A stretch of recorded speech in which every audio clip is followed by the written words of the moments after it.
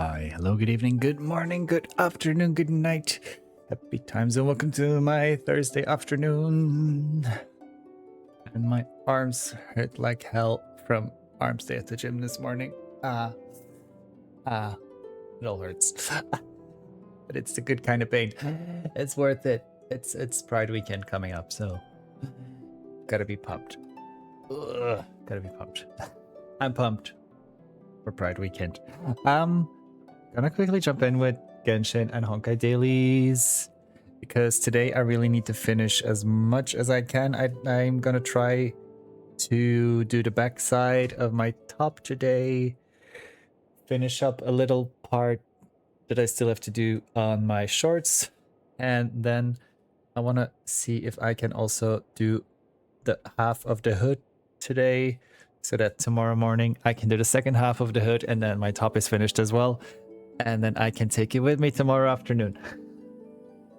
So I hope the glue will dry properly and in time. That's gonna be something. Let's get started with the Genshin dailies for now. Also, I wanna during that sentence, today during the stoning, I wanna watch some Genshin lore videos. Since there's, especially the stage of the game we're in, or the stage of the story we're in, is also very lore heavy. So I think it's a good idea to like refresh some things. Since the Genshin lore is very, very, very, very big as well. Is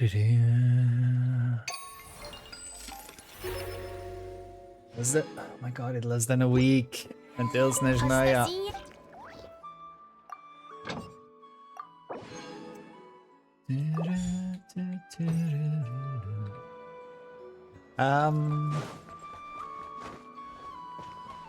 I don't think I'm ready for this Snezhny. I don't know where it came from.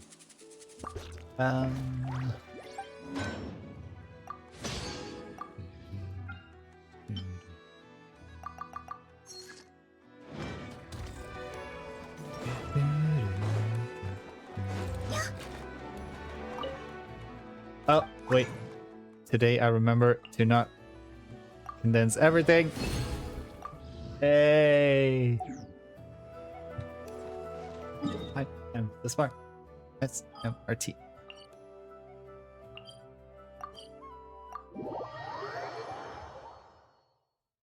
Until when is the ley line overflow, actually? Let me check. Let me double check. It's until Sunday.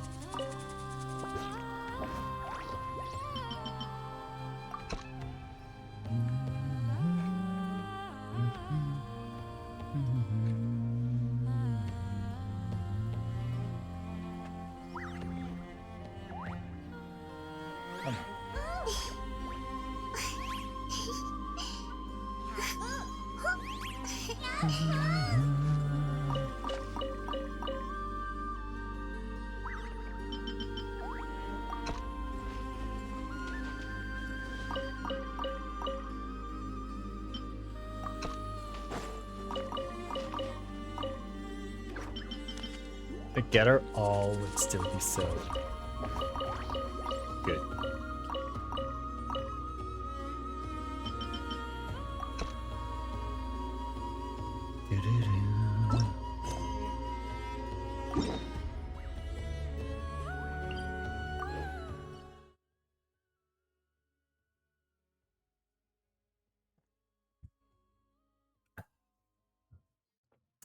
Vamos a Inazuma. Oh, oh, oh, oh, oh.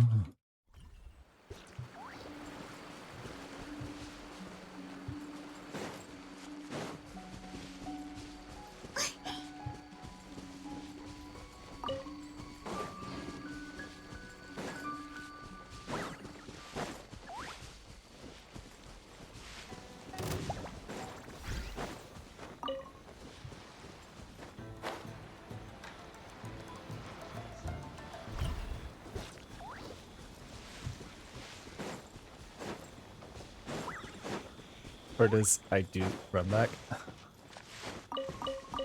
Because I still want to, at some point, build Ito, for example. So I will be needing enough Onikabucho.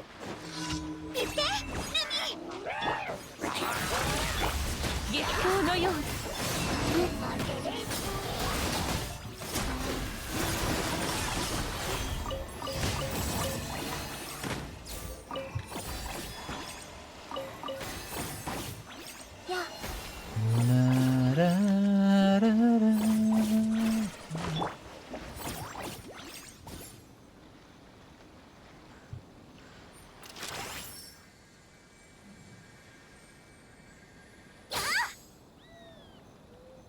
Capture them like that.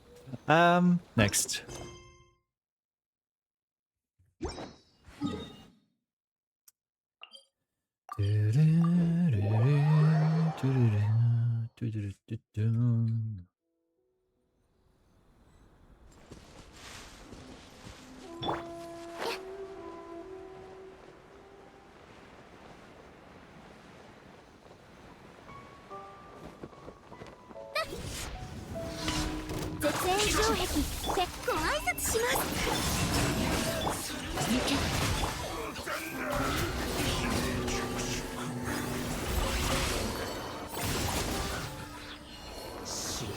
For the Harbingers!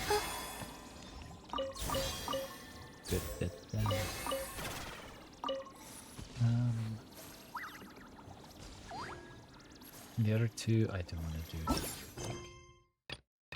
Nope, the other two I'm skipping over. Ley lines. Since we're here, where are they at? It's been a while since we did Inazuma ley lines. Hi Twinkle. Thank you for coming early for your 64th daily stretch.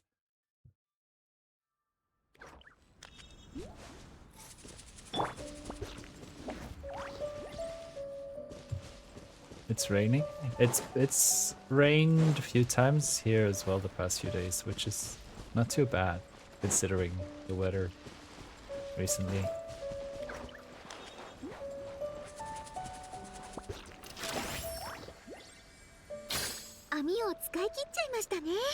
Oh, oopsie.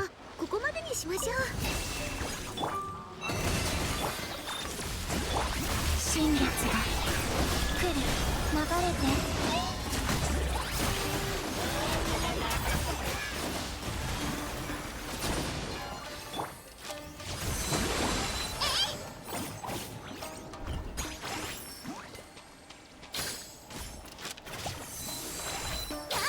ご挨拶します。掃除対象ロックオン。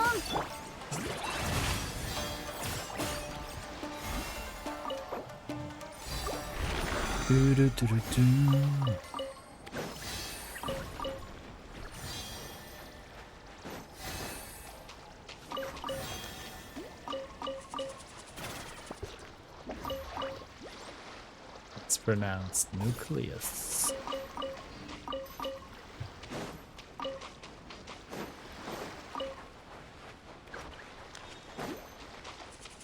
Darn.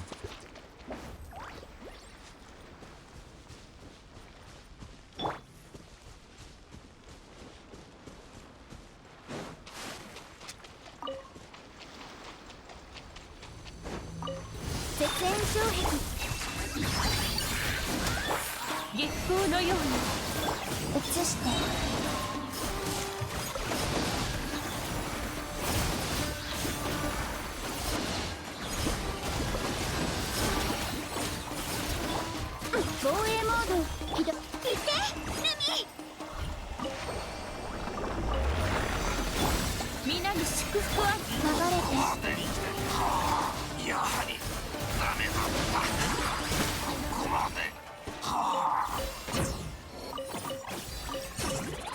パパパパーン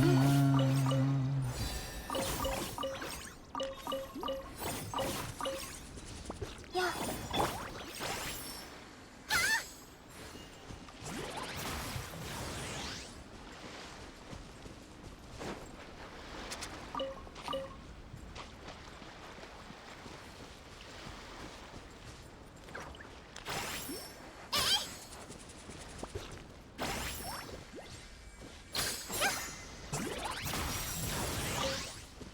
Thank you, Lumi.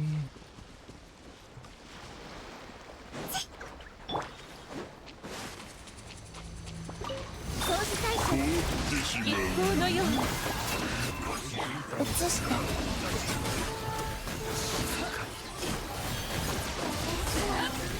どこにいるのか必ず訪れる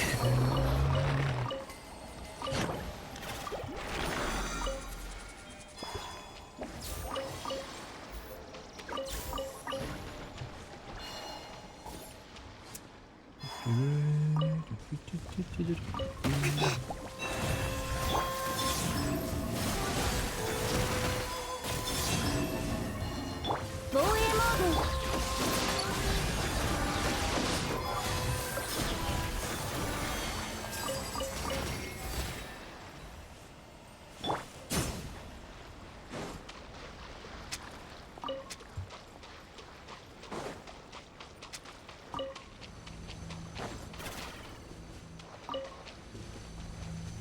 ご挨拶し清風の祝福にして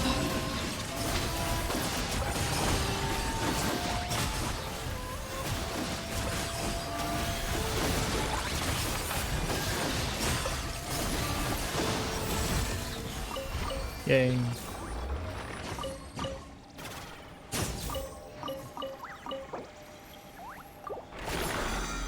Just one more.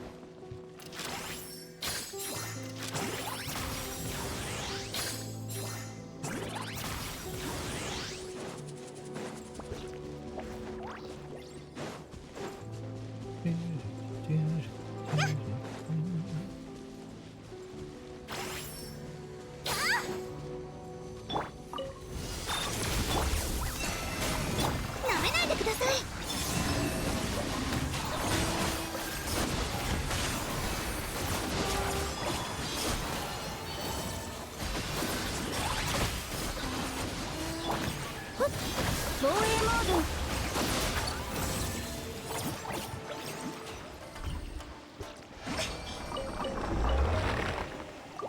Alrighty. Oh yeah, I almost forgot that I needed the slime droppings.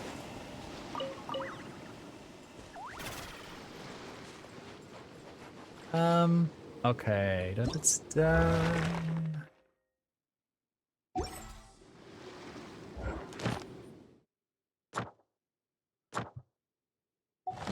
Still have to do some hangouts. I keep purposely forgetting about those.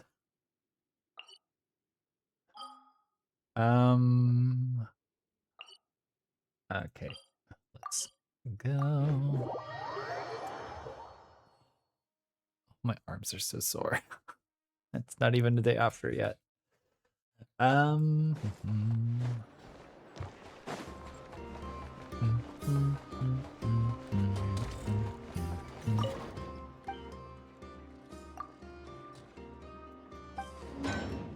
I wonder if we're ever gonna get a new event weapon still then. I doubt it. But one can dream and stay hopeful and then things like that, although imagine Genshin listening to their international fans. I don't think that's gonna happen anytime soon.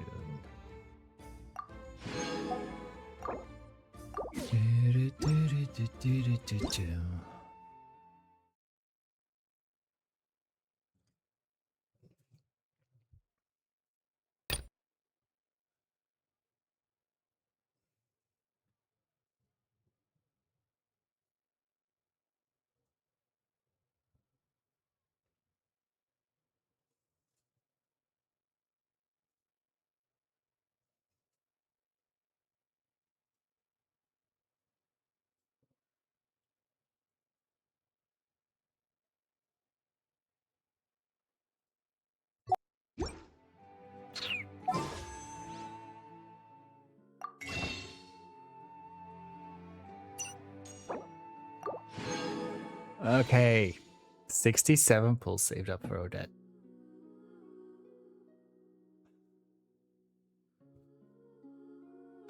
I'm not sorry. Okay, that is the Genshin part for today. Well, the Genshin gameplay, anyway.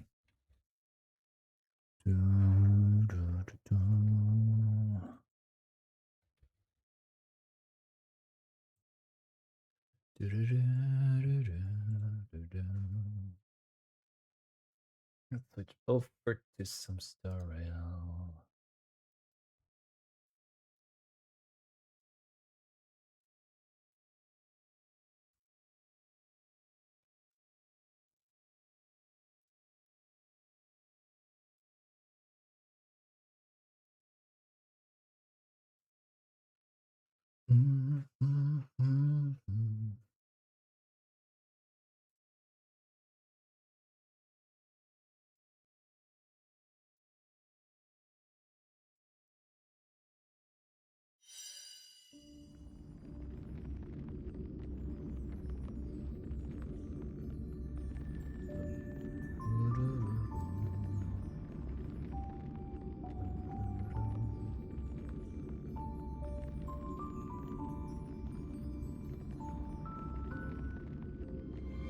Hello, nurse. Hi, Earl.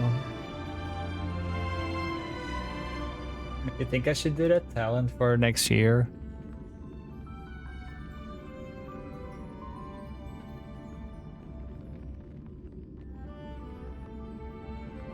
Just show me a talent? Ooh, does it involve a horse head? Does it involve a horse or head? And or?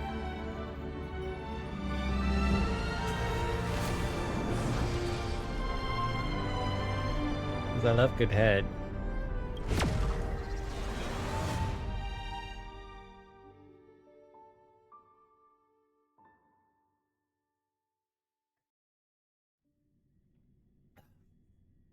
How's your Thursday going? Heard about me? You heard correctly. What are you up to today? Are you working?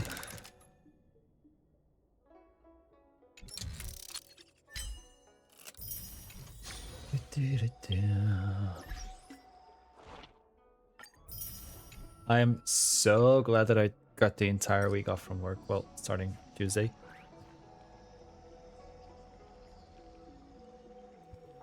Otherwise, I don't know when I would have done my pride outfit. No work plans to share to see friends this weekend. Ooh, that's hot. You should pack. Are you traveling light?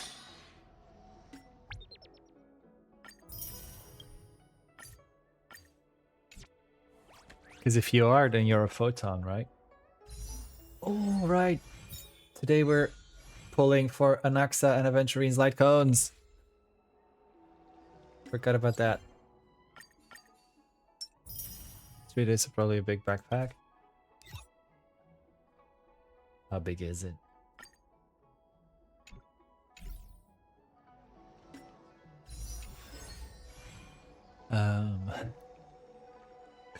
Um, dailies. I'll just get more these. Machino, thank you for coming first and for your 48 daily stretch. How you doing?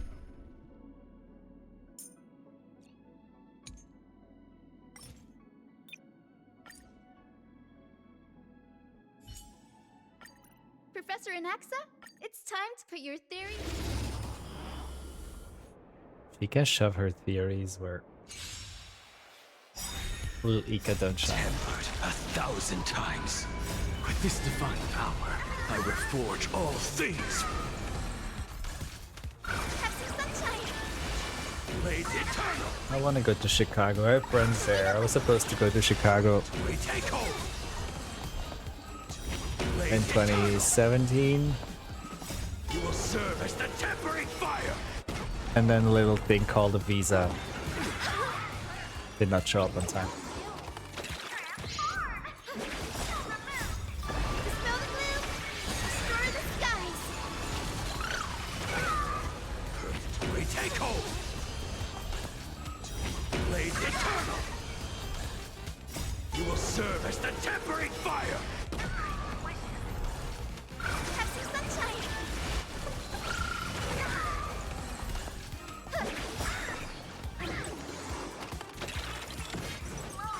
We take hold.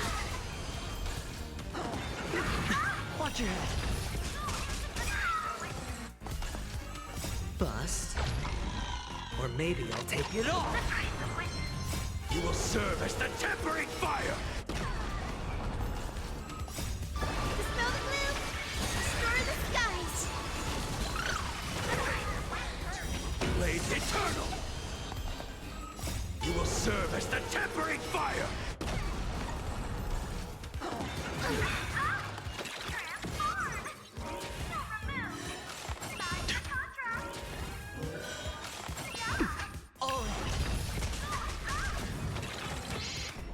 Only the wind. Hi Rushan, how you doing? Take hold. You will serve as the tempering fire. Let's cook it. How's it hanging? What's up? Are you ready for Snezhnaya? Destroy the skies.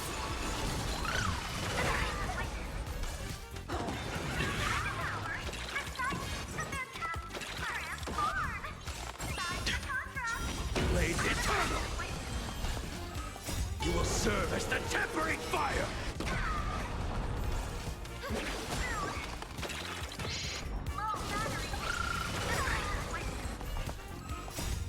Dispel the gloom. Destroy the skies. We take hold. Only the wind. Actually, take over recognition in the low hand, so I'm not coming back until Tsaritsa. It's still like a couple of months then. Blades eternal. Are you still streaming, by the way? Or are you also on a break from that?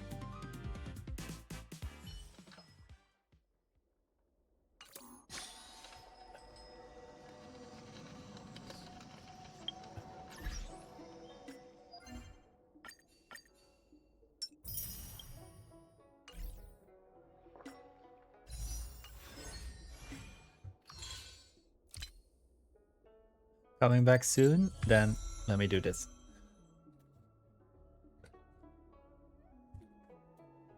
Hello, nurse.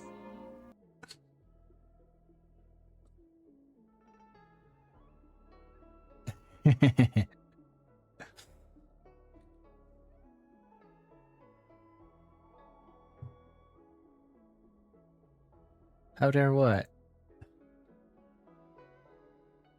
Preparing for when you do come back?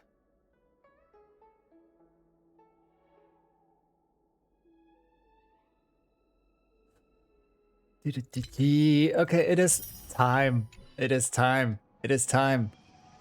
It is almost time. I will defile your chat with this. With what? I don't mind.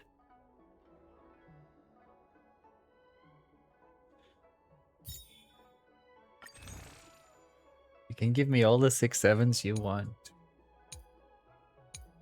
All of them.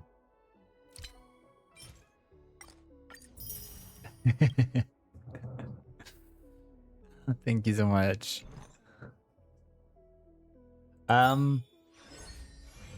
Okay, first. Aventurine is S4 currently. Oh wait, is there test runs for extra? Few extra jades. Not Aventurine's trial as to do. How dare. Also, this trial is homophobic because he's only like, what, E0, E1? E0 even. Ew. Feeling lucky. Feeling lucky. Feeling lucky. Wait, and they changed his team with Blade? Oh, bigger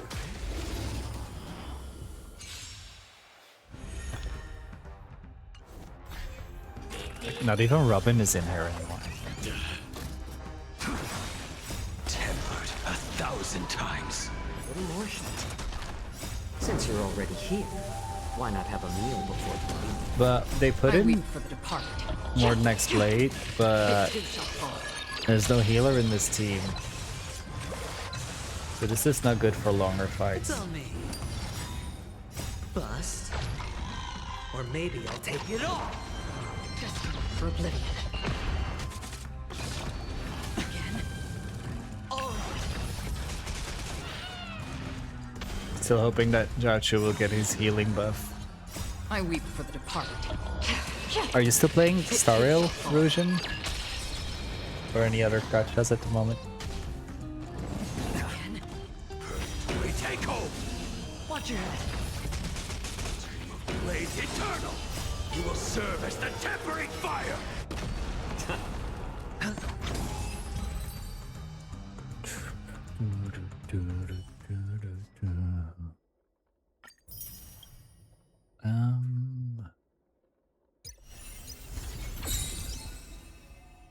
Okay, let's get warping. Let's go to Aventurine's pulling spot.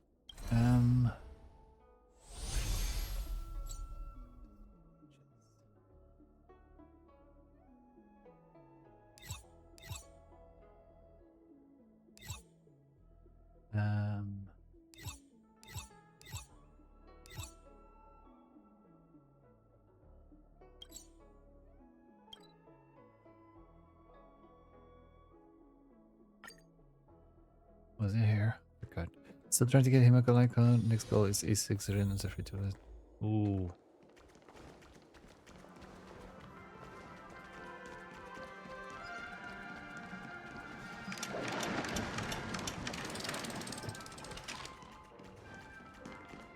Maybe I could have just teleported here. Okay. So I need one more light cone for Aventurine.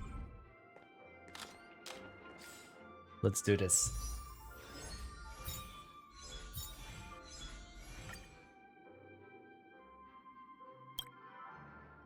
We're at 2 pity. Come on, Aventurine. Doctor, you're huge. No, darn. Okay, 12. Come on, Aventurine. Nope. 22. Let's go.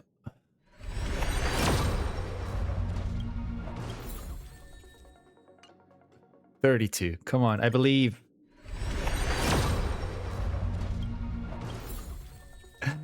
Ah. 42. Come on.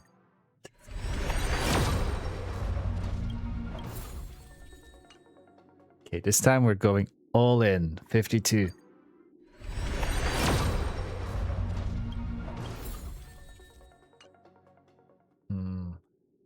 62. This gotta be it, right? Please, Aventurine.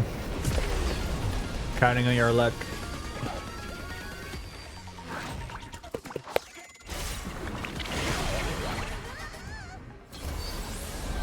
$63, $64, $65, $66, $67, $68, $69. Yes, it's finally complete. S5, E6 S5. He's complete. Yay.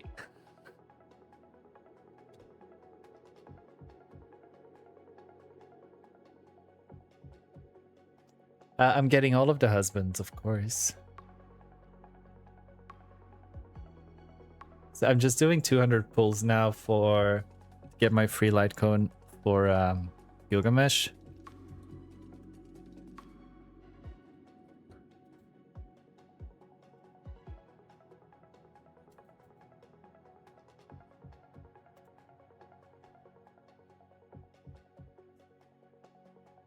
One, two, three.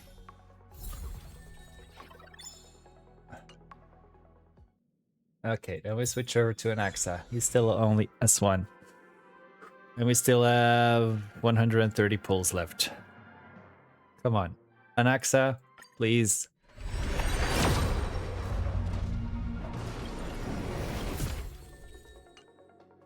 $13.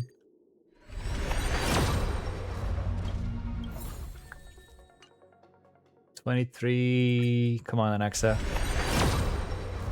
Come on, Anaxa, please.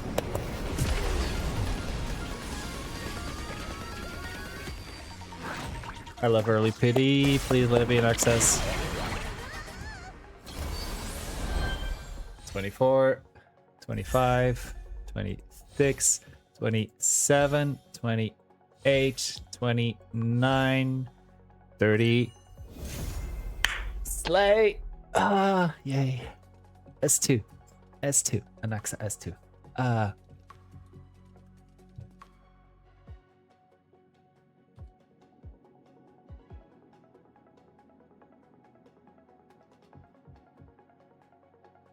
I still need a Gilgamesh to complete my set. My husband's set.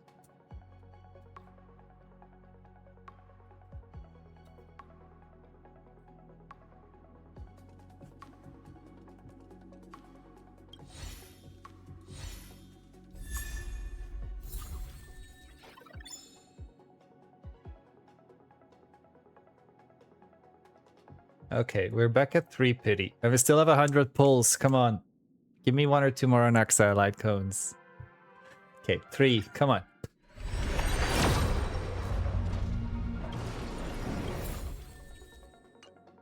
$13.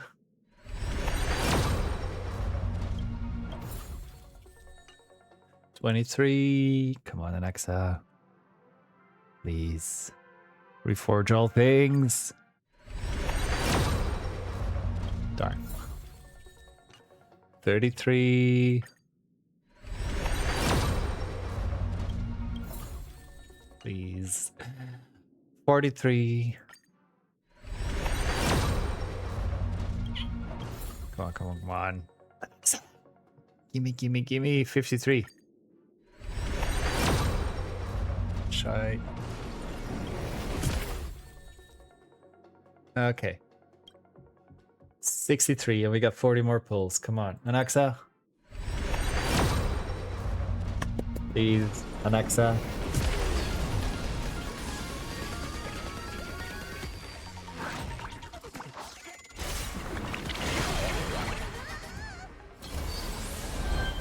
$64, $65, $66. Yes. S3. Slay. Woo. Please, thank you for your 105th daily stretch.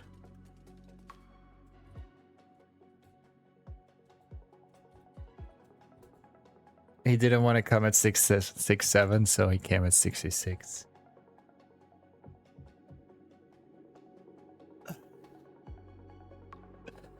Bliss, thank you for coming second. Erosion, thank you for coming third. 1, 2, 3, 4, 5, 6, 7. 6, 7, huh? Okay, we're at 7 pity and 30 more pulls.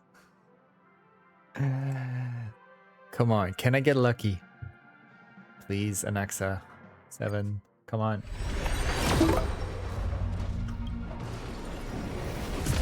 Mark, thank you for your 90th daily stretch. Okay, 17. 20 more pulls. Oh, no, that's not it. Okay, we're at 27. Final 10 pull. Can we get an Axa S4? Please. Nope. Nope. We stay at 37 and we save up now for Aventurine. But I'm glad that I got Aventurine's S5 and an XS S2, S3. That's hot. And claim.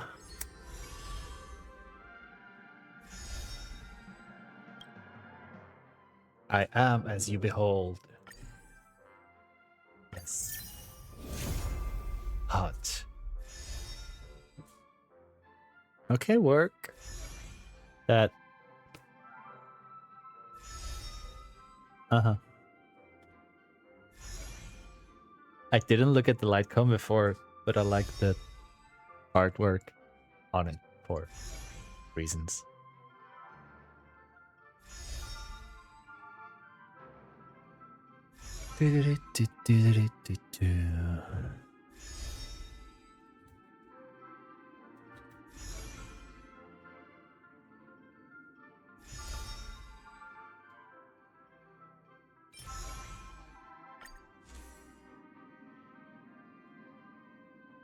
It's pretty.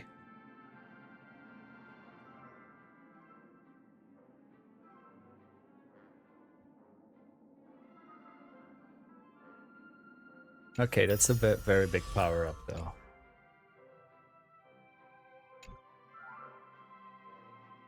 Let's see what my current savings for Aventurine are at now.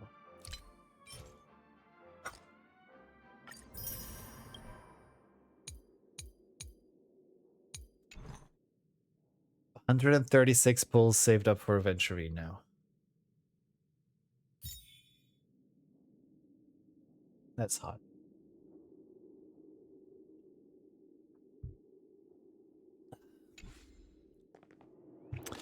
Okay, let me do this.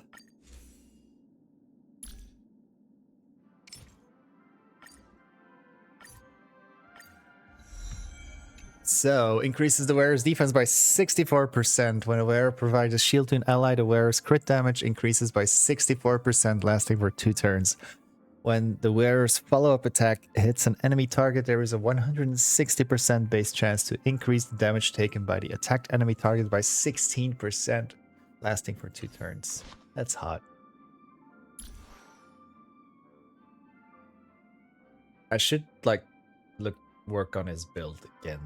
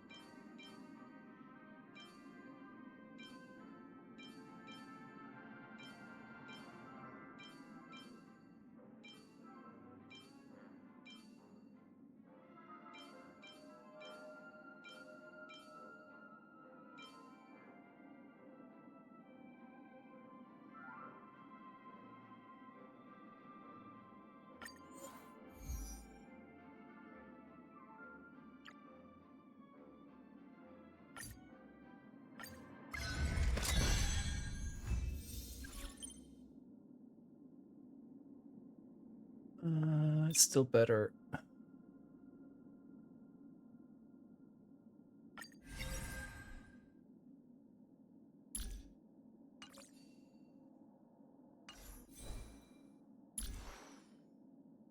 The 57 is still pretty low.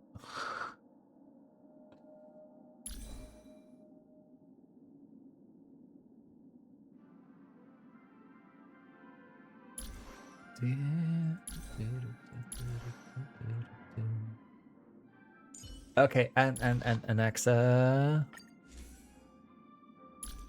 He goes from damage dealt by 60% and decreased defense by 12% to 80% damage increase and 18% defense decrease. It's like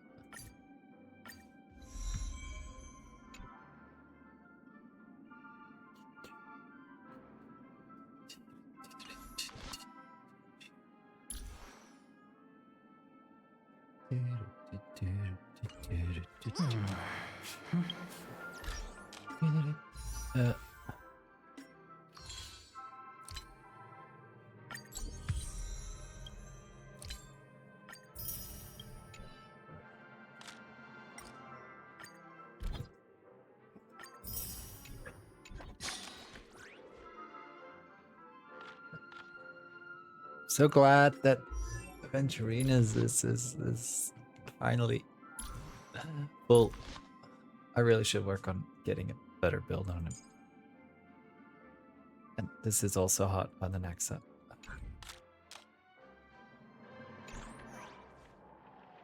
Okay. Slay. Happy. This is also my dailies for Star Rail. Oh wait, I forgot. No, I forgot something. I knew I was forgetting something.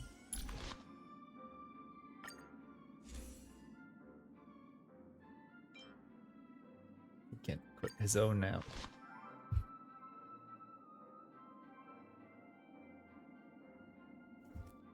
Okay, let's level this.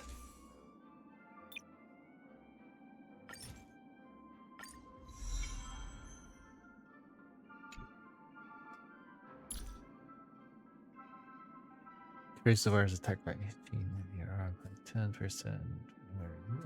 What energy?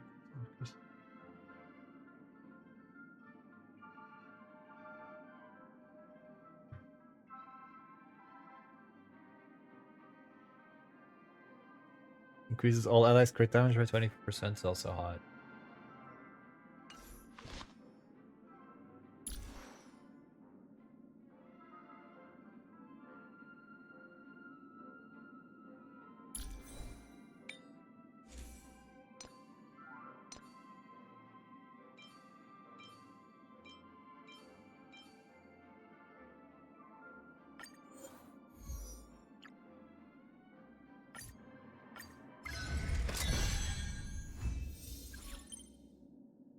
Darn. Still happy, but lost a little bit of crit there. Oh fuck, I hope that's not gonna... It's not getting me under 70, is it? Okay, no. Wait, it doesn't have to... Oh no, never mind.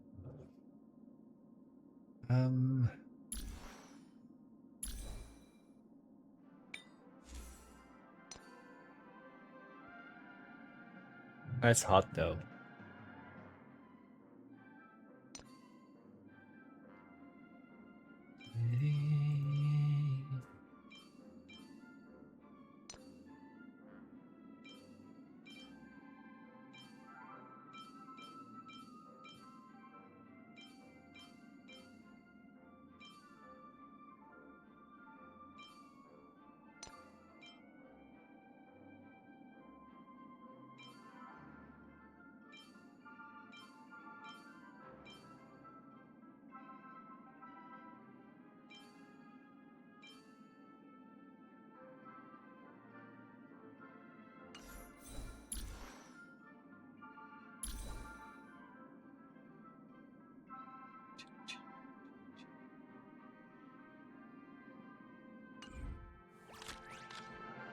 Okay, now we are done with the dailies for today.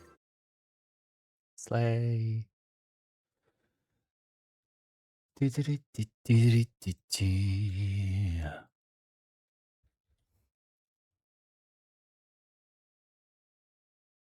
It's time to get back to stoning.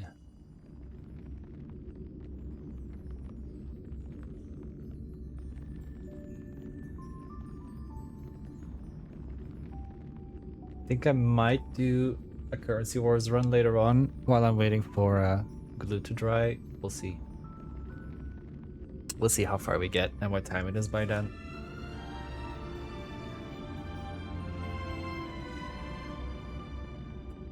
There is also an ad break incoming, so I'm quickly gonna run to the bathroom in the meantime, and then we get to stoning. I will BRB.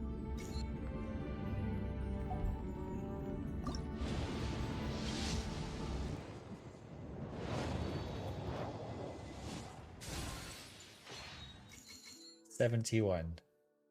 Please, can you. 72. 73. 74.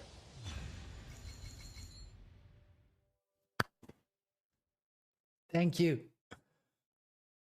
That is our fourth 50-50 in a row that we won. It's 4 50-50s in a row. Ayaka, Shenhe. What was the other one again? Nilu, and now Ganyu. Thank you. We begin again. 1, 2, 3. I already have our C6. 4, 5.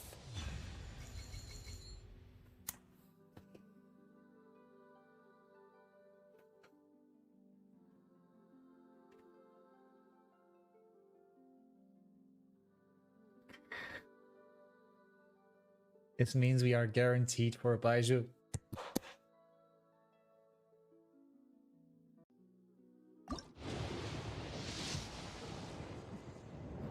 It's Baiju, he's here. 42. 43. 44. 45. 46. There he is. 47. Bye.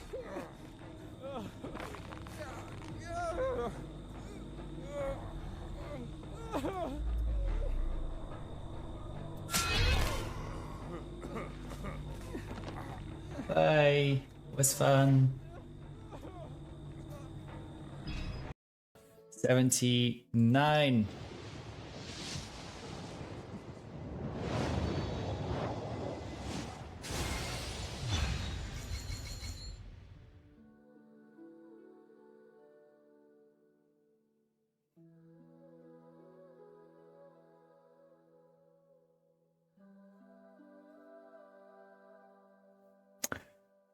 That's 2 out of the 3 50-50s on Flynn's lost.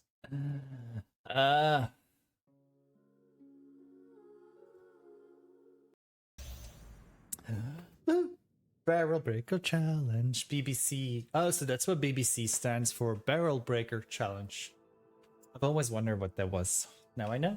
Now I know. The more you know. Feeling fabulous, rising high. Chances low, but I still try. I feel called out. Burst across my eyes. I'm a queen ready to shine. Spin it, luck on my side. Rare and shiny, dreams alive. Clicking, diamonds and gold. Summon magic never gets old. Gotcha, oh la la la la, gotcha. Gotcha, oh la la la la, gotcha. Alrighty. I'm gonna put up some Genshin lore videos in the meantime. Well, I'll be stoning just to get back on track with things before Snezhnaya drops. So, what you're trying to say is that you fell here from another world?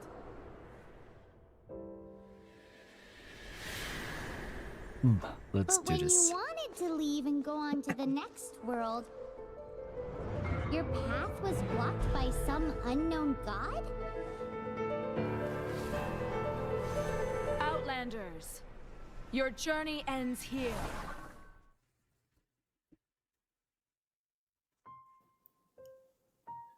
Genshin Impact and Honkai Impact. You've probably heard the two games mentioned together, but have you ever wondered why? Sure, they're both made by the same company, but beyond that, their relationship isn't very clear. Is Genshin a sequel to Honkai? A prequel? A spin-off? Or are the two completely unrelated? Having never played Honkai, I wondered the exact same thing and set out to investigate the connections for myself.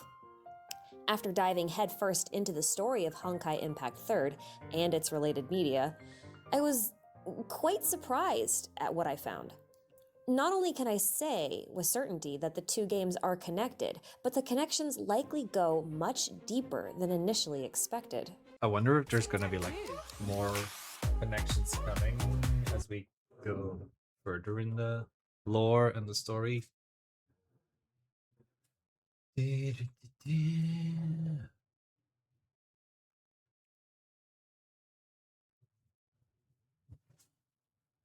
I'm gonna try to mute the ads as much as I can. Because sometimes ads use licensed music and YouTube doesn't like that when I upload my VODs.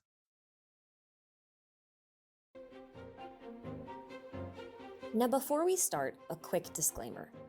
I will not be covering the specifics of Honkai's plot from any media type outside of one singular event from the Heritage comic. I will also not be talking about any specific characters from the Honkai universe, as I've found that the character journeys within the Honkai universe are inconsequential to the point of this particular video.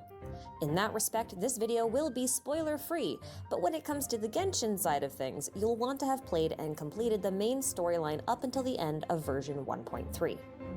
It should also be mentioned that the connections I will be covering in this video are not comprehensive or complete.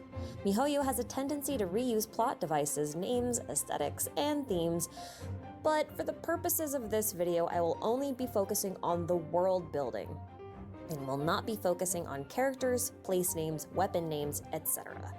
We'll save that for another video. So with that out of the way, let's start things off with a quick overview of Honkai Impact. Honkai Impact takes place in an alternate version of Earth, with civilization constantly fighting for survival against otherworldly beings hell-bent on its destruction. These beings are known as the Honkai, and have no bodies of their own. They can only manifest completely from within a human host. These corrupted humans are known as Hershers and are responsible for triggering apocalyptic events in their attempt to destroy humanity whenever its technology advances too far. These events are known as impacts. Multiple organizations were formed in an effort to quell the Hersher threat, each with varying motives and even more varied methods. The organizations aren't important to the purpose of this video, but I mention them because several of their accomplishments are. Of the two relevant accomplishments, the first are known as Valkyries. These are female warriors artificially altered to be Those are able the to fight playable on par with the characters, Honkai beasts, and sometimes Hershers. They're Honkai impacts equivalent to Genshin impacts vision holders, or allogenes, which is why I'm mentioning them now. The second is far more interesting and is possibly the entire reason that Genshin Impact exists. You see, assuming Valkyries might not be enough to combat the Hersher threat, the aforementioned organizations of Honkai Impact decided that if they couldn't beat the Hershers, perhaps their best hope of survival was to create a backup copy of humanity. That way, if the Hershers did manage to obliterate civilization completely, humankind could be restored from a backup. Automatically, of course. They called this program the Project Save and split it into 4 plans: Project Stigma, Project Arc, Project Veluca, and Project Ember. Of these, Arc, Veluca, and Ember are relevant and are all considered failed projects. Project Stigma, on the other hand, is an ongoing plot point within Honkai Impact, and as far as I can tell, has no bearing on anything in the world of Genshin. For now. So let's start with Project Arc, because that's where things get interesting. The goal of Project Arc was to build an enormous spacecraft carrying a copy of the Human Genome Library and launch it into space in order to seek out another habitable planet, perhaps an effort to outrun the Honkai threat. This project can be considered a partial success or a partial failure, since the spaceship was successfully constructed and launched, but has since gone missing in the depths of space. So what happened to it? Well, Genshin Impact happened. Okay, that felt random, I get it, but bear with me for a minute as I go off on a rather long and convoluted tangent. But it's relevant, I promise. Thus far, the entire premise of Genshin Impact centers around the theory of Gnosticism, which is a branch of early Christianity and Judaism. Gnostics believed that the personal spiritual knowledge, also known as gnosis, was greater than the authority of the traditional church. Unlike the Christian Bible, which focuses on the concepts of sin and repentance, Gnostic texts focus instead on illusions and enlightenment. I don't think I need to remind you that Gnosis and Genshin Impact represent the unique power of an Archon, which is, by the by, also a Gnostic term. But I will point out that illusions and enlightenment have a lot in common with delusions and visions, which are the primary sources of godlike power within the game. So miHoYo is obviously going hard on this theme of Gnosticism, and believe it or not, that actually matters here. Because you see, the world of Teyvat is actually very likely Project Arc. Don't believe me? Well, what if I told you that Teyvat is actually the Hebrew word for boat or ship, but is far more often used to describe a very specific kind of boat, an ark. In fact, Noah's Ark is called Teyvat Noah, or the Ark of Noah, in Hebrew. Pardon my pronunciation. Now, given the plethora of Gnostic ties in the game thus far, this cannot be a coincidence. miHoYo doesn't do coincidences. I mean, look at how these twins are depicted as traveling across the sky as twin stars, and then compare it to how Project Arc looks in this page from the Heritage comic. That has to be deliberate. So just do your thing. No licensed music.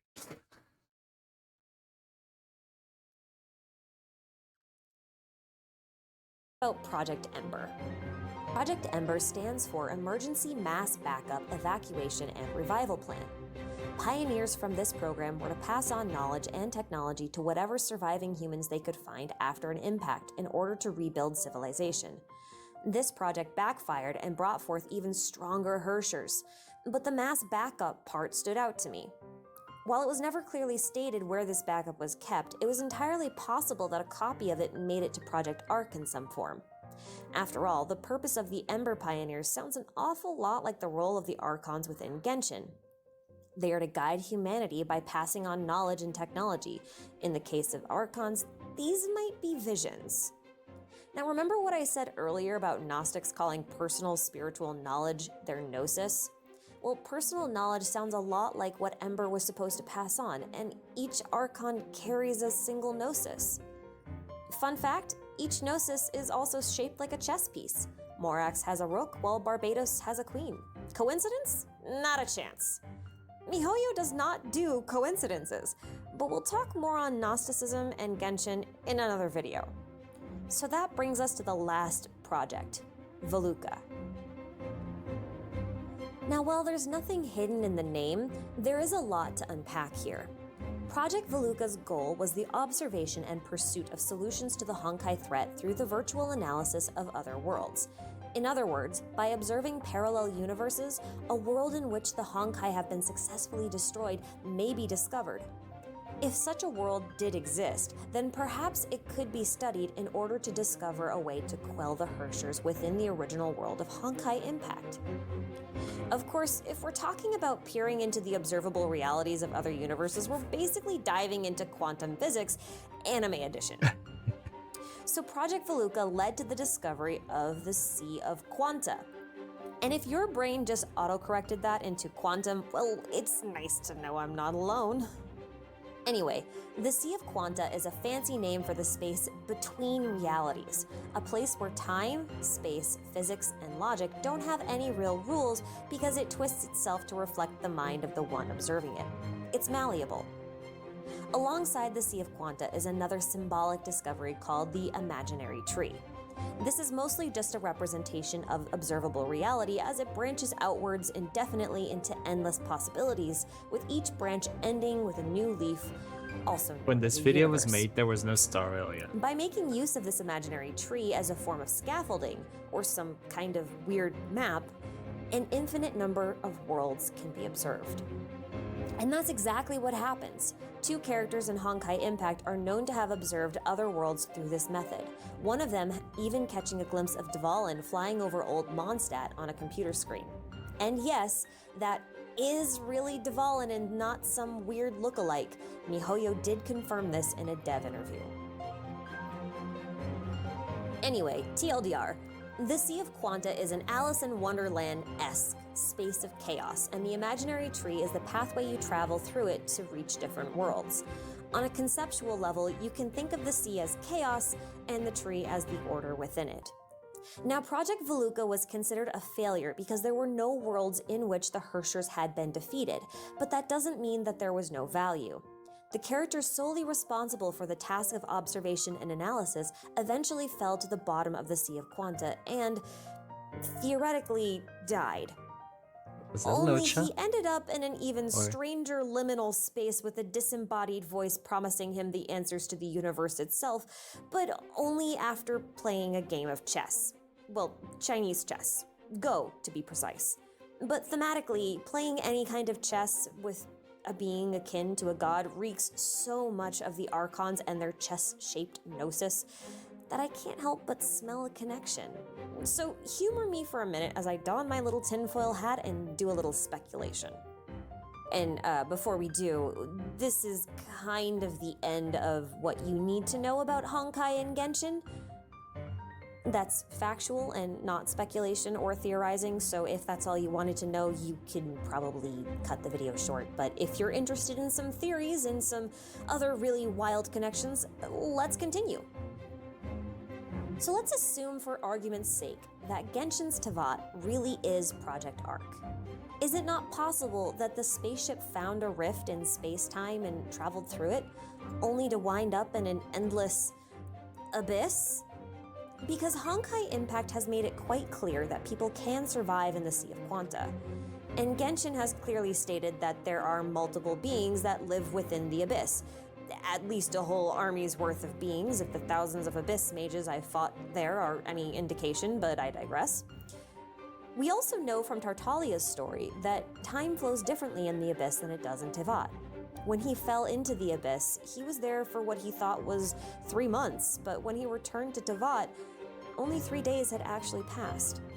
This sounds like some quantum time loopy quackery that's not unlike how the Sea of Quanta seems to behave.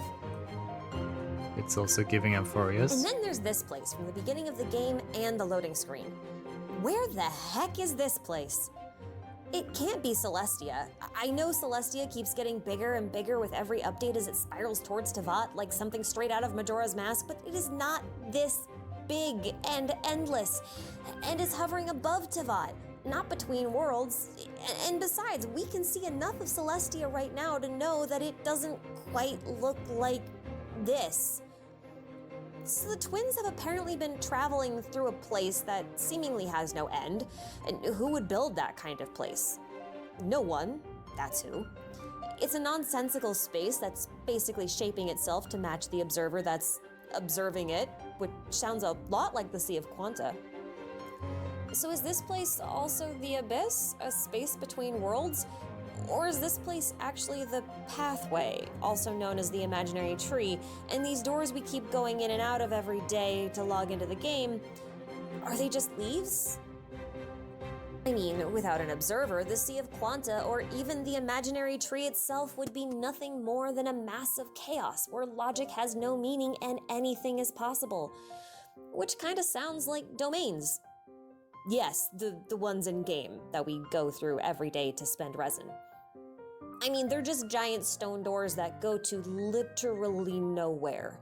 You can see the rocks behind them, followed by weird cosmic smoke, so we must be going through some sort of cross-dimensional portal winding up inside of a weird ritualistic room surrounded by an endless void of lightning storms and floating debris and just an endless sea of destruction and... Amai, zo voordelig bij Kruidvat. Nu, Kruidvat. And also like the ley lines and the trees and stuff might be connected to the world bearing tree or whatever it was called, imaginary tree.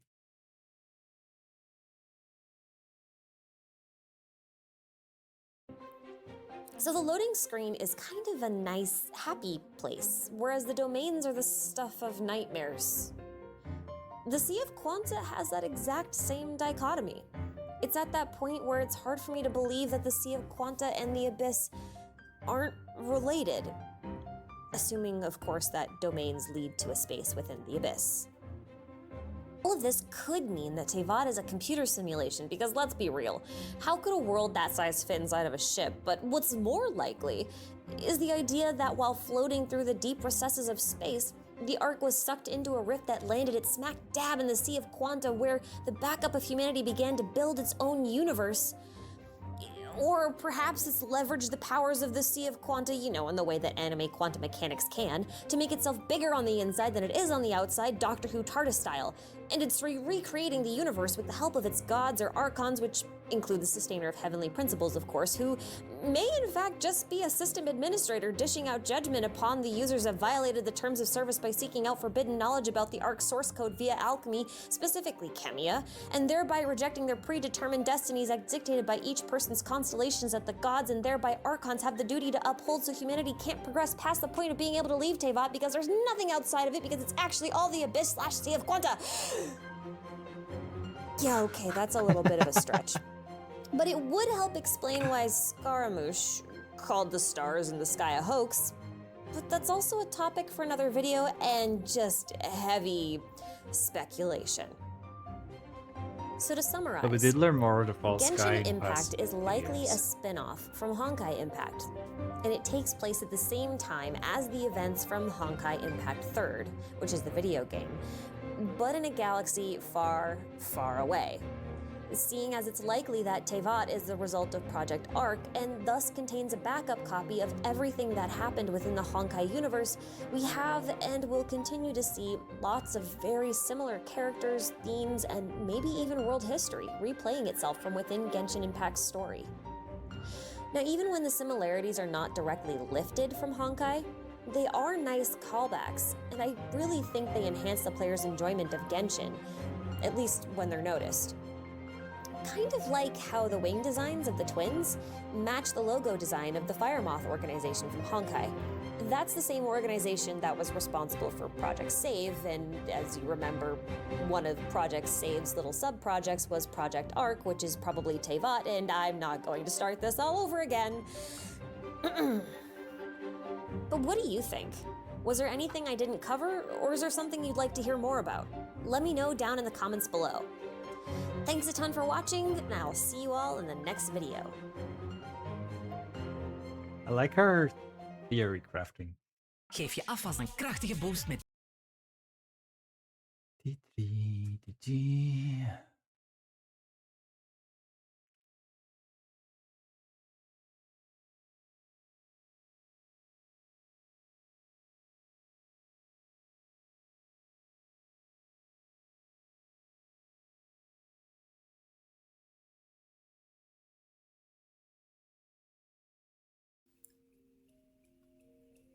Domains. You know, those places we hop into every day to beat up a predictable round of monsters so we can slap some resin on a petrified tree to satisfy our min-maxing gambling addictions? Yeah, you know the ones. Now, their purpose from a gameplay like perspective is pretty correct. straightforward. But have you ever wondered what they are? Where they came from, or why they exist in the world of Teyvat? I mean, just look at these spaces. They're incredible. Ruined towers amidst a sea of violet storms, an underground cave system with crumbling altars, a gorge surrounded by enormous waterfalls. These spaces are massive. But where is this space? Where do we go when we pass through those big stone doors? What exactly is a domain? Now, before we start, let me just say that I would like to distinguish between two different types of domains, plus a potential third. The domains we'll be talking about today are the challenge domains, not the exploration domains, and not the domains created by the Adepti. While I do think they're related, there's enough to talk about that I'd like to save that for another video. So, like I was saying, what is a domain? The loading screen has this to say. It is said that glorious civilizations once covered every corner of the land, above and below ground, in days of yore. Those once glorious civilizations have long perished, and all that remains of them today is the cities and altars they built deep underground. Altars they built deep underground, huh? And a once glorious civilization. Now, where have I heard this before? Ah, yes, from the description of the Spiral Abyss. A massive underground city constructed by an ancient civilization long gone. To this day, the purpose of this underground city remains unknown. So the Spiral Abyss and Domain share a very similar description. Well, that makes sense. Both of them are portals to spaces that look quite similar, so it stands to reason that they'd be connected somehow. But there are other places that share this description. And I want to talk about one in particular. Khaenri'ah. Albedo's fifth story gives us our first straightforward mention of Khaenri'ah outside of the context of the Cataclysm 500 years ago. This excerpt reads, Khaenri'ah was an underground realm, and its natural fauna were few indeed. As such, its alchemy focused more heavily on the creation of life. This art of creation was known as the art of chemia. The only living being we know of that is 100% confirmed to be made with chemia is Durin. Outside of the Dragonspine event that took place in version 1.2, Durin's tale is also told through the Skyward Weapon series. Reading through that weapon series brought me to this line. Even the vile dragon born from sin in the ancient kingdom of the Abyss lost its wings to this proud servant of Anemo. This kingdom of the Abyss is most likely referring to Khaenri'ah. As we know, Khaenri'ah is where Durin was created, as it was the only place chemia was practiced. Are you with me so far? I forgot about that part. Okay, then let's recap really quick. Domains, the Spiral Abyss, and Conria are all described as being deep underground. Conria is further mentioned as being a kingdom of the Abyss, which is also the namesake of the Spiral Abyss.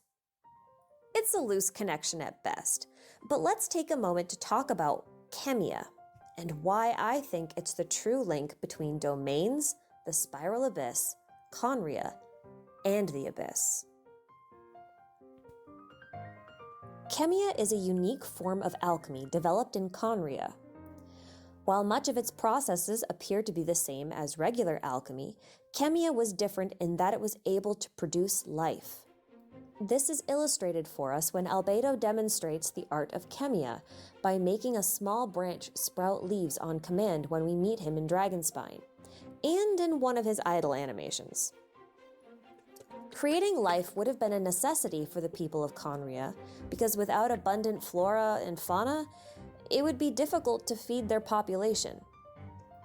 This life-giving practice doesn't involve elemental magic, and doesn't require a vision to perform.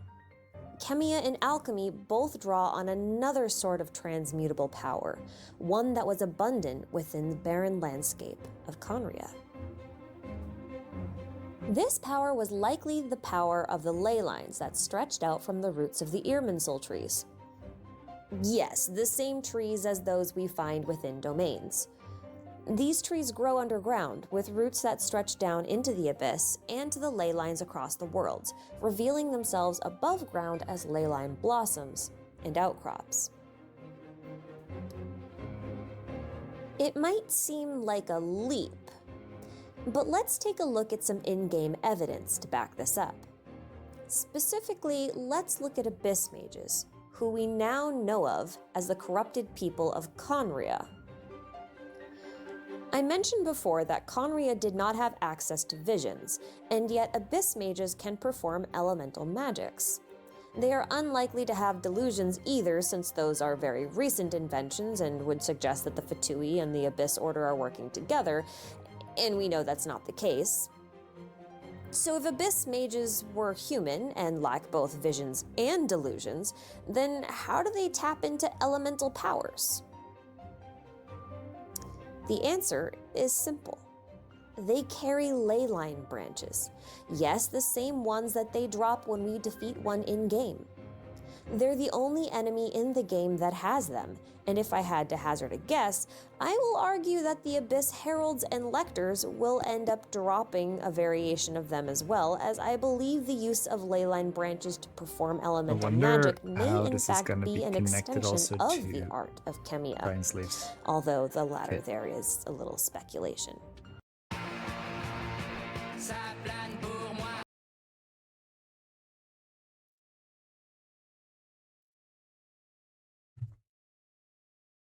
Good.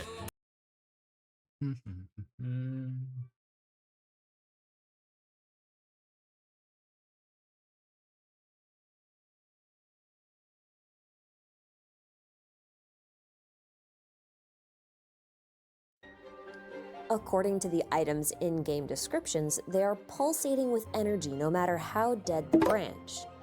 That could allow them to function as a sort of portable battery from which the Abyss Mages can draw power that they then cast as elemental You're gonna magic. get into triple digits next week. Now, the only non-antagonistic character we know of that practices Chemia currently is Albedo, and he's very fixated on Dragonspine in particular. This may not be a coincidence, since the history of the city of Solvindignir talks of a silver tree that may be connected to the Irminsul trees. But there's also evidence to suggest that the people of Solvindignir sought the power and guidance of the Irminsul trees from beneath the ground. Guidance might sound like a weird thing to get from a tree, but the tree itself is connected to the ley lines, and the ley lines are known to contain the history and memories of everything that has ever been. To seek wisdom from the Irminsul is to draw upon the memories that are flowing through the ley lines. The people of Solvindignir seem to be aware of this to some extent, as illustrated in the Tiara artifact sets. This is an excerpt from the artifact Prayers for Illumination. Once upon a time, the people of the land could hear revelations from the heavens directly. The envoys of the gods walked among benighted humanity then. The eternal ice had just begun to thaw and the first fires were still new. It was a time of great prosperity when all was left in the hands of such heavenly revelations. The envoys of heaven said that the world would soon enter a new and brighter age. This was predestined, the future immutable. But would a day come when such wonderful times might come to an end? To this question, the envoys gave no answer. So the people chose from among them a chief priest, and adorning his head with a crown of white branches, they sent him out into the deep places of the world, to antediluvian ruins and long-buried altars of sacrifice to seek answers and enlightenment. Now these tiaras were made from the branches of Dragonspine's ancient silver tree, and crowned the head of the priest who they sent into the deepest places of the world, where there were great ruins and sacrificial altars. That sounds just like a domain now, doesn't it? Especially since a priest would likely visit an altar to pray to the Irminsul for a blessing, which is exactly what we do when we gift the petrified trees with resin and receive artifacts as blessings in return. But each of these tiaras tell the same story, but with slight alterations. Here's an excerpt from the artifact for Prayers for Wisdom. They say that, once upon a time, the people of the land could hear revelations from the heavens directly. Then the envoys of the gods would walk among benighted humanity, and the waters ran dry as thunder first pierced the skies. People enjoyed untold wisdom, and that wisdom was their boon. Their prosperity brought pride and ambition, and the mind to question. So they questioned the heavens' authority and schemed to enter the garden of the gods. And though they had promised to the people divine love, prosperity, and wisdom, the envoys of heaven were angry. For to question eternity was forbidden, for earth to challenge sky inexpiable. So the chief priest who wore the white-branched crown went forth to appease the divine envoys, and into the deep places he went, seeking the hidden wisdom of the silver tree in the ancient capital. An ancient underground capital sounds a little less like a domain and a little more like Conria, doesn't it? But it can't be talking about Conria, because we have a record from the scribe of Solvindignir that writes, "I've heard of people who are building a new nation without gods. Perhaps they'll have the power to stand against this world." Conria is confirmed to be the only known nation without gods, and therefore it would have been a new civilization during the time of Solvindignir. So what was the ancient capital that the priests were visiting? Could there have been multiple abyssal civilizations and Conria was just one of them? That seems likely. Perhaps they sought to use the Irminsul to replace the voices of the gods that had forsaken them, as other civilizations may have done before them, while Conria instead used them to form the basis of Chemia. Such a powerful tree would be in extremely high regard, perhaps to the point of worship. Given how the trees appear within altar-like spaces within these domains, that seems likely. And speaking of altars and worship, there's one rather curious thing I stumbled upon during my research. Gebruik Lenore aanstap. These videos are very ad dense. Still, they're interesting.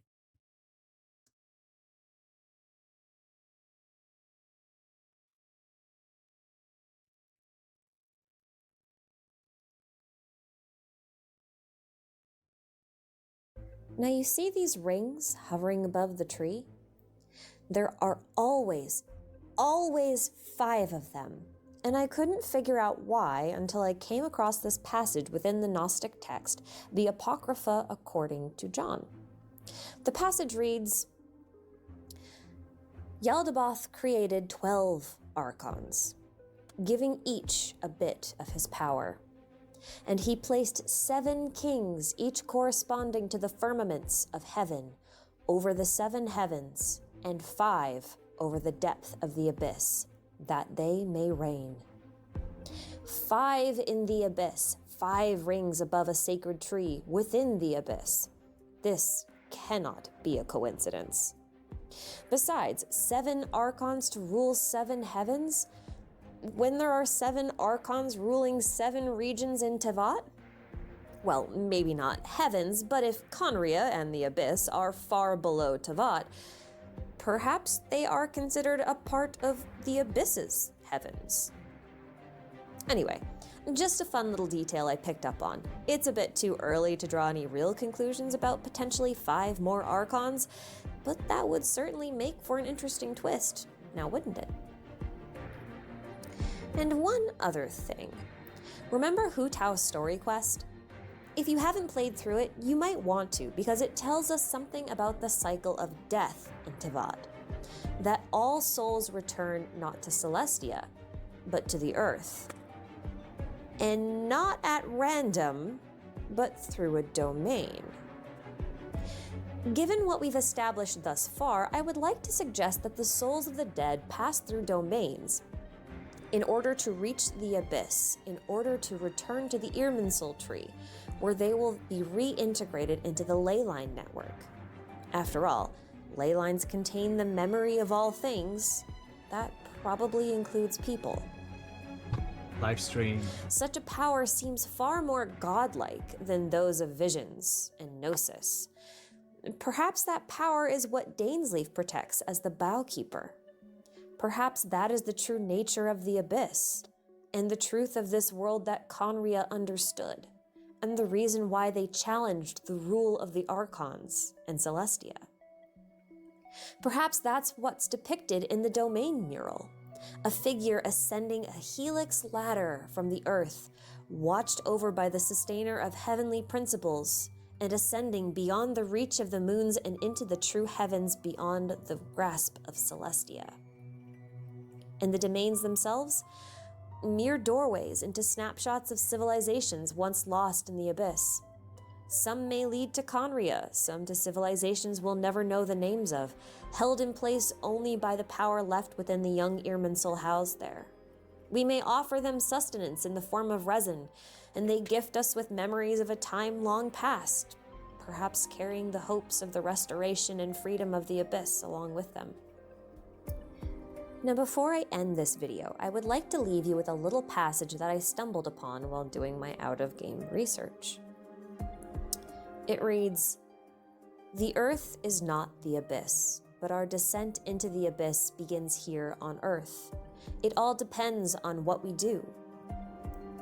We have the ego, so we have our own abyss, which is none other than the special place in us where our ego gravitates to and resides in.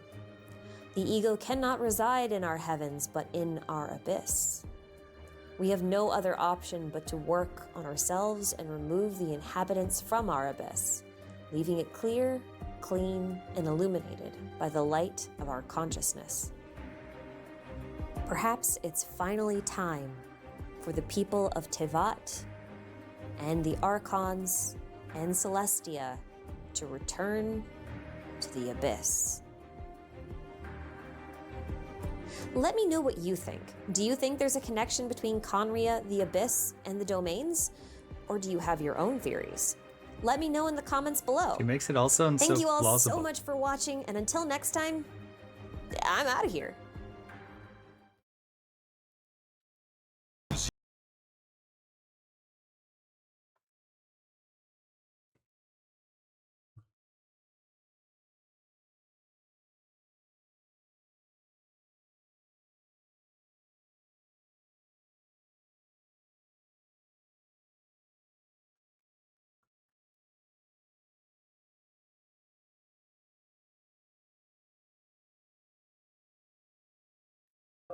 You entered the dream they've all been having, didn't you? How much do you know about Leonard? Leonard? Who's Leonard? Whatever. I have bigger fish to fry. I've discovered something far more important and far more terrifying.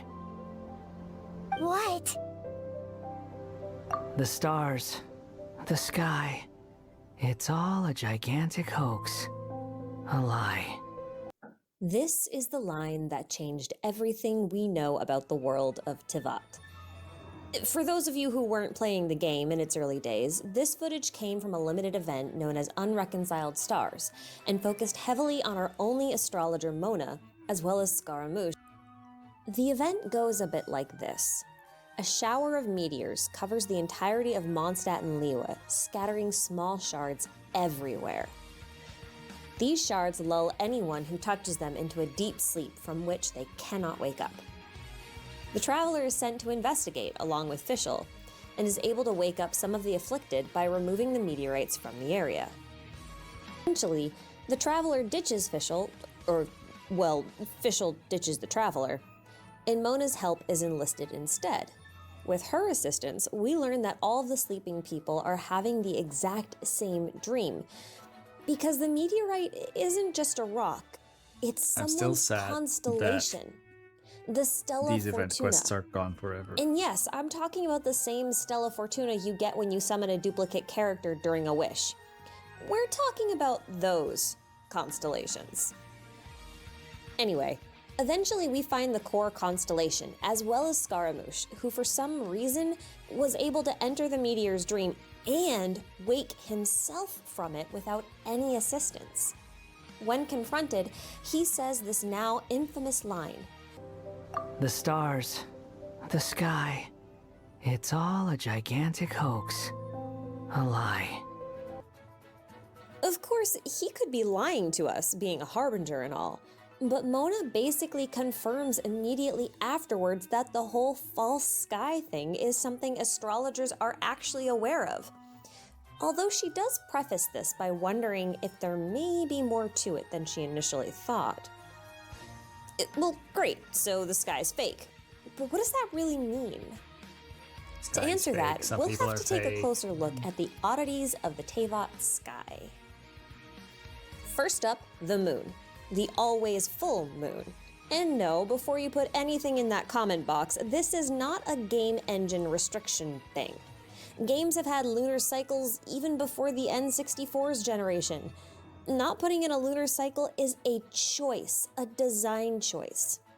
The fact that Tevat only has full moons matters.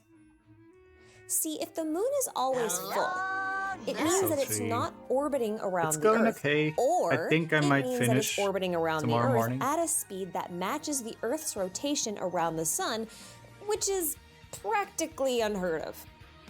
Personally, I think the former is more likely. To back this up, there's this book in-game called The Moonlit Bamboo Forest Volume 3, which mentions the fact that Tevat once had not one, but 3 moons. It specifically says, "The 3 sisters of the night turned against one another, leading to their eternal parting by death. Only one of their pale corpses now remains, ever shedding its cold light." Blah, blah, blah, blah, blah. All of this is so many years I could before go not on crying. and on about how 3 moon sisters parallel the concept of the fates from Norse and Greek mythology, or how the triquetra being a recurring symbol of the moon as well as a symbol of a trinity, and what the possible implications of that are, but that's another video. For now, let's focus on the fact that there were possibly 3 moons, but now there's only 1.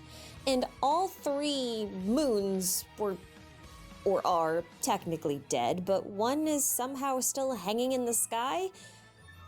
Man, that's morbid.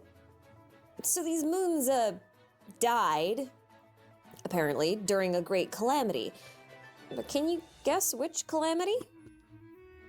That's right, it was the fall of Conria, Yes. 500 years ago. I'll be there In tomorrow fact, we know afternoon this is the until case because Monday that morning. calamity was the most recent on record. And we can actually confirm that there were at least 2 moons present at that time. In the We Will Be Reunited trailer, we see Lumine running with a blood moon behind her. But in-game literature states that many times, Conria's fall occurred during a solar eclipse or during a black sun. But a blood moon is a lunar eclipse. And the thing is, you can't have a solar and lunar eclipse at the same time with only one moon. If both eclipses took place, as we assume they did at the same time, then there were two moons as recently as Saturday, 500 Sunday. years ago. You going to the parade And yet to now him? we only have one. And we can actually confirm this to be the case because of Dainsleif's official introduction card, which has this to say. The confluence between the past and future. The original calamity had been overturned, yet the island and the sky set the earth to burn.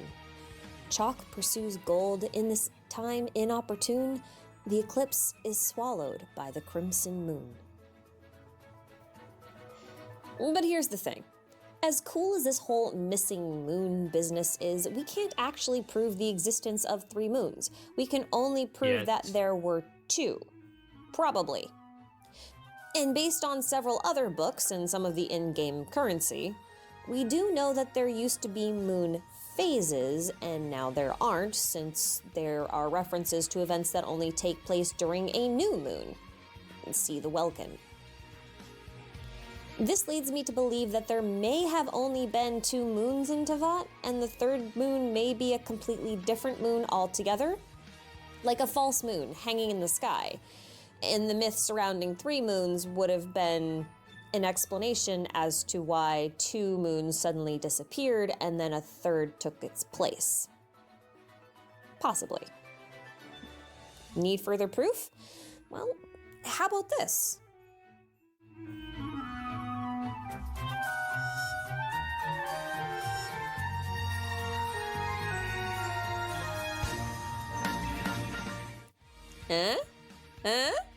Yeah, that's pretty weird.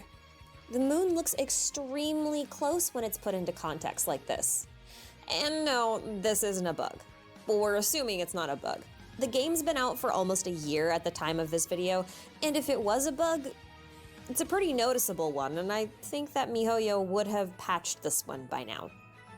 And speaking of things that could be a bug or limitation of the game world technologically, have you ever looked up at the sky at night? Like, directly up? Gebruiken jullie een scheermesje voor de benen ook?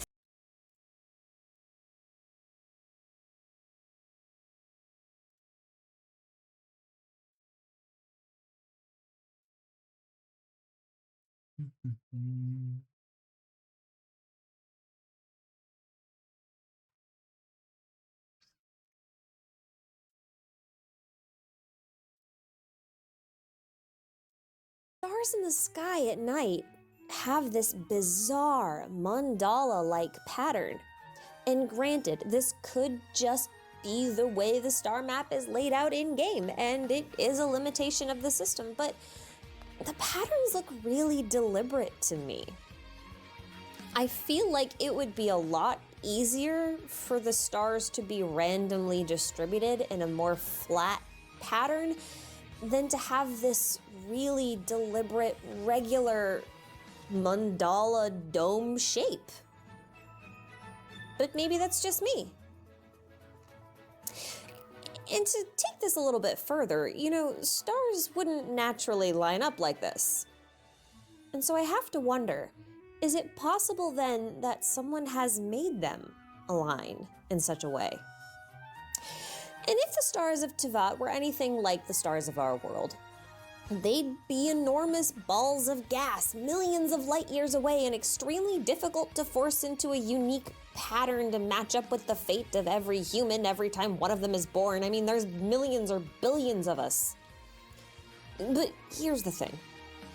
Tevat's stars aren't balls of gas. They're rocks. Remember when we found the core of Leonard's constellation in the Unreconciled Stars event? It was a rock. A pretty small rock for something that's supposed to pass as a star millions of light years away. Yes, thank you, Mona, for this information that I still don't understand how you know.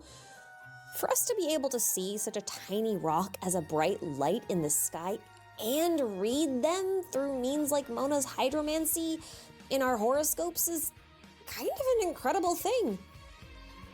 Unless they're a lot closer to us than we thought they were.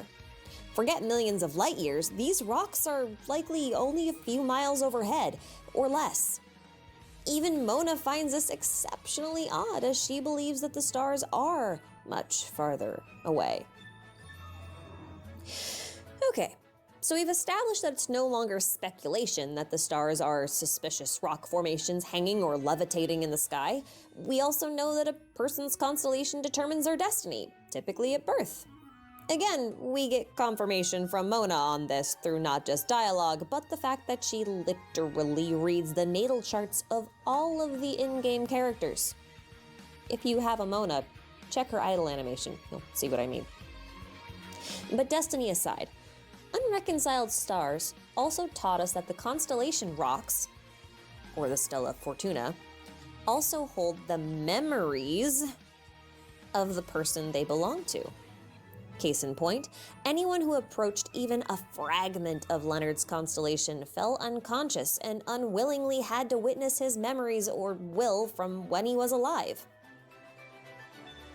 It's been 4 version updates since this event. I have been thinking about the false sky for 4 version updates, and it's been driving me insane because I haven't been able to actually put together a theory on it that had any foundation whatsoever that I could back up. I wonder if she came back to this video. Ajdaha dropped. And when he did, I realized that there is something else in Tevat that holds memories, just like the constellations. In fact, there's something in Tevat that holds all of the memories of everything that's ever been, ever. And that thing is the ley lines. Now, I'll be going into ley lines in depth in another video, because they're really complicated. But for now, let's think of ley lines as something like the circulatory system of the planet. If you think of the planet as if it was a person, then ley lines are effectively the blood vessels in the artery that carry blood, or energy, throughout the entire body, or in this case, planet. The energy then gets pumped through these lines by the Irminsul, or the world tree, which kind of regulates the entire system, kind of like the human heart, or at least that's how I understand it for now. And like I said, ley lines carry energy, not blood. But that energy carries with it all of the memories of the thing that the energy came from before it returned to the ley lines. This is giving very FF7 Thus, as well. the ley line becomes a thing. constant flow of cumulative memories of basically everything that's ever existed. It's like a data stream, or your Facebook feed, which is full of way too much information. It's the same thing. Okay, not really, I'm sorry. Okay, so ley lines contain the memory of all things. And we now know that constellations can do the same thing, but only for their respective person and post-mortem. But they're still different, right? I mean, ley lines are more like veins of raw energy, and constellations are apparently rocks. It seems like a bit of a stretch for them to be considered the same thing. Or is it? There are actually 2 instances of rocks tying back to the ley lines. Tic-tac-toe.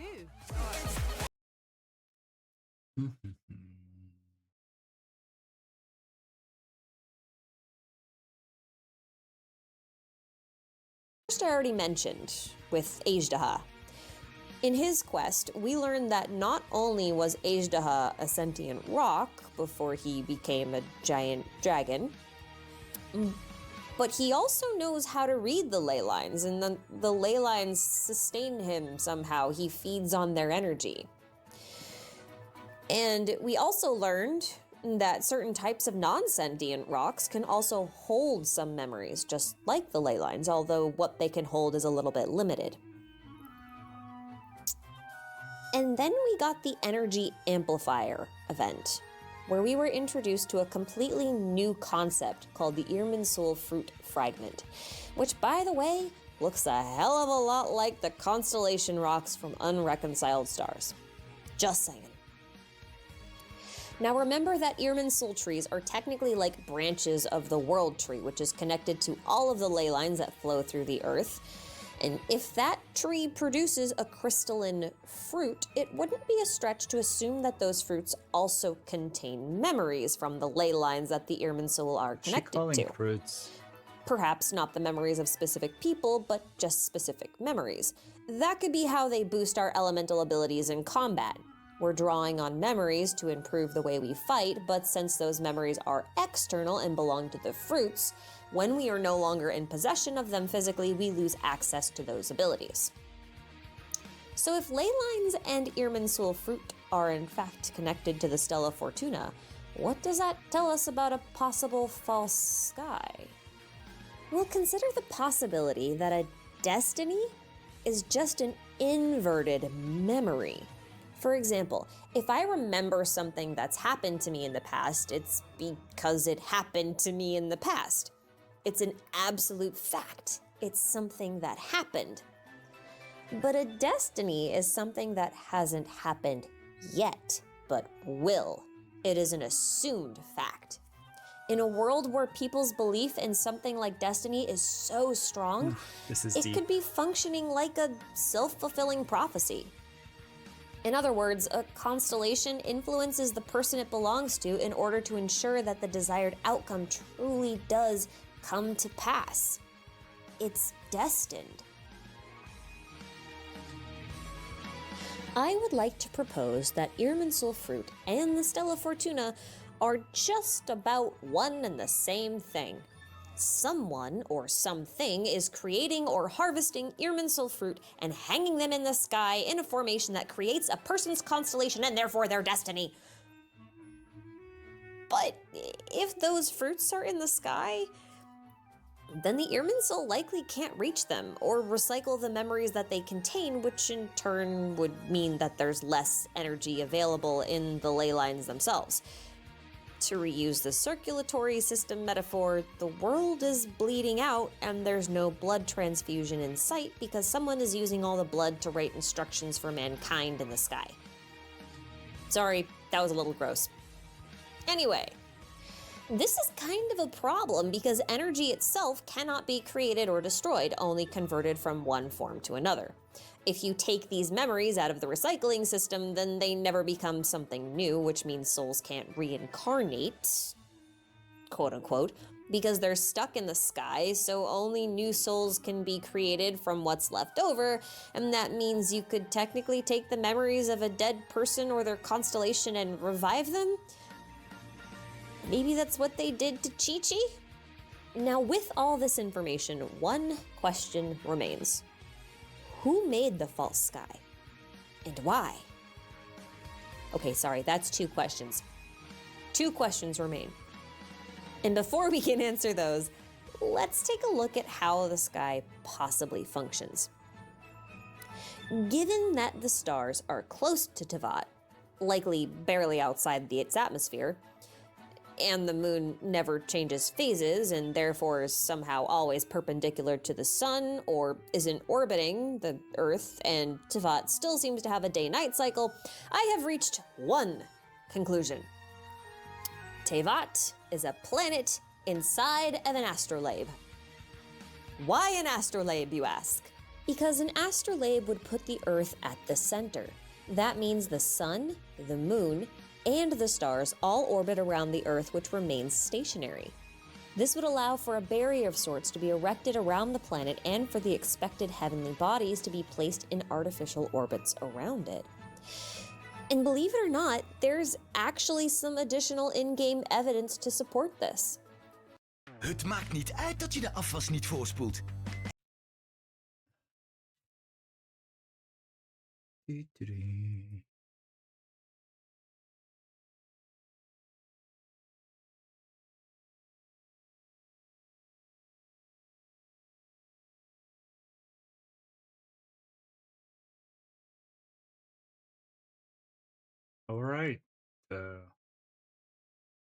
Isn't at these giant Mortal sundials. Kombat 2 almost coming to This one is a little debatable, but to me, they look quite a bit like an astrolabe.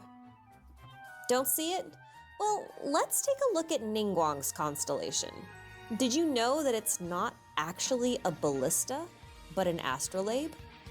In Chinese, her constellation is called Armillary Sphere Apparatus Constellation.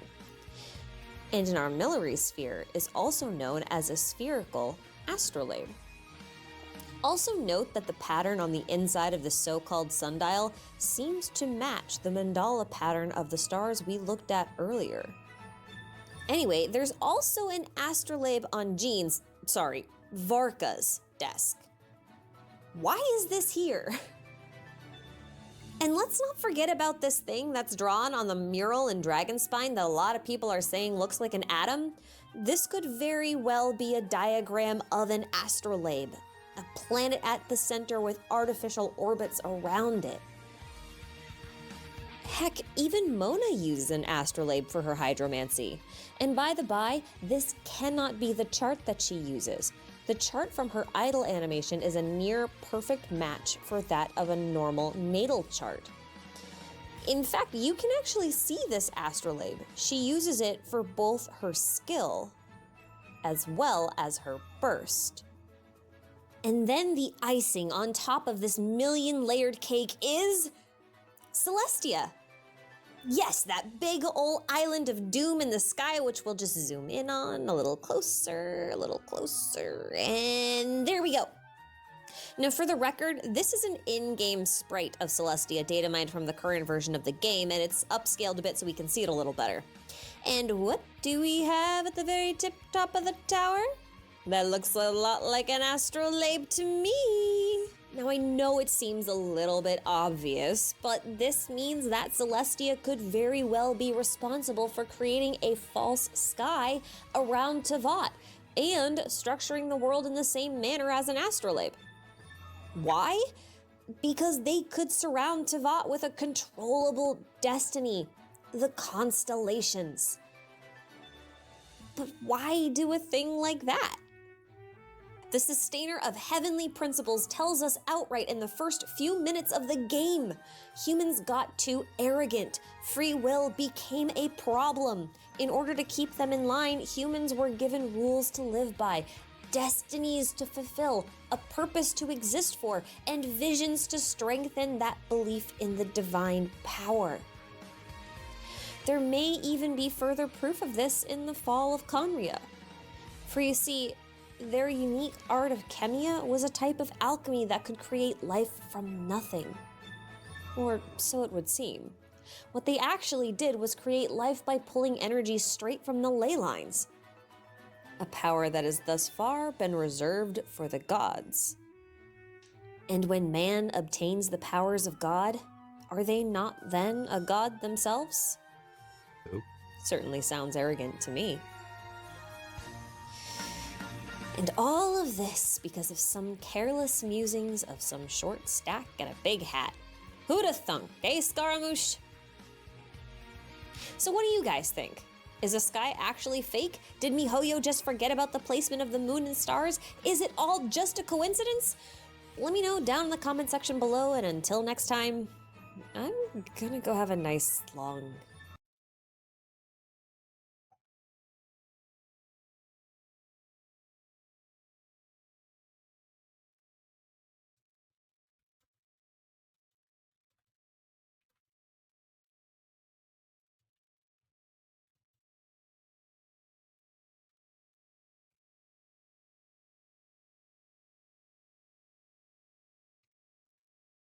This is quite an interesting video, especially with the things we learned in the meantime. yeah.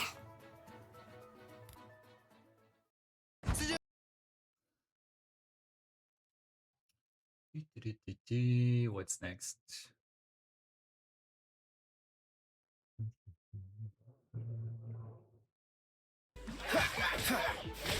The main Euro and the Genesis Pearl.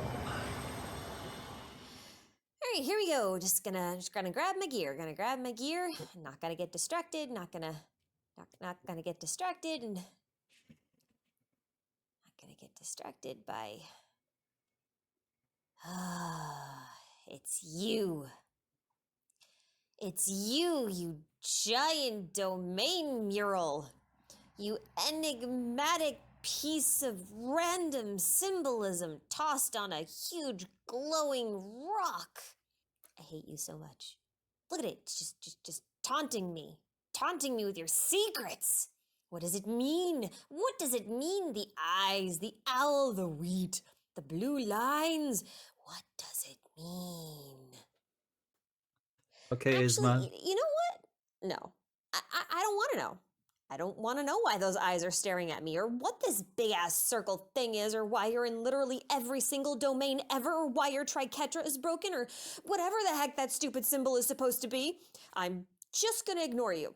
Completely. I'm gonna come in, spend my resin, take my gear, and go. I'm not gonna look at you, not gonna think about you. Nope, I'm just gonna go enjoy my game, enjoy my de-stress time. I'm gonna beat up some helichurls, and I'm not gonna think about the mural. I'm not gonna think about this big ol' rock wall. Not gonna think about all the symbolism, and the carvings, and the stupid owl, and... Damn it. Okay, show of hands. I want to know how many of you have spent any length of time in any domain staring at this stupid wall. Actually, I I'll haven't. just assume you raised your hands because this is a video and I can't see you anyway. I, at least, have spent many farming sessions trying not to look at this thing, but it's just so hard. I mean, just look at it. It's packed with symbolism. It just has to mean something, right? But what? What could it mean? Well, I'm here to tell you that the answer is much simpler than you'd think, but no less interesting than you'd think. Okay, disclosure time. This is a theory video, which means that the views contained within are mine and mine alone, and are not necessarily true within the game. While I will be referencing a lot of canon lore to justify my theory, the theory itself should always be taken with a grain of salt and never assumed to be canon. I see that happen too many times with theory videos. So that's my disclosure. End disclosure. Now, I've been musing over the meaning of this tablet since the game's launch, and I'd honestly thought I had a really good interpretation of the tablet's true meaning until very recently. So recently, in fact, that you can actually see an oversimplified summary of my thoughts on it at the very end of my domain video. Link in the description. As it turns out, I overthought things. A lot. The real meaning behind the domain tablet is a lot simpler You're gonna have to and come for me honestly if you want a to lot know. cooler than my original idea. You see, the domain tablet is actually a literal visual representation of the Emerald Tablet. Pause for effect. If you don't know what the Emerald Tablet is, you're not alone, but you've probably heard one of its most iconic lines, "As above, so below." This was the line that brought to my attention the possible connection to the domain tablet. The Emerald Tablet is a 12,000-year-old alchemical text allegedly carved on a single slab of emerald. I say allegedly because the original Emerald Tablet was lost and only its translations and transcriptions remain. Its writing is attributed to Hermes Trismegistus, or Hermes the Thrice Great, but in reality this was just a name the Greeks gave the Egyptian god Thoth. It's considered the source of all alchemy and is much older than the Western practices of turning metal into gold that we're familiar with. It was a lot more like spiritual chemistry in ancient Egypt, so keep that in mind. These are fan Now, all that theory said, crafting most videos, alchemical but, like, texts were still, structured like a Genshin has recipe, and so still are, because much there is such things detail as and attention to contemporary detail. alchemists, Put 'em which all is to something you, I also then- just learned. And then I'll shine on you with a So you flashlight. get the recipe, you follow the instructions, use the correct ingredients, and you get a specific result. It's just like cooking, but with things you really shouldn't eat. Like, But the seeing how Emerald Tablet layered the entire is Genshin really different. world is like, It describes not a thought recipe, must but a go process into all or of it? methodology by which one can make anything and everything. And it's considered the foundation of all alchemy. In fact, most alchemists displayed a translation or transcription of the Emerald Tablet on the walls of their laboratories. So if contemporary alchemists proudly displayed the foundation of their practice close to where they practiced, it would stand to reason that the ancient alchemists in Tevat would do the same. Now, I will argue that the Irminsul represents the source of all alchemical power in Tevat, since they appear to regulate the ley lines, and the ley lines power all alchemical transmutations. For that reason, we can essentially consider the area in which the Irminsul are found to be the equivalent of a Tevat alchemist's laboratory. And on the wall of every domain, without fail, is the domain tablet. Tevat's Emerald Tablet. And when you look at the actual text of the Emerald Tablet, the mysteries of the Domain Tablet begin to unravel. Now, there are a lot of different translations, and while they are all essentially of having the same meaning, I thought I'd select one that was a little easier to digest. The one I have selected is by Idris Shah. Oh, and pay attention while I read this, as I'll be highlighting areas of interest on the Domain Tablet as I go. The truth, certainty, truest, without untruth. What is above is like what is below. What is below is like what is above. The miracle of unity is to be attained. There's going to be something there that that signifies the surface world in Khaenri'ah or something, or the abyss in general. Adaptation. Its parents are the sun and the moon. It was born by the wind and nurtured by the earth. Every wonder is from it, and its power is complete. Throw it upon the earth, and the earth will separate from fire, the impalpable separated from the palpable. And still, Through wisdom, the entire it rises lore of slowly from Genshin the world to heaven, makes more and it sense descends than to the Kingdom world, Hearts. combining the power of the upper and the Not lower. that that's Thus hard you will have to the make more sense than illumination Kingdom of Hearts, all the but- world, and darkness will disappear. This is the power of all strength. It overcomes that which is delicate and penetrates through solids. Wait, who This penetrates was the what? means of the creation of the world. And in the future, wonderful developments will be made, and this is the way. I am Hermes, the threefold sage, so named because I hold the three elements of all wisdom. And thus ends the revelation of the work of the sun.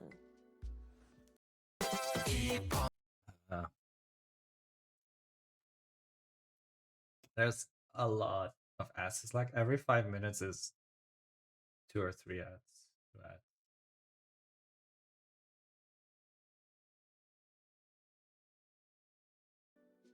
Reading through the many Emerald Tablet translations was enough to convince me that the tablet within domains is definitely supposed to be the Emerald Tablet itself, or at least a representation of it. In fact, it may even be describing the fundamentals of Chemia. This assumption leads to some interesting possibilities. For example, the rooms within domains. These aren't altars, they're some sort of laboratory, transmutation rooms specifically.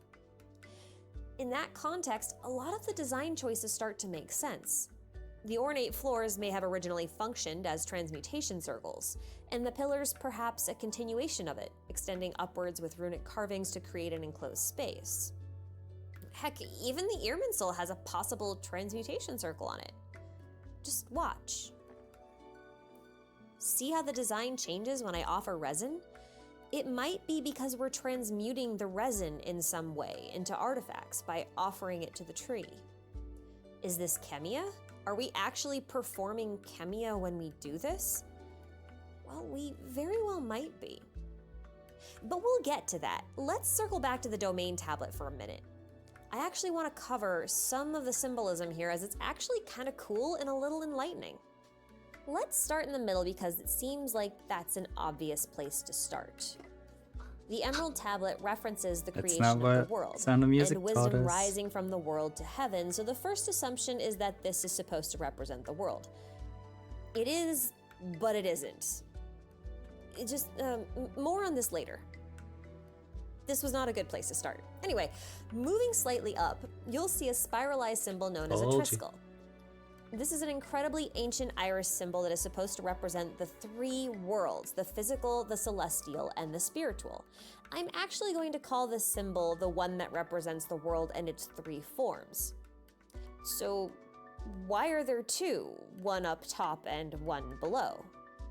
Well, remember, As above, so below. This applies to all of the symbols, and we'll get to why this is important a little bit later. For now, just bear with me. Next, we see a helix-like shape emerging from the earth, perhaps representing the wisdom slowly moving up to heaven, and conversely, on the bottom half of the tablet, the same wisdom descending back down towards the earth so as to combine with what is above to what is below. In some interpretations and some older alchemical drawings, this is actually represented by intertwined snakes, which I will also show you a little bit later. Anyway, now let's look at the eyes on the left of right, because they're a little bit tricky. I think this one is taken a little less literally from the tablet and more so from the 7 Principles of Alchemy, which is often drawn as something that looks a little bit like this. You see that eye in the center? That's what I'm talking about. That eye in the center may have been the inspiration for the symbol itself, which, interestingly enough, has been adopted as the personal symbol as the sustainer of heavenly principles and is present on all of her cubes. It's fascinating to note that the sustainer of heavenly principles may take her title from the 7 Principles of Alchemy. So why only 6 eyes? I'm not entirely sure, but it's possible this figure-looking symbol in the center may represent the 7th. Or it may represent something else entirely, but I don't really want to get into it right now, so for now, we'll just take this at face value. Anyway, above the little figure is a triquetra, a symbol everyone here should be quite familiar with, as it is quite literally everywhere in-game, from Mora to Paimon, to ancient ruins, to Genesis crystals. It's everywhere. It's And everywhere. Charmed. Now, while typically it's a symbol of the moon, its meaning here is not quite so clear-cut since one corner is broken. It looks even stranger with all those squiggly lines, but truthfully, those squigglies were commonly used in a variant of the alchemical symbol for the moon. The broken side here may indicate that the moon isn't what it appears to be, but I lack the information needed to make a proper conjecture here. Again, that's probably something to look at in a completely different video. Now this next symbol is really fun because it doesn't really look like anything until you flip it upside down. Then you can quite clearly see the stylized depiction of an owl as a symbol for wisdom, or maybe even hidden wisdom. And above that at the very top, well, at first I thought it was a depiction of the different positions of the moon during an eclipse, but then I realized it's actually something called the Gnostic Circle. Take a look for yourself. And yeah, okay, I know there's one extra point on the Gnostic Circle, but if you connect those 2 bottom points, you get effectively the same symbol as the one on the domain tablet. So what about those circles on either side? Well, those might look like eyes at first glance, but I don't know that 2 different symbols for eyes would be used in one tablet. Rather, they kind of look a little like a 2D depiction of an armillary sphere, which I may or may not have been calling an astrolabe for an entire video, see the link below.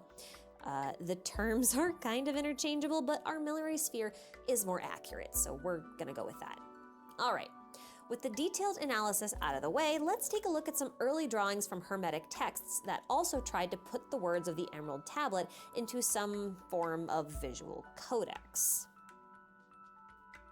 Place these side by side and the likeness becomes very clear. This is true even in more modern interpretations or reimaginings. We have a lot of common symbolism even in the same locations, from the twisting snakes to the crowns to the choice of a bird close to heaven. But none of these are mirrored in the same way that the domain tablet is, and I think that makes sense because these illustrations are meant to be read both from top to bottom and from bottom to top, thus not needing to be mirrored.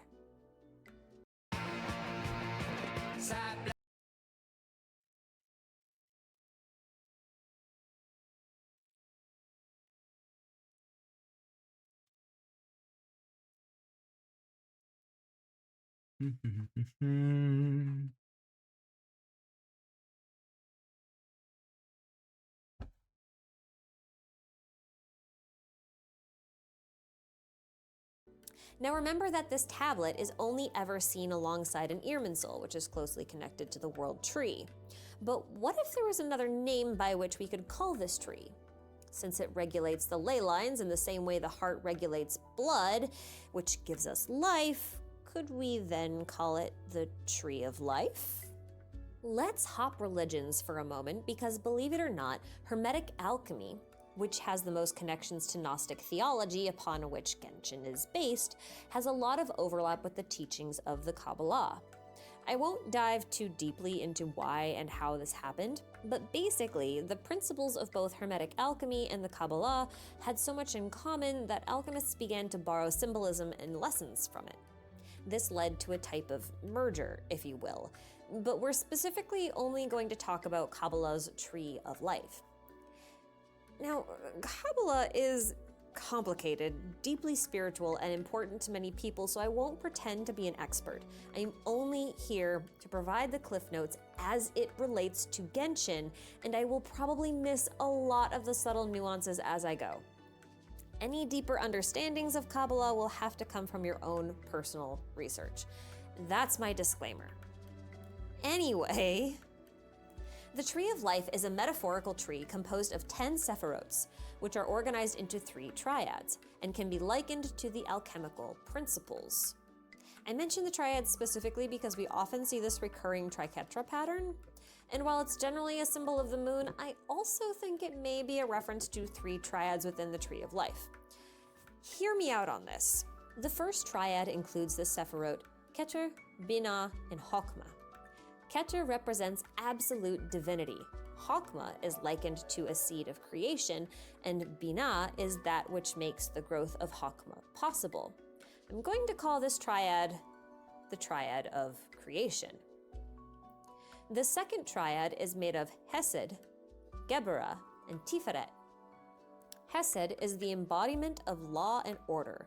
Geburah carries out that law, and Tiferet promotes unity, reconciliation, or the process of ascending and descending. Interestingly enough, Geburah has also been called the enforcer of principles. I'll call this the triad of law. Now, the third triad contains Netzach, Hod, and Yesod, and are the sephirot closest to Earth. Netzach represents possibilities, Hod represents thoughts, and Yesod represents emotions. We'll call this the triad of man. At this point, you might notice that there are 10 sephirot, but only 3 triads, leaving one lonely sephirot at the bottom of the tree. This sephirot is Malkuth, beginning of life. Now, something interesting happens when we overlay the Tree of Life on top of the Emerald Tablet. While the placement isn't totally perfect, it's very interesting to note which triad falls where. The triad of creation overlaps the symbols representing heaven, while the triad of law overlaps the triquetra, owl, and strange little winged person that appears to be ascending, which, by the way, falls immediately beneath Tiferet, which governs the process of ascending and descending. And then we have the triad of man that lays over the Triskel and the ascension markings beneath the winged person. And then we have Malkuth landing squarely on top of the disc I've been avoiding talking about this entire time. So let's do that. Because if you thought we were already in the rabbit hole, you are sorely mistaken. We're only just now getting into that. Now, I've seen a lot of suggestions about what this disc is, mostly because it's the most mechanical, simplistic, and not very artistic element on this entire mural. But it's arguably the most important thing here. In fact, I'm going to go so far as to say this is the entire reason the Traveler is in Tevat. I think this symbol represents the Genesis Pearl. But Ash, that's a square, you say. No, that's a rune. Inga's, specifically. This rune generally represents the action of creation, evolution, and genesis, but most often it just means A neon genesis? seed. Now, I know what you're thinking. Why on earth would I liken the Genesis Pearl to a rune that means seed? Well, first off, seed is just the easiest way to conceptualize the act of creating something from a formless source.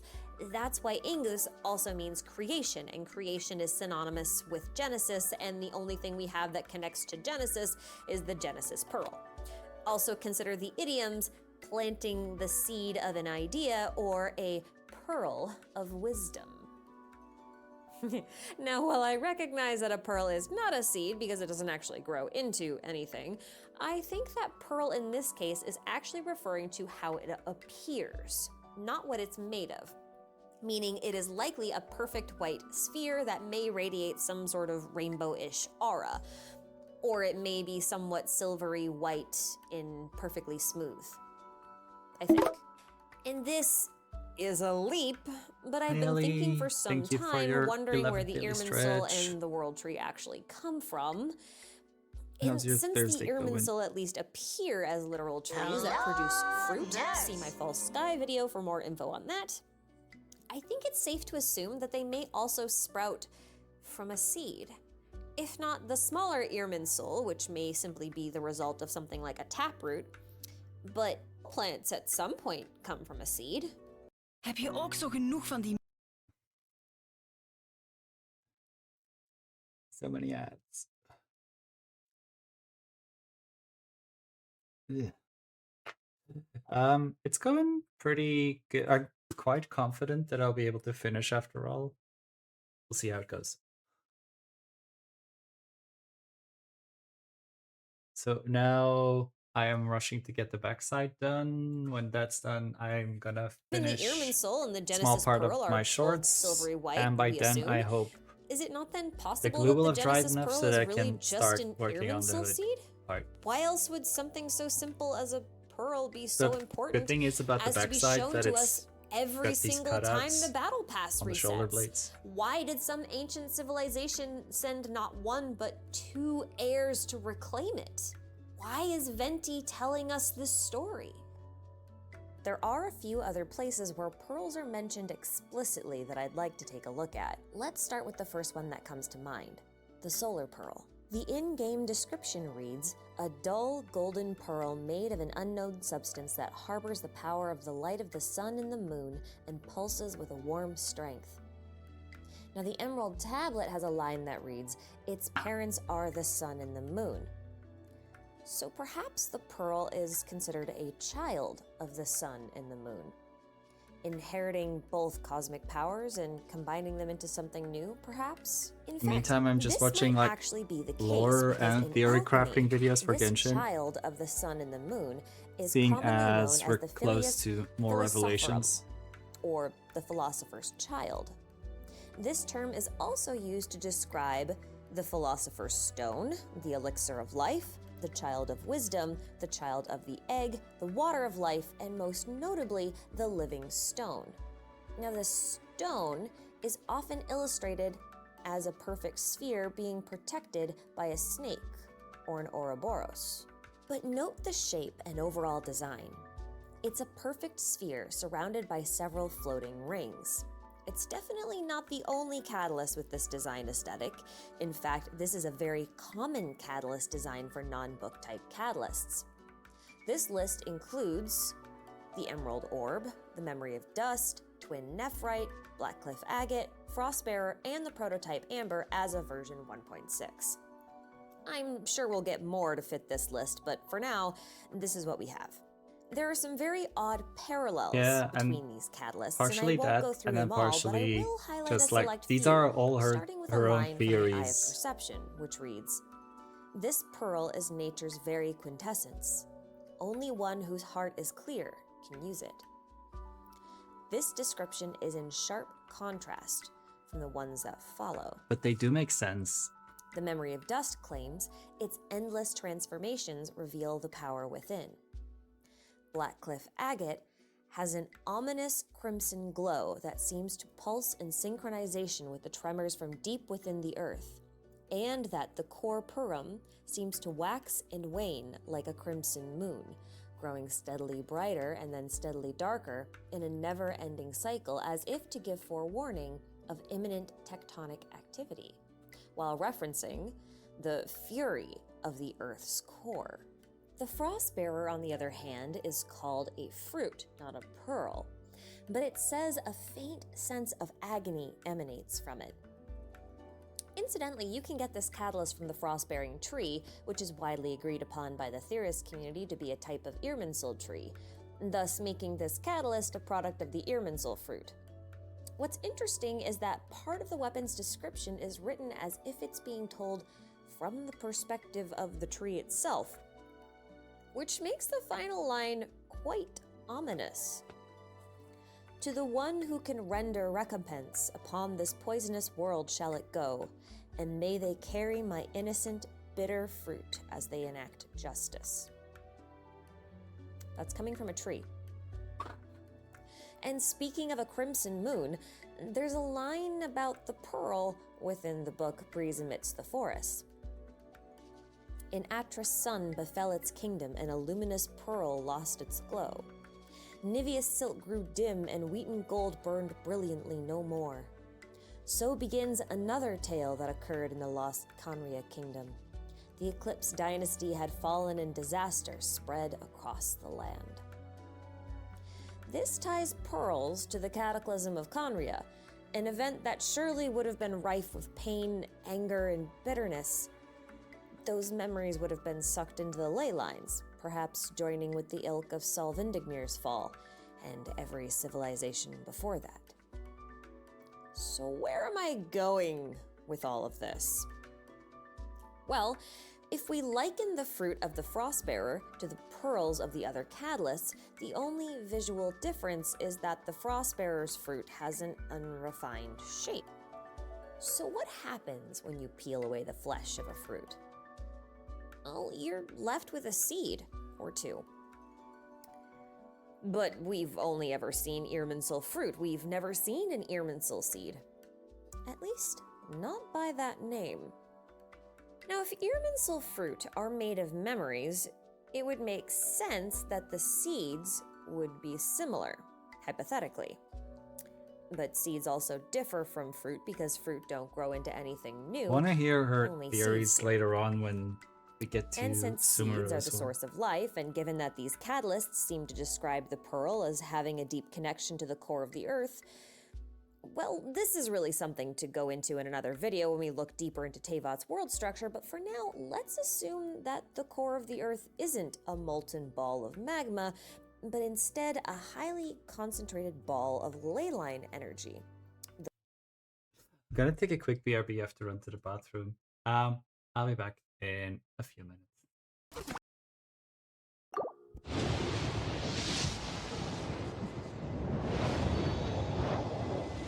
73, 74, 75, 76, 77, 78, 79, 80. Well, it took us some fluffing, but we got it. 81. This better be a double now then. Please. Wow, 5-star. I wonder who it is. 82. Thank you. Finally.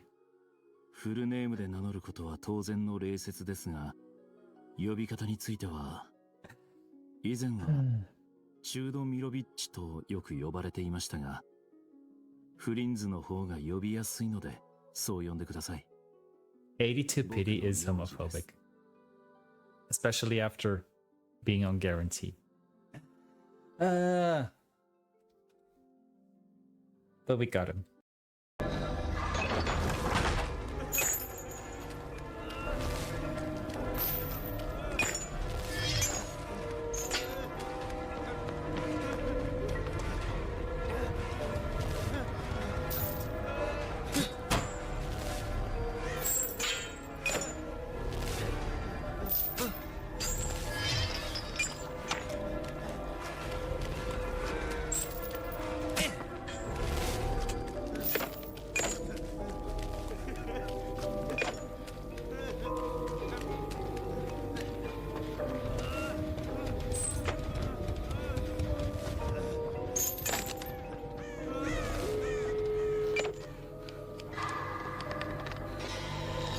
Ah! Right!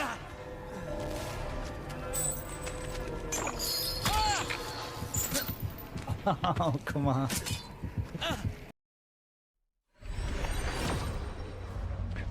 Come on.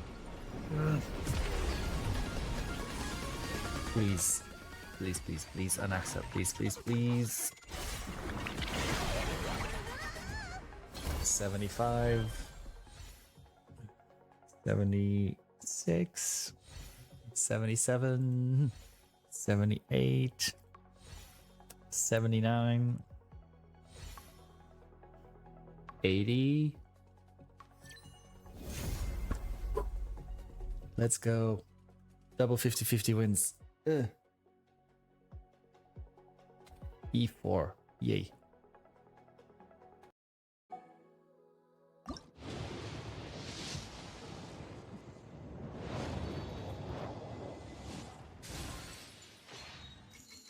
$71. Please, can you?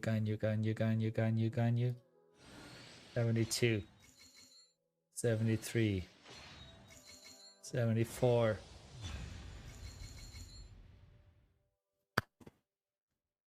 Thank you. That is our fourth 50-50 in a row that we won. It's 4 50-50s in a row. Ayaka, Shenhe. What was the other one again? Nilu, and now Ganyu. Thank you. We begin again. 1, 2, 3. I already have our C6. 4, 5.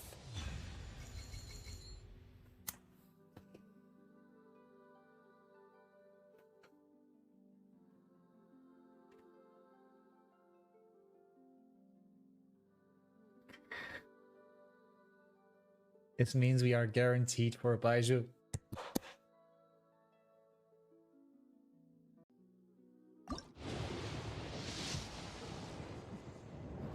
It's Baiju, he's here. 42. 43. 44. 45. 46. There he is. 47. Alrighty, let's continue. Source of all energy. The source of all energy. Now, what entity interacts with the ley line energy more than any other? Baby's houden Sorry.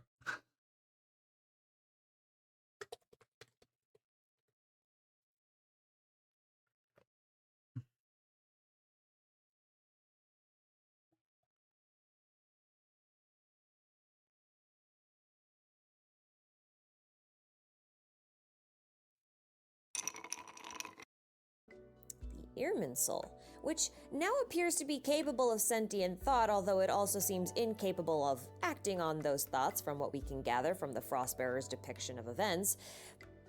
And I can't help but wonder if the Irminsul not only houses the memories of everything within the ley lines, but also considers those memories to belong to them or it, and yeah, like whatever goes into the ley lines is now a memory belonging to the Irminsul. And if that's the case, then it sounds like the Irminsul may be angry, bitter, and furious, but at what? Well, the Irminsul that we've seen so far are also known as petrified trees, and I don't know about you, but I don't know of any petrified trees that are alive. It's then possible that the world tree as we know it is dying, or dead, and in order to save this world of Tevat, a new tree may be needed. For that, we'll probably need a new seed. And not just any seed, we'll need the ultimate seed, or rather, the ultimate pearl, the Genesis Pearl, the seed that houses the most power and has the greatest connection to the world tree, found at the world center, or the core. To support this hypothesis, let's go back to the Sephiroth. Now Malkuth, governing over the earth, falls right over what I'm calling the Genesis Pearl, and thus would represent all of Tevat coming forth into being from a seed. But not just Tevat, but the world beneath Tevat. The world in which Khaenri'ah Wait was until she found. finds out what Nahida did See, with there's this thing Irminsul about the Tree of Life where it can be mirrored and couple of months overlaid on ago. top of itself. This is called the Tree of Death, composed of the Qliphote instead of the Sephiroth. Interestingly enough for us, the domain tablet is also mirrored. As above, so below, right? The important thing to note here is that the earthly Sephiroth and the earthly Qliphote actually overlap each other when the trees are displayed together. This really helps illustrate the Emerald Tablet's idea of one continuous loop of ascension and descension, and it's like the Earth itself, caught in an endless cycle of death, life, and rebirth in between, all surrounding this seed. This is also or giving core. some Amphorius from Star Realm. This cycle is often represented by a serpent coiling around the tree. Note too that the serpent is also what's guarding the Genesis Pearl, or maybe the serpent is preventing the Genesis Pearl from being found. It's hard to say. But that might sound familiar to you, because earlier we talked about the Ouroboros, which was guarding the Philosopher's Child, also known as the Pearl. In Norse mythology, the great serpent Nidhogg gnaws at the roots of the World Tree and causes it harm, but in turn, the tree's roots imprison the serpent. And thus, the two are stagnant. Is it possible that a great serpent or a great evil is being held in place by the World Tree? And because of that imprisonment, the tree is unable to be reborn? Is that serpent holding the key to rebirth hostage? Show me the truth of this world, Rhine said to a young Albedo. What could she have meant by that? Is it possible that Rhine knew the truth and wanted Albedo to discover it for himself? Or did she believe that she was incapable of learning the truth and thus entrusted the task to her only pupil? Were there constant trips into the depths of the earth and to the domains of Tevat simply to study the Emerald Tablet? To try and decipher the truth? Or was there a deeper meaning to those ventures? Maybe one day we'll learn the truth for ourselves. Until then, I want to hear what you think. Am I onto something with the Emerald Tablet connections? Is the center circle really the Genesis Wait. Don't answer that. At least not until I go into the topic more in depth in another video.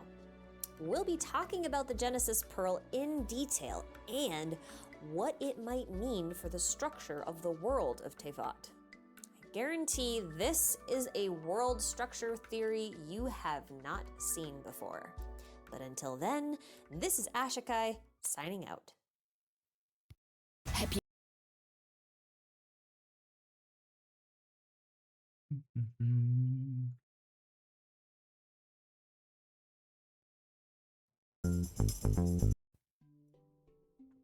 Can someone tell me what's up with Genshin and masks? Fatui have them, Hilichurls have them, Abysslings have them, these guys. It seems like a lot of our humanoid enemies with questionable powers have them. So what's the deal? Why are they masking up? And does it even matter? What, you thought this video was about eyes? Why, just because of the title mentions them? Okay, well, you're right. I do want to talk about eyes today, but in order to do that, we'll need to take a little trip down to Maskland, because that's what got me thinking about eyes in the first place. Quick disclaimer. This is a theory video. While I will be referencing a lot of things from the game that are definitely true in canon, please recognize that the way I'm stitching them together might not be. Please don't take this video as fact, as it is only speculation until new content comes out that either confirms or refutes it. And as always, please make sure to do your own independent research and don't take what I say as an absolute truth. I am only human, I will get things wrong. Got all that? What do you mean Great. she's not an oracle? Let's get to it. To start, let's take a look at what we know. As of version 1.6, there are 3 enemy classes focused on masks. Plus Child, who's a boss and gets his own mention. These classes are Hilichurls, Abysslings, and the Fatui. Please note that I will not be discussing Yaksha masks. just because I think the Yakshas deserve their own deep dive at some point in the future. Anyway, hilichurl masks can be split into 4 main types: Hili, Nida, Lara, and Sama. If you're not aware, hilichurls have kind of an evolutionary process of sorts, where they start off as Hilis, then they can grow up big and strong like a Mita or a Lara, before they grow old and turn into Samas, or so we think. This is based on their in-game descriptive text, which is provided to us by the scholar L. Musk, not Ella Musk. This is her dad. And his reliability we're not 100% certain on. Hili masks are the most basic of the masks, but they're also the masks that dragged me down this rabbit hole to begin with, because I couldn't figure out why they had no holes. I mean, without holes for their eyes, how do they see? Without holes for their mouth, how do they eat or breathe? So Holes I are recruited the help important. of some of the lovely hilichurl anthropologists on the Conria Discord server, link in the description, and they informed me that because hilichurls have words for colors and are seen cooking food, that they are definitely not blind and they definitely do eat. Oh, I know. It seems like a really boring answer. The hilichurls probably just take off their masks to eat, right? And maybe the mask is somewhat transparent so they can see through it? Normally I'd agree, but you see, beneath the mask in the model, there's nothing. No face, no eyes, no nose, no mouth, just fur. You could argue that this is just a trick to save polygons for rendering. What's behind Capitano's Is it mask? really? We still don't know. Characters who wear eye patches like Kaya and Beto, or masks like the Fatui, have their faces rendered. Okay, some of them do. I can't actually confirm that there are faces for the Fatui units like the Gunners, since I don't have the models, but I'm going to ignore them for a moment, because there's evidence to suggest that hilichurls don't have faces at all, or at least not complete faces. I mean, I suppose hilichurls could have a face behind their furry mane things, but that would not explain how they can see while wearing their masks and also through all of that hair. In fact, there's visual evidence of part of a face for hilichurls, but not an entire face. Let me explain. Mida and Lara masks actually have eye holes, but no visible eyes, and they still lack a mouth. But then you get to the Sama masks, and those have 2 eye slots, just like the Mida and the Laras. But we know that those eye slots aren't functional. And how do we know this? Because Samachurls only have 1 eye. 1 eye. And that eye looks out through the mouth of the mask. You see that? You see the little thing? You see a wiggle? You see it's following. Okay, I don't want to look at that. Just make him go away. Just go away. Ugh. Anyway, if Samachurls have 1 eye, then that implies that Hilis, Midas, and Laras might have 1 eye too, because that 1 eye is huge and right in the middle of their face area. So it's not like they've just lost 1 eye or grew 1 eye, I think. So why do Mida and Lara masks have 2 eye slits if they only have 1 eye, or any eyes at all? I mean, they still can't see out of their masks, right? And speaking of creatures that have masks but no faces, did you know that abyss mages also have no faces? I'm serious, there's no visible faces. And you know how I know that? Just watch these little jerks. Whenever they warp, they take their mask off, then they pop it back on again. Why? No idea. Well, I have one idea, but we'll get to that. What I really want to focus on here is the fact that abyss mages have the same furry manes as the hilichurls, wear a mask, and also lack a visible face. It's really coincidental. Abyss heralds and lectors, on the other hand, also have masks, but it's not like we can tell whether or not they have faces underneath. I don't even think we can check, because I think MiHoYo has their masks rendered as part of their heads. Still, just like the Larachurls, abyss lectors and heralds have 2 glowing eyes. At least I think heralds have 2 glowing eyes. I mean, are those eyes? I think those are eyes. Geef je af als een krachtige boost met Drift Max Power. Onze krachtige In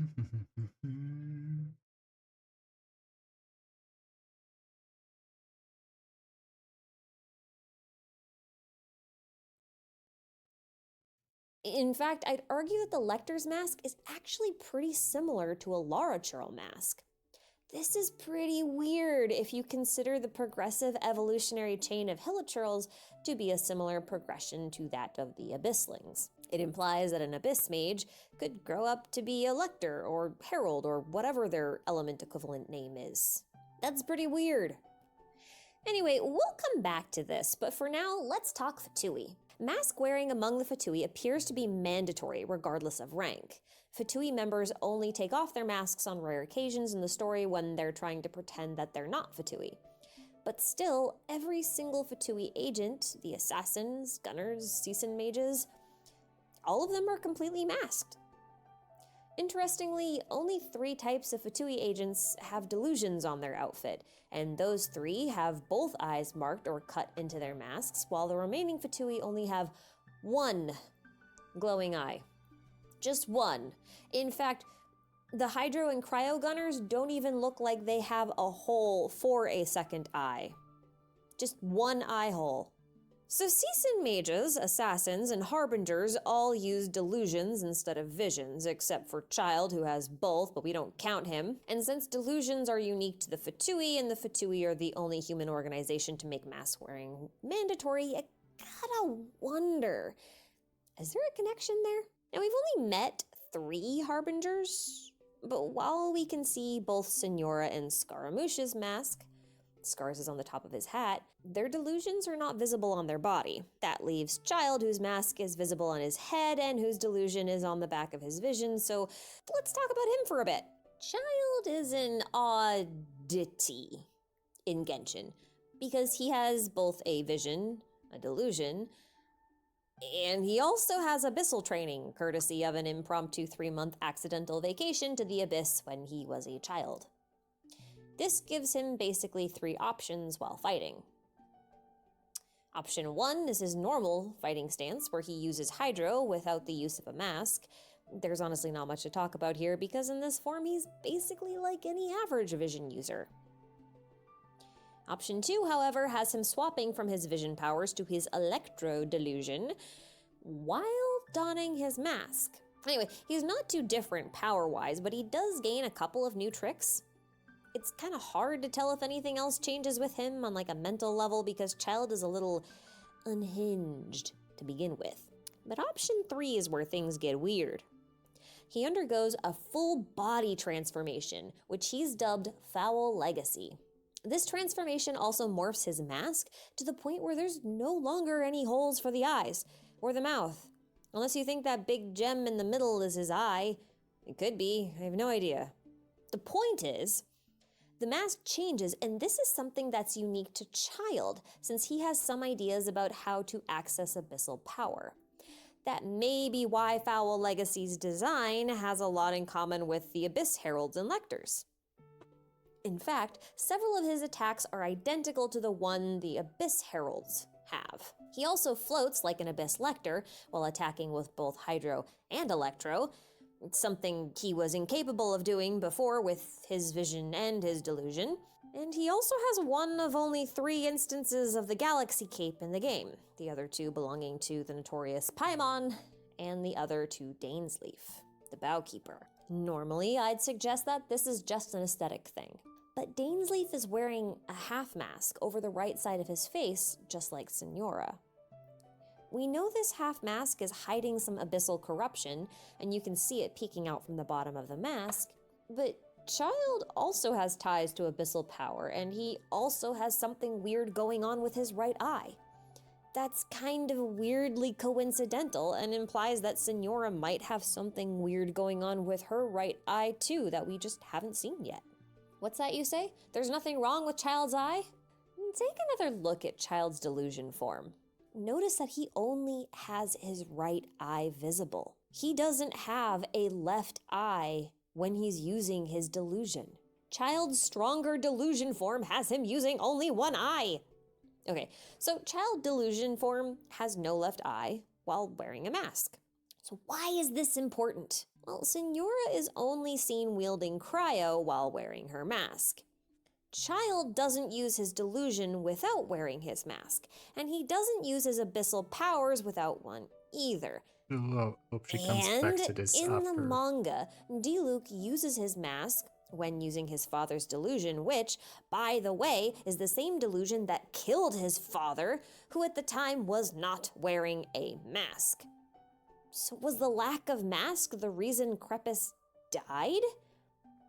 It's definitely a possibility. Maybe I should read the Genshin Zelfs manga. als je het probeert te negeren, stof.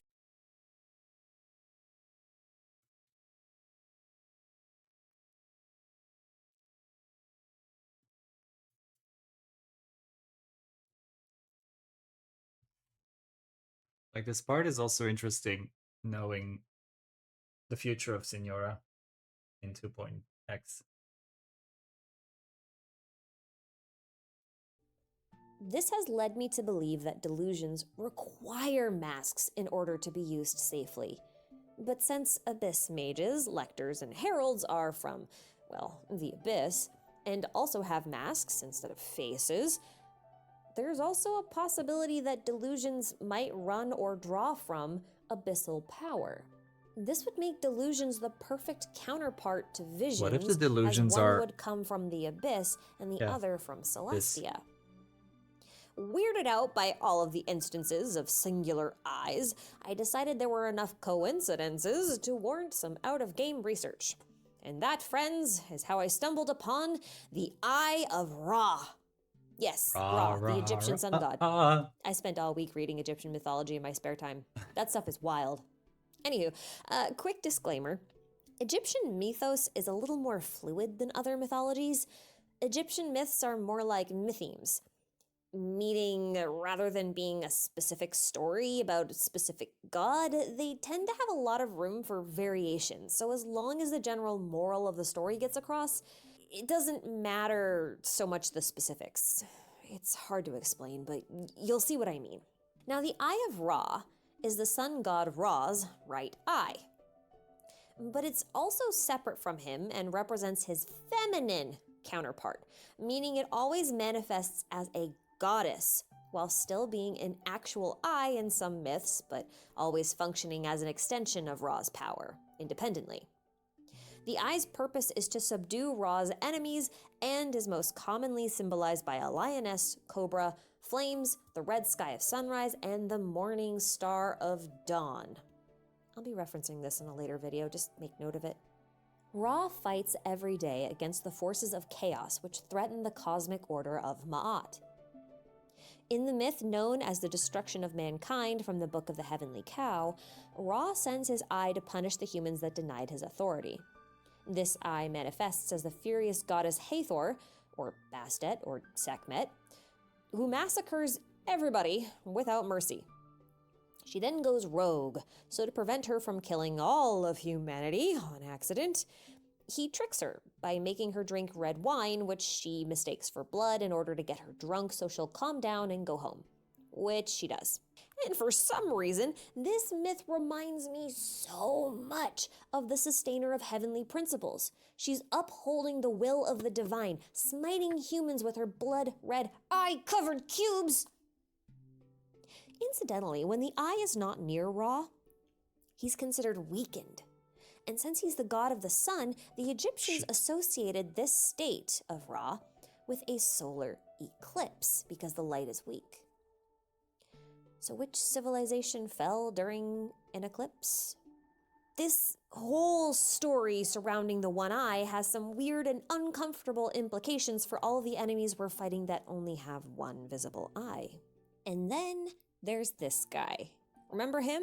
This black snake with two different colored eyes? I actually do have something to mention about these two differently colored eyes. You see, there was an opposing eye to Ra's right, and that is the Eye of Horus, the left eye. Horus wasn't a sun god exactly, but he was considered a sky deity. His left eye was said to represent the moon, and his right eye was said to represent the sun. Unlike the Eye of Ra, which manifests as a separate goddess when it leaves him, Horus loses his left eye in a conflict with the god Set. Set usually steals it and does something horrible to it, leaving another deity to retrieve it and return it to Horus. Sometimes there's some questionable activities that result in the eye being ingested by Set, who then births the god Thoth from his head, and then Thoth is supposed to be the eye, reincarnated. Hey, Other times, though, mythology Thoth is is the one fun. who heals Horus's eye and isn't born from it. Listen, I said Egyptian myth was fluid. I meant it. This cycle of losing the eye and having it returned to Horus was associated with the waxing and the waning of the moon. This is strengthened by the idea that Thoth was considered a lunar deity and incidentally was also considered the father of alchemy. If you want to learn more about why that matters here, you may want to watch my video on the Emerald Tablet. I'll leave a link in the description. Some myths even consider Ra and Horus to be the same god, calling them Ra Horakti, or Ra who is Horus of the two horizons. Let's circle back to the Genesis snake for a moment, as I have called him. That is his name now, Genesis snake. I believe this is supposed to represent the duality of two opposing forces, the sun and the moon, or Celestia and the abyss. Win elke week festivaltickets.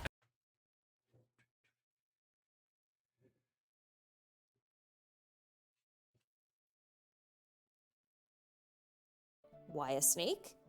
Well, both the Eye of Ra and the Eye of Horus were considered to be Wadjet eyes, and Wadjet being a goddess that takes the form of a snake and is typically depicted as a snake encircling a big, round, red ball that's supposedly the sun. The sun in general was often depicted alongside a cobra, as was Egyptian royalty, and the Eye of Ra was also sometimes called the Hathor of the Four Faces, and was depicted by a set of four cobras facing each cardinal direction. The god of chaos, Apep, was also said to be a giant serpent, and he was Ra's greatest adversary. In fact, he was known as the World Encircler, which many of us might recognize today as the Ouroboros. Now tell me, who in Genshin has the constellation Ouroboros? I'll tell you who. It's Dainsleif, the Bowkeeper, the Keeper of the World Tree, the former royal guard of Conria with a cosmic cape like Child in Paimon, a mask on the right side of his face like Kaya and Senora, with a weird blue power that has an eerie organic look to counterbalance the cubicle ordered abilities of the Sustainer herself. In the same way returning Ra's eye to him restored his full power, the Animoculi and the Geoculi are, well, oculi that we return to the statues of seven. Oculi, meaning eye in Latin, suggests that these eyes are eyes of elements being offered to God in exchange for gifts.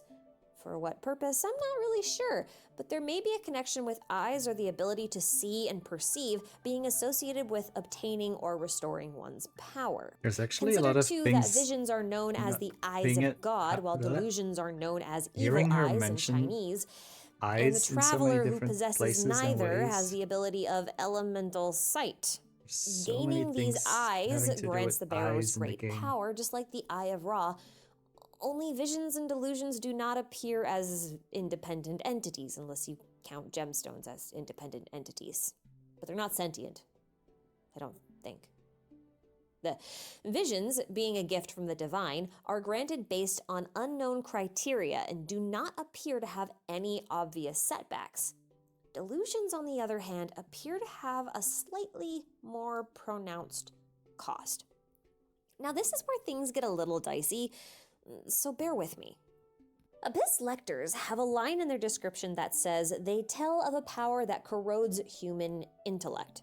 We can probably assume that this power is related to the Abyss, since all Abysslings preach the power of the Abyss, and since the Abyss Herald speaks to Dainsleif about his corruption, I'm going to make the assumption that abyssal power might be the same power that corrupts the mind and corrodes human intellect. This may even be the same kind of effect that Zhongli was talking about during the quest with Kunjun and Ajdaha. The erosion. It's a bit of a stretch, but it makes sense when you think about it. Durin, for example, came from the Conrian underground, but was corrupted as heck and possibly even delusional. He was born of abyssal power, Maybe. And if he was, that would explain a lot. Dainsleif comments in the Travail trailer that his memory is fading, and that might have something to do with the corruption that the Abyss Herald commented on. So what if the more you lose your senses, the more delusional you become, the more you lose your sense of self, your face? BRB. What if that's the reason? Hi, Bozo. Be right back.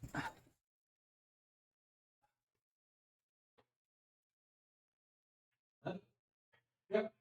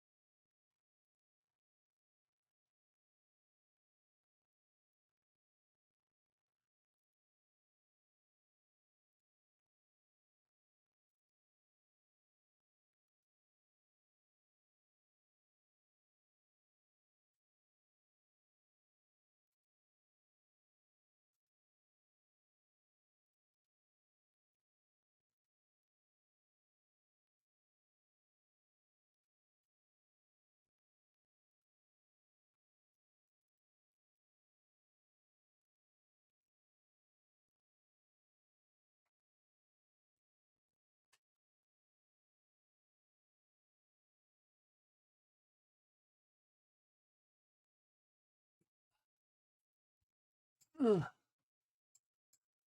Okay, I'm back. Sorry. Was a package delivery. Hi, Bozo. We do love a giant serpent too, especially one-eyed. It's going okay. I am carefully confident that I'll be able to finish in time. After all, we'll find out tomorrow morning because I'm planning on getting the last part done tomorrow morning. I have to go get a new pen because this one, the tip broke off. Oopsie. You can't do anything without a tip.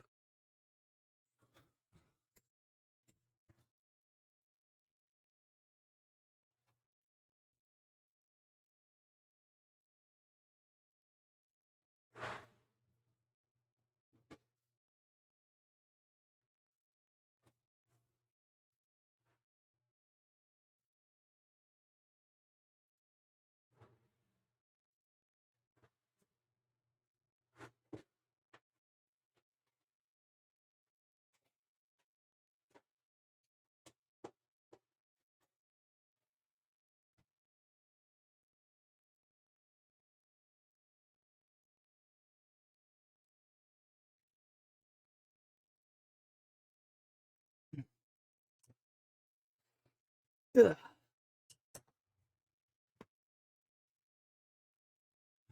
All right, let's carry on. Why the Abysslings wear masks but have no faces?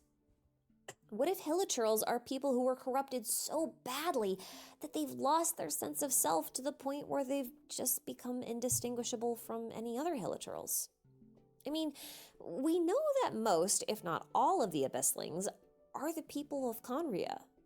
So what's stopping hilichurls from being people too? I mean, there's a lot of evidence to suggest that abysslings and hilichurls are likely two different strains of the same kind of creature. Consider the following design choices.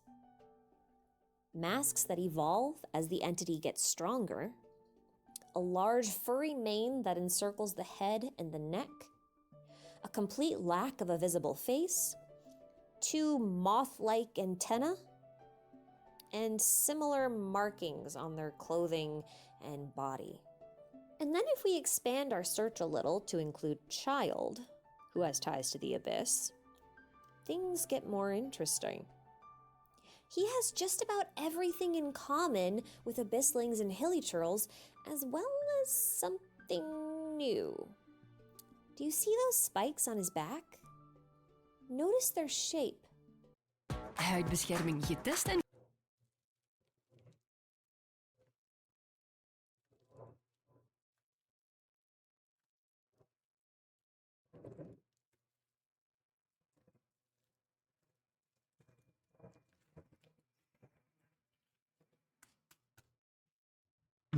What are you up to today, Bozo? How's your week going? Those spikes happen to match the spikes that grow on the back of the samachurls through their manes. And if you want to go really wild, take another look at Kaya. While he has no foul legacy transformation, he is from Conria, and he does have a lot in common with the hilichurls and the abysslings. He has the mane around his shoulder, the antenna type thing on the top of his head. I know it's his hair, but it kind of looks like an antenna. He has the mask, if you count his eye patch as one. He even has similar markings. And heck, even his skills are a near perfect match for a cryo abyss mage. When one of those attacks, they normally shoot out an icicle at you in one direction. Kaya does the same thing, only with a wider range.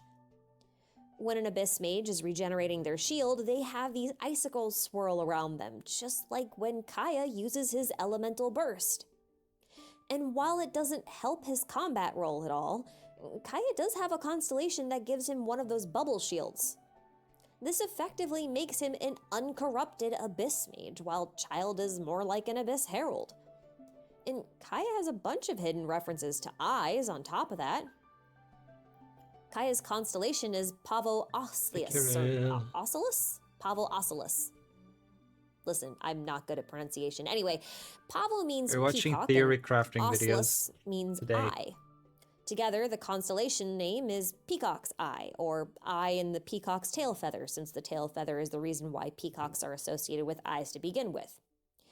Not only is his constellation focusing on the eyes of the peacock feather by name, but the actual eye of the peacock itself is located as his first constellation, which is named Excellent Blood. Then there's Ball. In her very first appearance during the Archon quest of version 1.6, she's shown with only one eye, her right eye, flashing red just before she cuts down Kazua's friend. This is the same Ball that enacted the Vision Hunt decree, or the hunt for the eyes of God, only to then reappear with a strange eye-covered structure behind her that's shaped like the icon from the Battle Pass. And don't forget about little Wind Spirit Venti here. This little bitty cute pie only has one eye. In fact, if you pay attention to each of his appearances as his story progresses, you'll note that he gains a second eye, but it's small and incredibly disproportionate to his original eye. It's weird.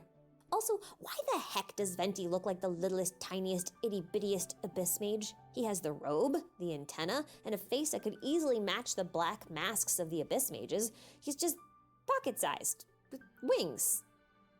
But we've also never had an animo abyss mage, so maybe those have wings. We don't know. Is Venti from the abyss? Is that possible? You know what? I don't want to think about it. Anyway, here's what this all boils down to for me. The power of God, the true God, the original God, is likely represented as an eye in Genshin. the pinnacle manifestation of which may be the sustainer herself. So if then the eye of God is a vision that grants abilities to the user based on their, as Kazuha says, criteria, then what of delusions? By the name alone, we can assume that the user loses sight of something, likely their identity? To delude oneself into power, to lose oneself in the abyss? To mask and hide oneself in order to pretend to be something or someone else and still have the whole process be reversible? Maybe? Maybe without a mask to conceal one's identity, then the abyss might corrode someone so quickly that they are forced into a mask that actually replaces their face, regardless of their choice. I mean, is that not the purpose of masks? A substitute for one's identity, whether temporary or permanent? I'd love to hear what you guys think. So thanks so much for making it to the end of this video. You guys rock. If you enjoyed this theory, there's lots more to come, so stick around. If you can't wait, why not check out the Conria Lore Discord server? Links in the description box, and maybe I'll see you there. Oh, and just a reminder that any corrections or notes for this video will be pinned in the comment below. Make sure you check it. In the meantime, this is Ashikai, searching for yet another rabbit hole to fall down. Oh dear. Oh dear. Some of these ads are... I don't know what's been happening to my algorithm. Welcome back to a go. But I've been getting so many female targeted ads lately.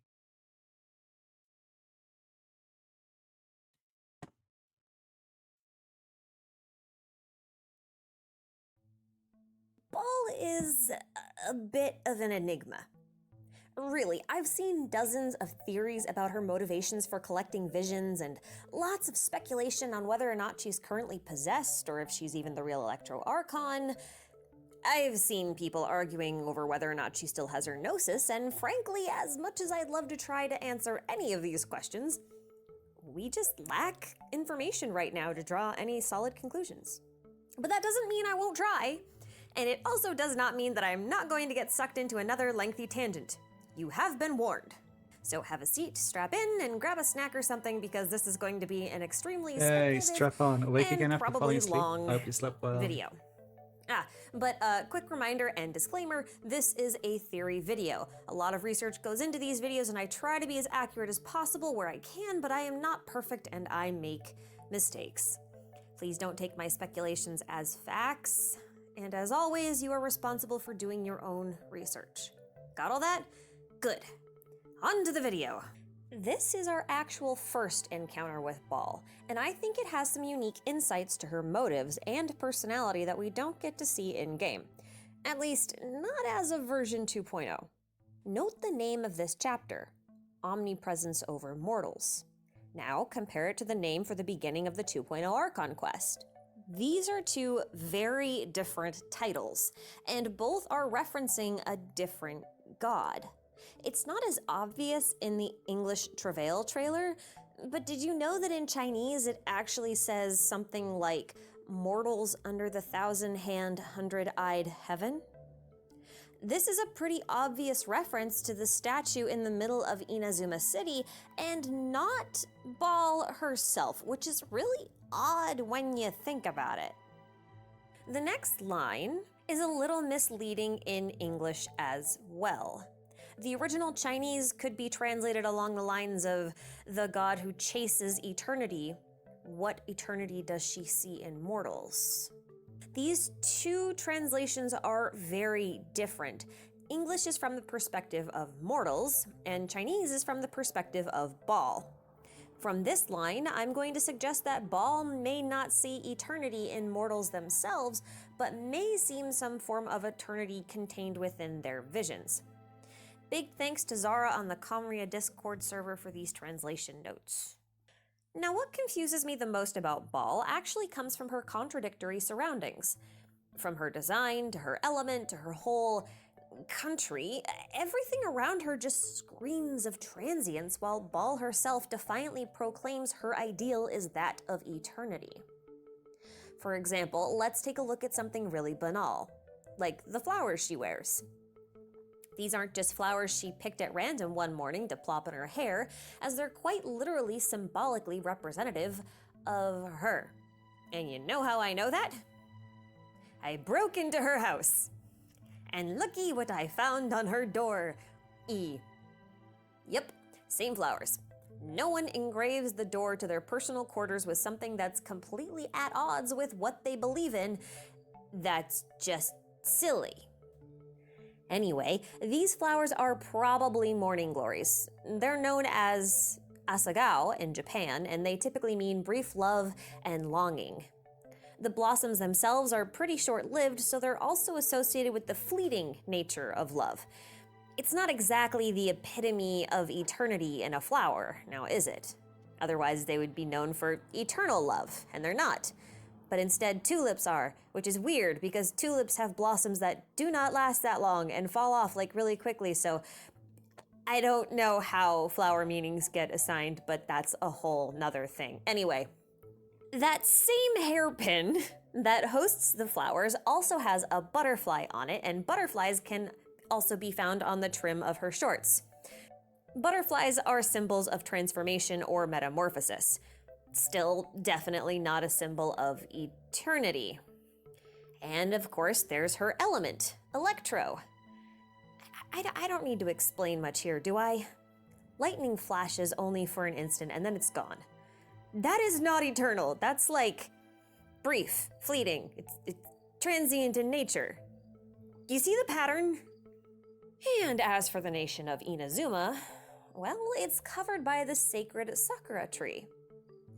Sakura trees are known in Japan for the distinctively short lifespans of their blossoms. The blossoms are also associated with the fragility of life, impermanence, and renewal. So where are these symbols of this so-called eternity? I can't find any. Where Mondstadt lives and breathes Barbados' ideal of freedom and Liyue revolves around Morax's ideal of contracts, Inazuma seems to be a country of contradictions. This may actually explain why Kazuha suspects the Electro Archon no longer believes in the ideal she once used to. The same ideal that allowed Electrovisions to be granted is no longer anywhere to be found. I would therefore like to argue that Ball used to believe that transience was eternity. Like life as an eternal cycle of death and rebirth, you know, that kind of thing. I think something changed her mind in recent times, and now she believes that eternity should essentially be one moment that never ends, never changes, and never knowing things dies. now after she recorded this video. Zhongli says outright that Ball closed Inazuma because of visions. She wished to seize all visions within Inazuma and inlay them upon the hands of her omnipresent god statue. He says she wants visions precisely because they are divine blessings, and that they should therefore belong solely to divinity. He also goes so far as to suggest that she's been thinking about eliminating potential threats to her eternity for quite some time, meaning this wasn't a rash decision, it was premeditated, probably pretty heavily. His perceived death will be seen by her as a confirmation that her eternal reign can crumble just as easily and quickly as Zhongli's has. Of course, this is all his speculation, but given that he's met with her and spoken with her on even terms, it's safe to assume there's at least some grains of truth in his words. Knowing her, she must have again quoted that adage she is most fond of when proclaiming that decree to her people. Voor de eerste schop, neem op.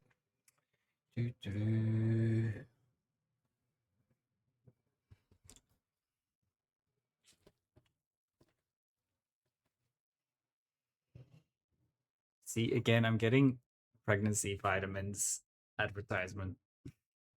Like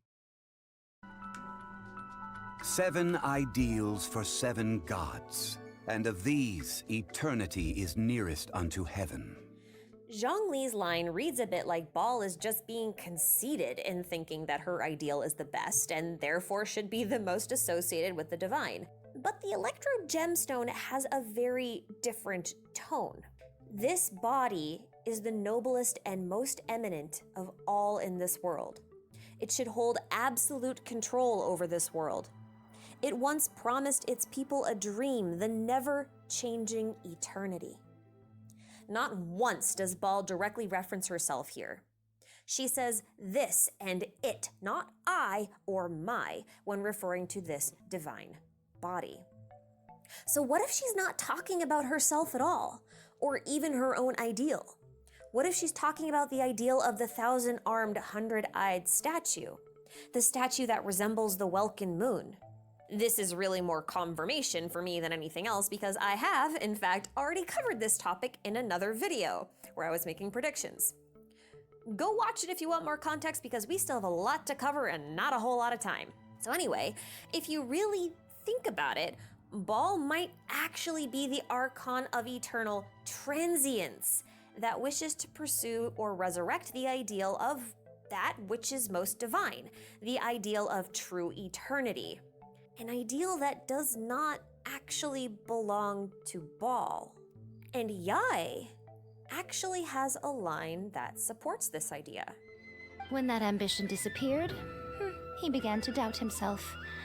As he battled his growing anxiety, he slowly descended into the state you see him in now. Much like a certain fatally flawed friend of mine. If Yai is in fact talking about Ball here, which I suspect she is, we can safely assume that Ball's current mindset is a result of her own anxiety. Meaning Ball's conviction over her ideal has been shaken so profusely in recent times that she's actually lost her way.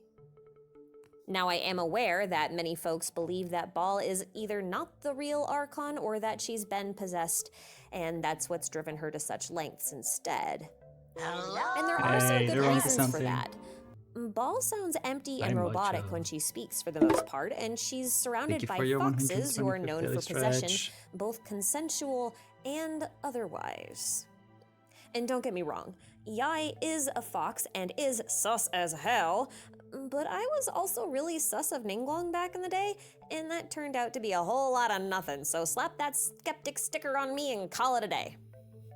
I just don't think she's pulling strings so much as assisting the Archon and casually observing the results. She apparently doesn't leave the shrine that often, and the shrine happens to be sitting on an Ajdaha-esque ley line tree, so I just wonder if she's channeling ley lines to get her intel. Kinda like how Ajdaha can. And did.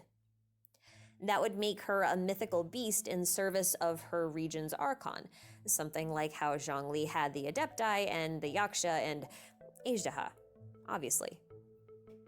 In fact, I wonder if Ball is utilizing Yai's abilities, like channeling them somehow. And I have no real grounds for this from Genshin itself, but I can make a case for this being a story angle that MiHoYo might take by looking at a couple of details from Honkai. And no, I am not using this as actual justification for my argument, and no, you don't need to know anything about Honkai in order to say what I'm about to present, and no, this will not be a regular occurrence, I just thought this was super suspicious. Anyway, Ball's equivalent in Honkai is a girl named Raiden Mei, while Yae Miko's is a girl named Yae Sakura. Under really specific circumstances, Mei allows Sakura to possess her body. This results in some physical changes within Mei's body, as her hair then turns pink and she gains fox ears? Kind of? Sakura also has a mark on the back of her neck, which is a pink Tomoe symbol, and this matches the same symbol on the back of Ball's neck in Genshin. In addition, the sword that Ball pulls from her chest looks a lot like a recolored version of a blade known as the Domain of Sanction, which is a weapon featured in Sakura's story quest in Honkai. So I think that's enough evidence to suggest that there's at least a literary possibility that MiHoYo could revisit this idea in Genshin. Not saying that this will be the actual plot and that they'll use everything verbatim, but I just wanted to point out that MiHoYo has used consensual fox-based possession in the past with these two very, very similar characters. That's it. End of argument. Moving on. Anyway, Honkai references aside, I've also wondered if Ball might be trying to use Yai to stabilize her own powers and or emotions. Like, think about it.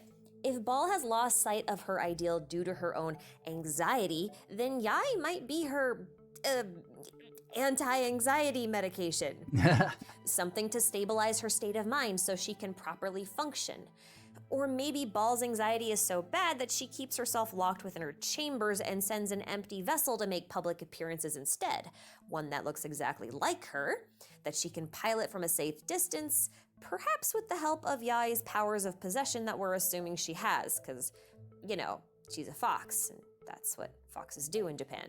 Now, as far as making a case for Ball to have a secondary body, you may recall that Zhongli used an exuvia when he faked his own death. That was that dragon thing. Remember that? It fell from the sky? Shit!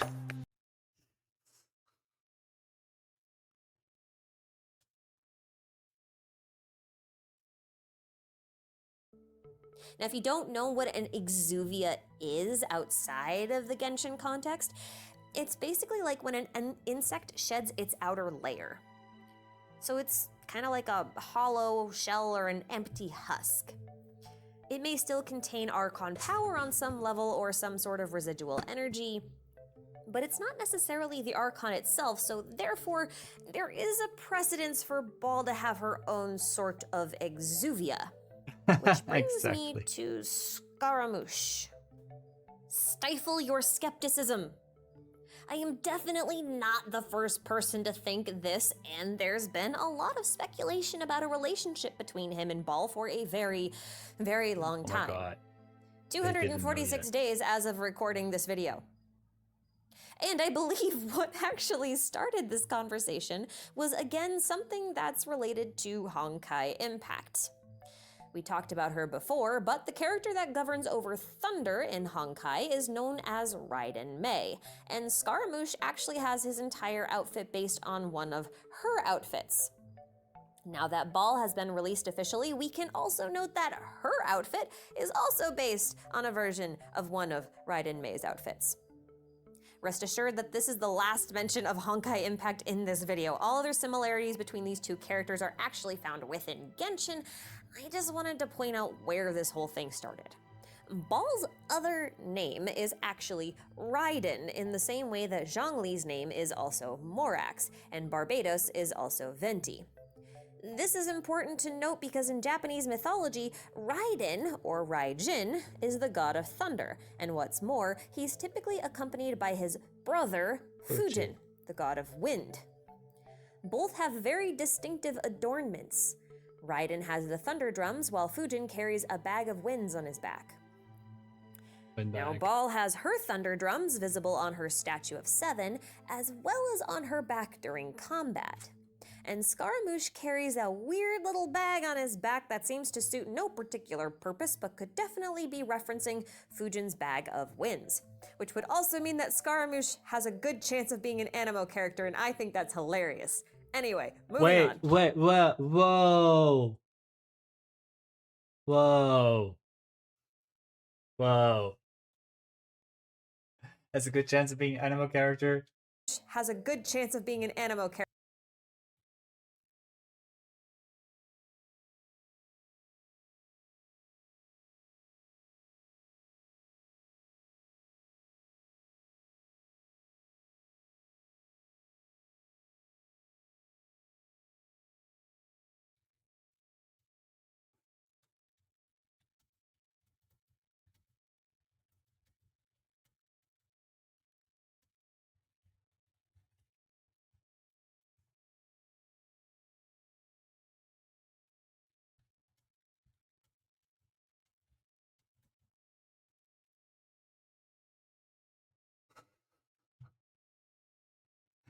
Dang, that would.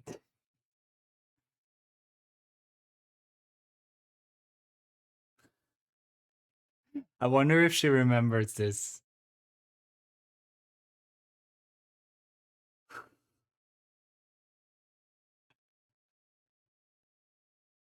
The way that she, like, there was like 3 years before or something.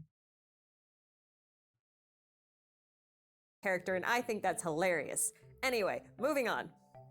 Ball and Scaramouche also have the same coloring, specifically with their hair, which of course is not a rare thing until you turn Scaramouche's model around and take a look at the backside of his head, where you'll find two very pale purple streaks. These are identical to the streaks in Ball's braids. They both also have the same eye pattern, so while the colors differ slightly, the shines and placements of the designs within the eye are in fact nearly identical. This is actually huge because the only other characters to have matching eye patterns like this are Barbara and Jean, and those two are siblings. Everyone else has completely unique patterns for their eyes.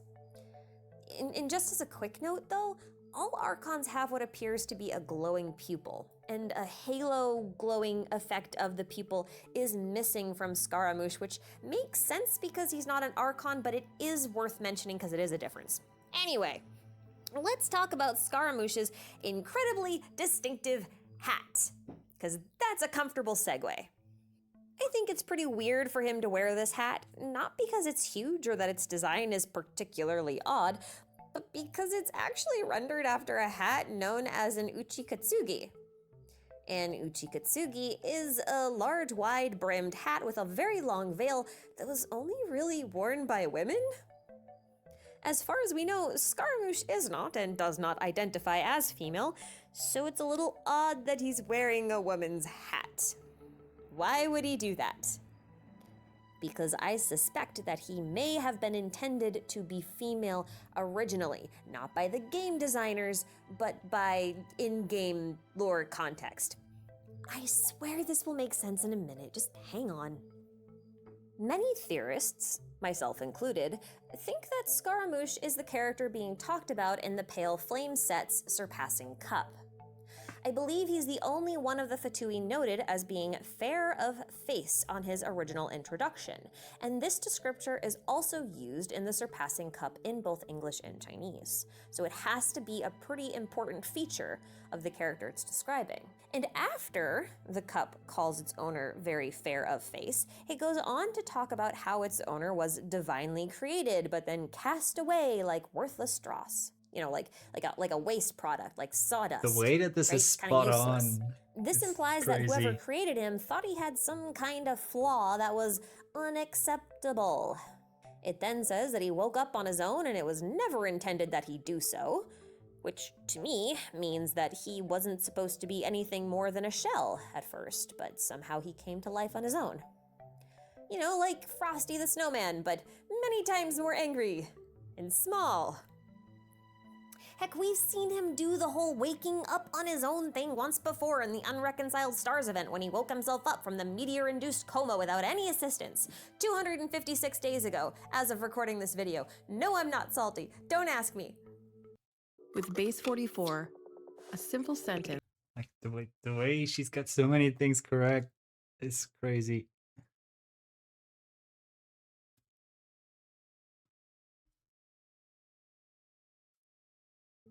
So assuming Scaramouche is the Surpassing Cup, it's likely that he was divinely created as some kind of empty vessel, but cast aside because he wasn't perfect. Then he woke up on his own and started to wander the world like the angry little Ronin that he is. Then he met the Fatui and decided to join them because what else is he gonna do? Which brings us to the Fatui constellation wheel. Now we can only really confirm 3 of these, the first obviously being Sandrone, as he's the puppeteer or the puppet. I don't think it matters which one, because that is clearly a puppet or a marionette. And the second being the Narwhal, which is obviously Child, because that is his constellation, we've seen it. And the third being the Moth, which is La Senora. I will probably go into why she's the moth in another video, but that explanation is long, so for now just accept the fact that her mask is basically a moth and it matches the constellation and move on. Now, for a long time, that little figure to the right of the moth was actually thought to be La Senora. But upon closer inspection, that little figure is probably a doll holding a heart. You know, like a doll that suddenly was brought to life, like Pinocchio. He just grew a heart one day. In fact, that doll actually resembles something called an Ichimatsu doll, a doll that was named after a very popular kabuki actor, well known for his part in playing young male roles. So this constellation could possibly be a doll that came to life through some bizarre miracle, and therefore aligning with the Surpassing Cup's story, and through some incredibly random cosmic prank, winds up as the constellation of the tiny but angry Scaramouche. And what does this have to do with Ball, and what does this have to do with me suggesting that Scaramouche was supposed to be a female? Well, circling back to my initial theory that Ball's anxiety may have pushed her to create an exuvia of sorts, it's entirely possible that Scaramouche is a failed iteration of Ball's exuvia, which was then cast aside because it wasn't perfect. Then it somehow gained a will of its own and walked off to join the world's largest crime syndicate. Ball doesn't seem to care about this that much because she probably just made a new one and is using that one instead. Anywho, piloting her own exuvia remotely also allows her to be both the real Archon and not the real Archon at the same time because it's really her, but in a not-so-real body, and what's interesting about this hypothesis is it actually is supported by her name, Ball. Chances are good that you've heard by now how each Archon is actually named after the demons in the Lesser Key of Solomon from the Ars Goetia. Morax, Barbados, and Paimon are, at least, plus a few other random mentions that we're not going to go into right now, but Ball actually is not in the Lesser Key of Solomon. Baal and Belial are in the Lesser Key, though. And yes, I know that some people consider Baal to be an alternate spelling for Baal, and that is technically valid, but it's definitely odd MiHoYo didn't choose to name her Baal, but explicitly chose the spelling Baal. I've already looked into the name Baal across a few different cultures, and I've actually found some weird things. For example, Baal, with the apostrophe, is actually the Hebrew word for Lord, and was therefore used a lot in reference to many gods and even kings. In fact, it was used so frequently that my current list of alternate Baal names and associations includes, but is not limited to, oh my god, Baal Zebub, Baal Zebob, Baal of the Flies, Baal Berith, or the Lord of the Covenant, Baal Haman, Baalah, Baalaz, Baal Peor, Baal Zaphan, Baal Tarz, Bel, Belusis, Belial, and Baal. Trust me, this list is actually a lot longer, and my pronunciation is so terrible that I don't even dare to go through the rest of them. But anyway, aside from that list, Baal as a name was most commonly associated with the Canaanite deity Hadad. I'd have immediately written this off as a coincidence under normal circumstances, but Hadad is the Canaanite deity of storms and thunder. You know, like the Japanese Raiden. Not only is he typically portrayed with lightning bolts, but in Mesopotamian mythology, he really hated snakes. Especially snakes that were associated with the Yamu, the Canaanite sea and river god. In fact, Hadad slew not one, not two, but 3 giant serpents of Yamu, and was also hailed as a vanquisher of the sea as a result. I don't know about you, but that sure sounds a lot like how the Raiden Shogun struck down Orobashi. You know, the giant serpent whose bones are all over the place? That guy. We'll probably learn a lot more about him in the future. There is no coincidence in That wasn't Genshin. enough. Hadad was decried at one point as a false god.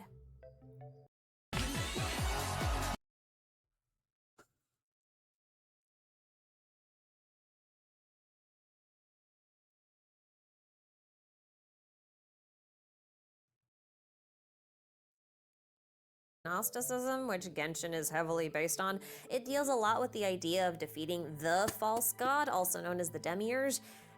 And I am not suggesting that Raiden is the Demiurge, but I do think that her choice of name in Baal instead of Baal might support the idea that she's at least not as she appears. Meaning, there is a part of her that is false, like, say, her body. So that's it then. Baal is simply suffering from severe anxiety to the point where she'll use a fox as a sedative of sorts, remotely control an empty vessel from a distance, and accidentally let one of her failed vessels gain sentience and wander off to join a notorious criminal organization. That's my whole analysis of her character as of version 2.0. Wander off. It's actually kind like of a relatable wanderer. in a weird sort of way. Of course, there's a lot more to the story of Inazuma beyond just Baal's role within it. We know she'll be joining us very soon as of version 2.1, and we also know that there's quite a bit of Inazuma story left after she joins us. That suggests to me that Baal is just a prelude to something much bigger. It would also mean she's not evil, which is nice. I'm also really looking forward to seeing how the statue ends up playing into all of this in the end, as well as learning more about visions and maybe, if we're lucky, finding out what the hell was up with that blood-red moon in Baal's domain. And again, if you're curious on my thoughts on that moon, you might want to check out my last video on the statue and the Staff of Homa. There's a link in the description. And that, my friends, is all I have for you today. Thanks a bundle for stopping by, and don't forget to leave your thoughts and theories in the comments below. I'd love to hear what you guys think of Inazuma thus far, and what you think might happen in the next couple of patches. Just take care, guys, and I'll see you next time.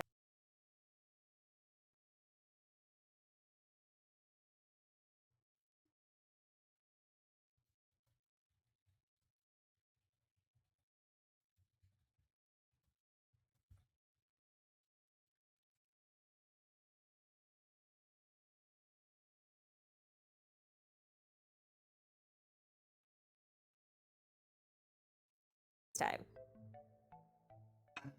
I am so mad. I literally just finished uploading my Baal analysis video for version 2.0 when I logged on to do my daily commissions and found that a world quest I thought I had completed forever ago actually wasn't done. So like, there's this soldier dude that you can find standing here named Tosaburo.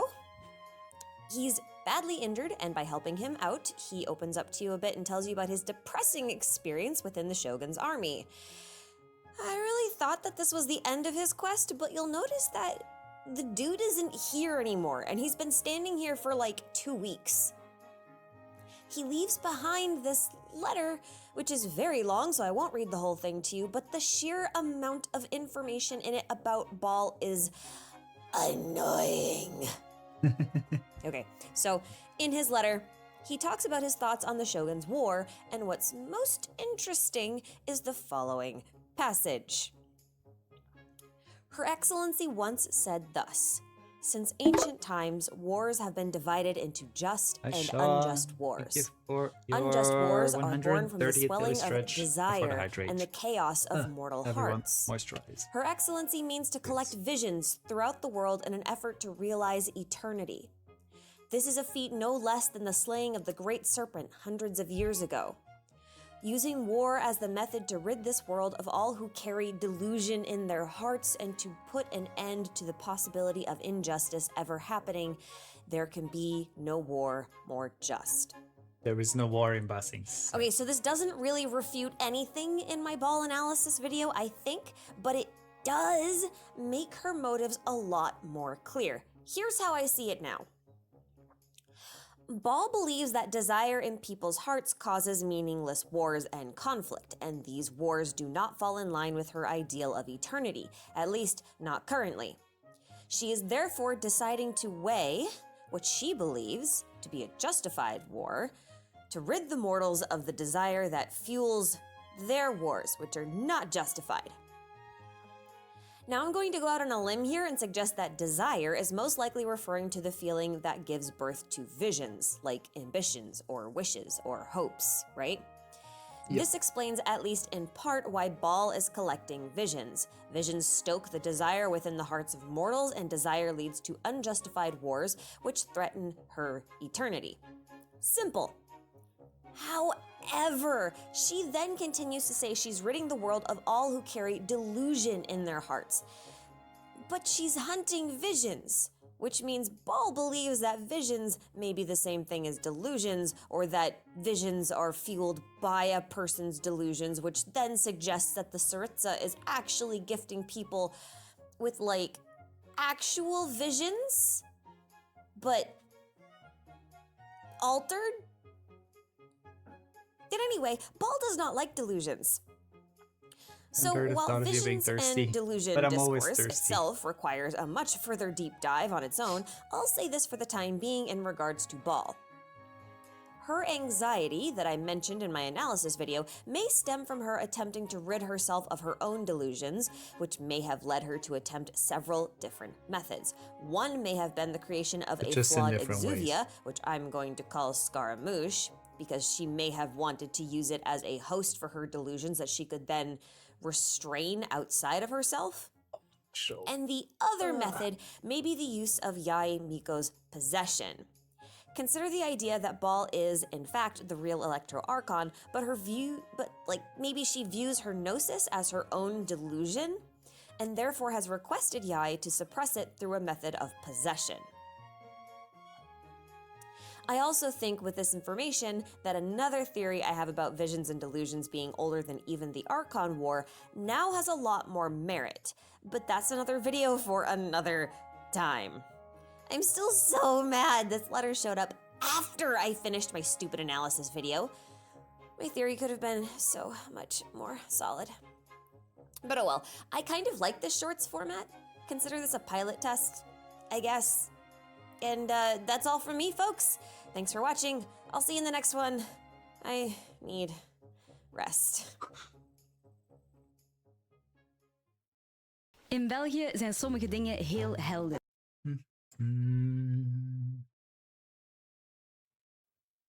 Hey.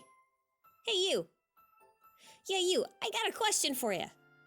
What in the heck are visions? Like, are you really telling me that this guy right here just straight up one day was minding his own business and then blammo, some crystal rock thing went poof right into his hand and now he's all like magical? Because that's messed up. And does anyone even know what these things are for? Like, sure, they grant powers, but like, why? Isn't that super sus? Is it just me? Am I the only one who thinks this? Okay, maybe we should just go over everything we know about visions so far. Maybe that'll give us some clarity. And maybe we can learn something new, who knows? It's an adventure every single day, but before we delve into this investigation, a quick reminder that this is a theory video. I do my best to make sure that everything is as accurate as possible at all times, but I do make mistakes. All corrections, updates, and notes for this video will be in a pinned comment below, so please make sure to check that comment for the latest and greatest information possible. Also, we'll be going over a lot of sciencey things in this video, and I will be oversimplifying some of the concepts in the interest of keeping things quick and painless, so if you're a physicist or chemist, I apologize in advance for your inevitable hair loss after you rip it all out. But for the rest of you, you'll be fine. Disclaimer over. I'm really enjoying delve her into videos. this investigation. Zhongli and Venti both describe visions as magical foci, granted to a select few at a desperate and fateful moment in their life by the gods themselves.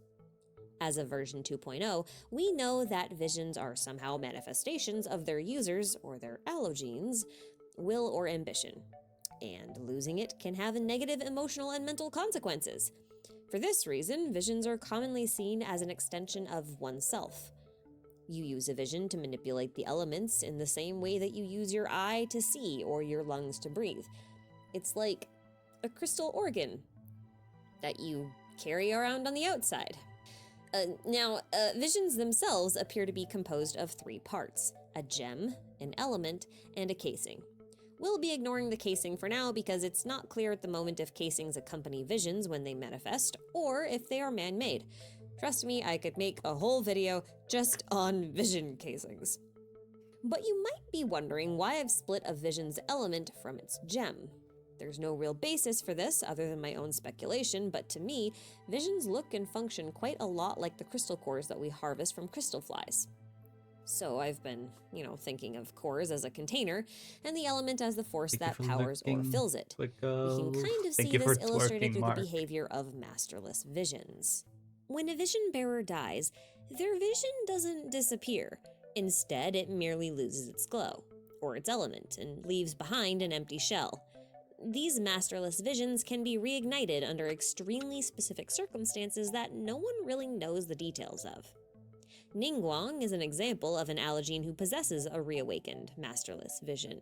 There is a possibility that a masterless vision could change elements upon reawakening, or that a masterless vision could be forcibly reignited and reawakened as, say, something like a delusion. Maybe? But most likely as a different element. Realistically, I see two possible cases for reawakening a vision. Either, one, a new user will have to possess the exact ambition, drive, or wish of the original allogene, which would result in exactly the same element for the vision, or two, a new user will have to be in possession of a masterless vision at the moment when their own ambition hits its peak, and could thereby become a different element entirely. The latter just feels more likely to me, so that's what I'm rolling with, but both could be true, so just keep this assumption in mind as we go forward. Anyway, back to the facts. Any vision bearer, or allogene, is considered a candidate for godhood, and upon death, may ascend to the sky island of Celestia like the great heroes Vanessa or Guha. As an added bonus, visions also allow their bearers to manipulate one element freely. It's commonly assumed by the general populace that only with the aid of visions can one manipulate the elements, and even then, manipulating multiple elements is, as far as we know, rather unheard of. On the surface, visions are like gifts given to the chosen ones, appearing out of nowhere and granting their bearers great elemental power. But there's a lot to suggest that visions aren't exactly what they seem to be. I see. Using a vision harnesses elements.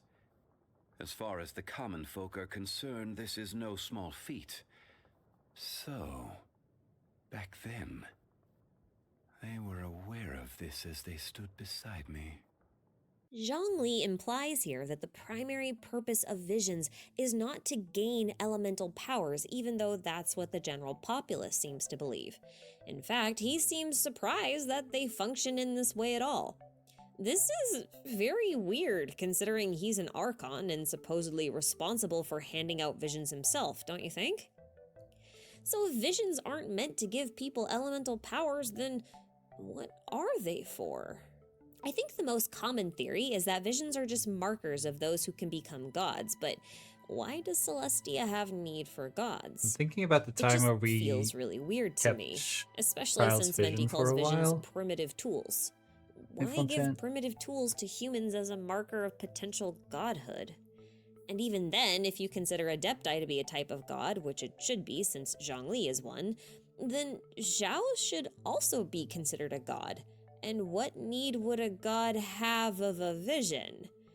Are there different delineations of gods? At what point are you no longer eligible for being gifted a vision? And what does ascension really entail? Ugh. But besides the god theory, I haven't really seen any other potential explanations regarding the purpose of visions, not even from the characters in-game. Why does no one question the reason visions exist? They're literally indestructible gemstones that people are forced into having that can really mess you up in the head when forcibly taken away. So, are they really a gift from the gods? Or do they have another purpose entirely? Geef je af als een krachtige boost met drift.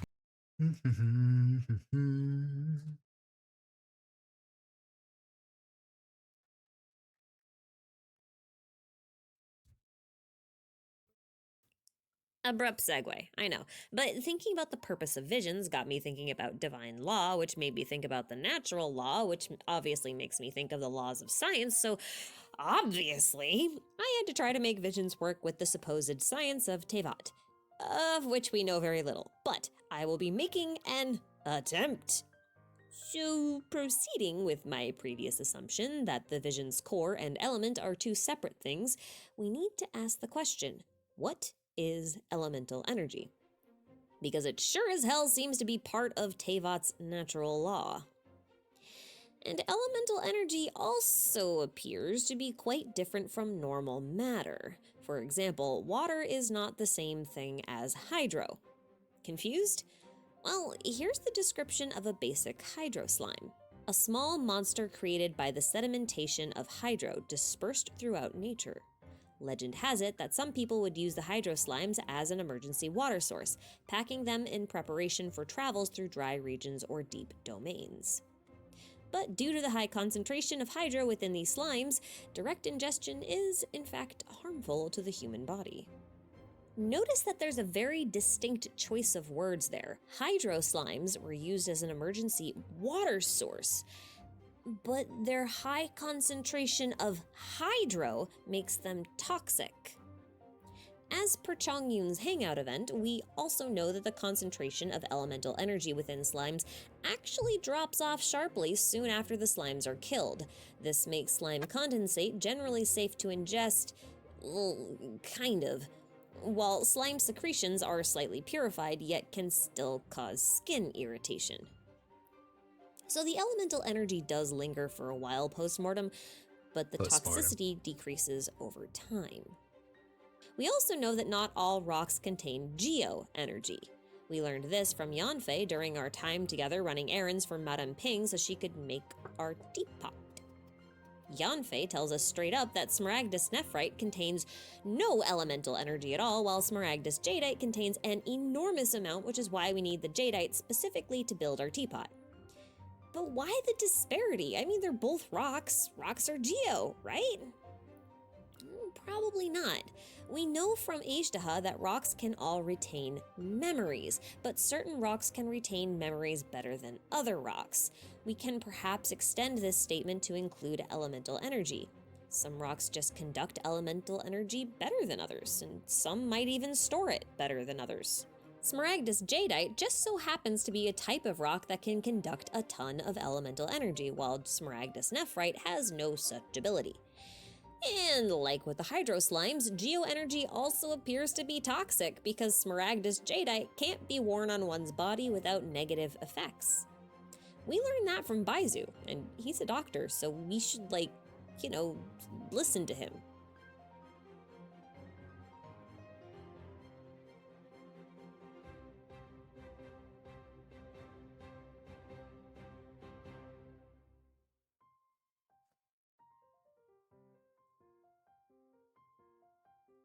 Wait a second, Doc.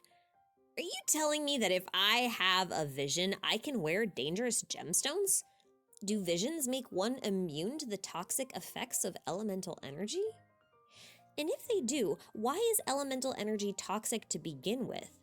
Isn't it part of the natural world of Tevat? I mean, the way Baizu describes the Smaragdus jadeite, it's almost like it's radioactive. And maybe it is. Consider, if someone who doesn't have a vision has prolonged contact with an object full of elemental energy, it has negative impacts on their health. Dr. Baizu says so. Acute radiation sickness, or ARS, comes around after a person has prolonged exposure to radioactive materials. ARS causes symptoms like nausea, vomiting, severe headaches, loss of consciousness, and in some cases it can have negative impacts on the psyche and cause lesions or burns to appear on the skin. I wonder if this is the same effect that the slime secretions description refers to. Allogenes seem to be at least partly immune to ARS, and it might be because the vision itself is acting as a sort of shield. The core might act like an insulator, connected to its host through their ambitions and absorbing radiation through energy particles and allowing the host to release those particles in the form of raw elemental energy of a specified type, thus allowing the user to use elemental powers, even though it might not have been the original purpose. We'll touch on the whole connected through ambitions thing later through science, I promise, but just roll with me for a bit.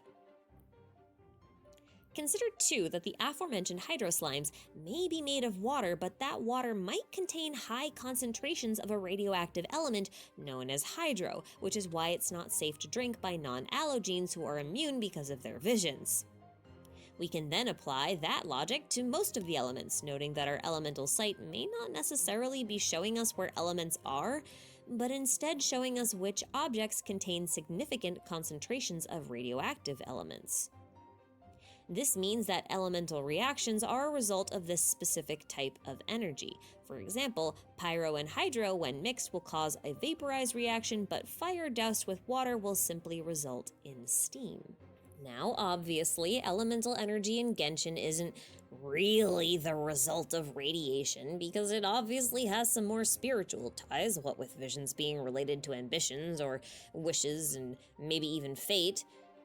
But I just think that elemental energy kind of behaves like radiation, so we'll kind of scrub around some of the finer details, alright? And regardless, I think I have enough evidence to suggest that at one point in history, Teyvat had a nuclear meltdown of sorts. And from that meltdown came the creation of the Vision system.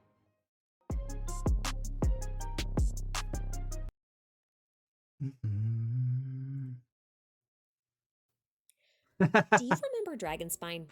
Not the Fallout 76. Yeah, that mountain that you went up once, looted, and then never went back to ever again. Okay, that place is actually really important. For those of you who weren't paying attention, here's a quick rundown of Dragonspine's history. Dragonspine used to be a lush green paradise, while the rest of Mondstadt was covered in blizzards.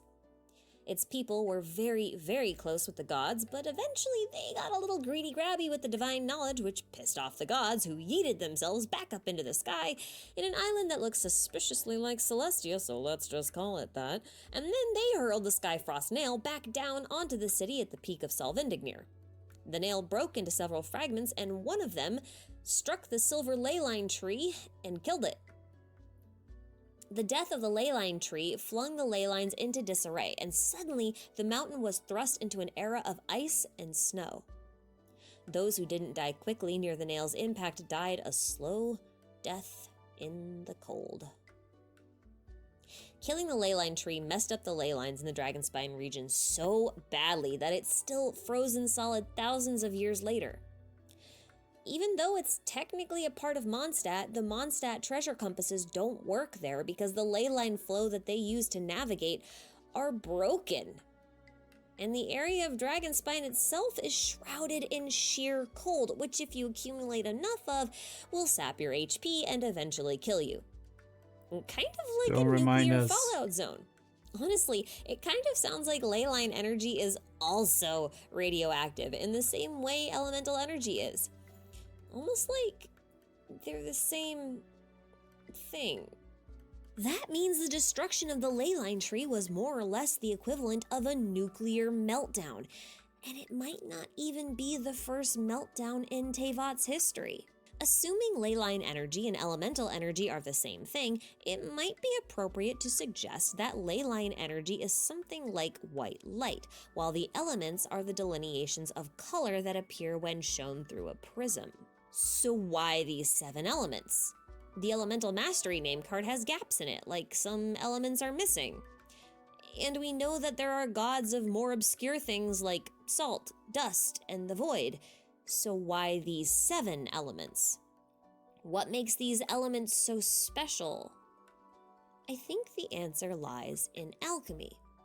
But not Genshin's alchemy, real alchemy. For centuries, alchemists have been searching for the secret of transmuting gold. And science in recent years has found that that's actually possible. It's not just a pipe dream. You can actually transmute lead into gold. It's a real thing, and the process of doing so is really, truly called transmutation. That's the scientific term. I know, it's super weird. Also cool, but there's a catch. Gold made through transmutation is not a stable element. Turns out, transmuted gold is radioactive. Let's talk science for a minute. In the real world, elements are defined by how many protons their atoms have in their nuclei. Mercury has 80 protons while gold has 79, so theoretically you only need to remove one proton from Mercury to get gold. This was illustrated in an experiment in 1923 when a small amount of mercury was converted to gold after zapping it with a ton of electricity. But after a period of time, that gold reverted back into mercury. This happened because the transmuted gold had too many neutrons and was thus radioactive.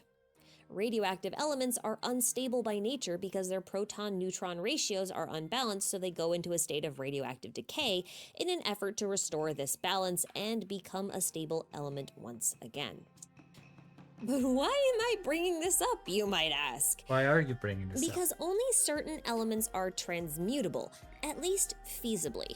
It's much easier to make gold from other elements that have similar amounts of protons than elements that have a lot more or a lot less protons because of the difference in energy required to make them.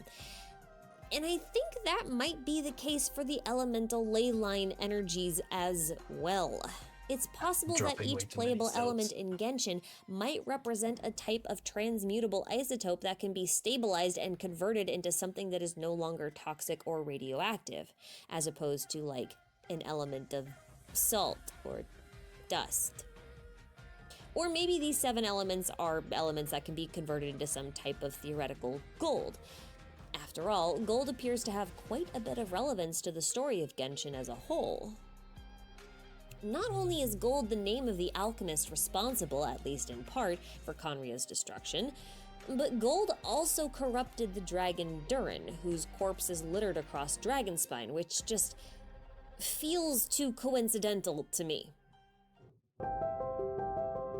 There are no coincidences in Genshin Impact.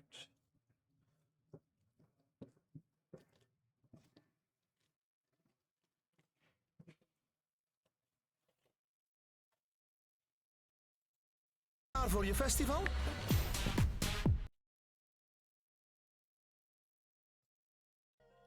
Dainsleif's introduction card also has the following line: Chalk pursues gold in this time inopportune. The eclipse is swallowed by the crimson moon. The second half of this line is talking about the fall of Conria, and we're assuming Chalk is Albedo, who is supposedly pursuing gold in some way by the instruction of his master Rhine-daughter, since Albedo is also called the Chalk Prince. Hence, Chalk pursues gold.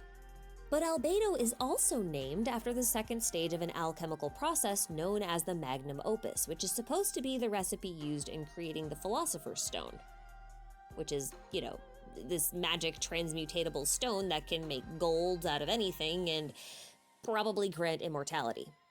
Anyway, the magnum opus has 4 primary stages to it: Nigredo, Albedo, Rubedo, and Citrinitas. Nigredo is the earth, ash, or raw material and is represented by the color black. After going through a purification process, it becomes albedo, or whiteness, or chalk. From here, conventional alchemy places Citrinitas next, but albedo says rubedo is next, and it's represented by the color red. That puts gold as the final step of the magnum opus, at least in Genshin, since, you know, Citrinitas is yellow or gold. But that makes me wonder, if something pure pursues gold, does that imply that gold needs to be purified? Or that only through purification can one create gold?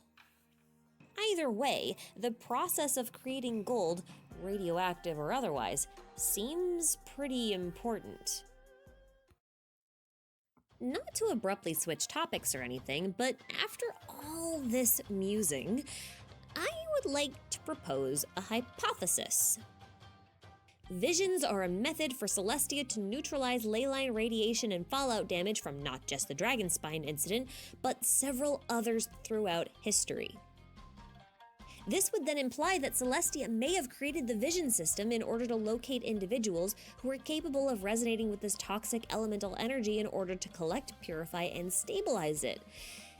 But as we talked about earlier, you can only realistically transmute certain elements. This would explain the arbitrary 7-element system, as these 7 elements may be considered transmutable by Celestia. That means Archons are likely primary reactor cores put into place in order to assure that all raw vision cores would manifest as transmutable elements that could be collected and returned to the ley line through an artificial means. That means being the Statues of Seven and the teleport points. Hear me out. The Statues of Seven and the teleport points were likely placed on key ley line junctures all around the world, artificially pumping energy in and out of the natural ley line veins like regulators.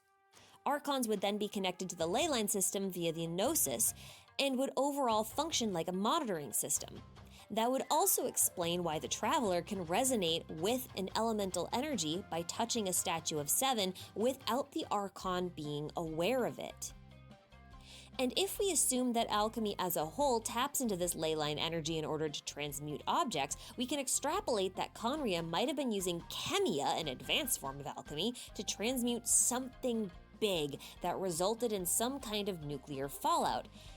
Celestia may have tried to destroy Conria in order to contain the meltdown or to prevent a new one from occurring. I mean, think about it. Vision wielders are immune to the negative effects of elemental radiation because visions might function as a type of shield. Prolonged exposure in people without visions may lead to severe mutations, corruptions, or even death.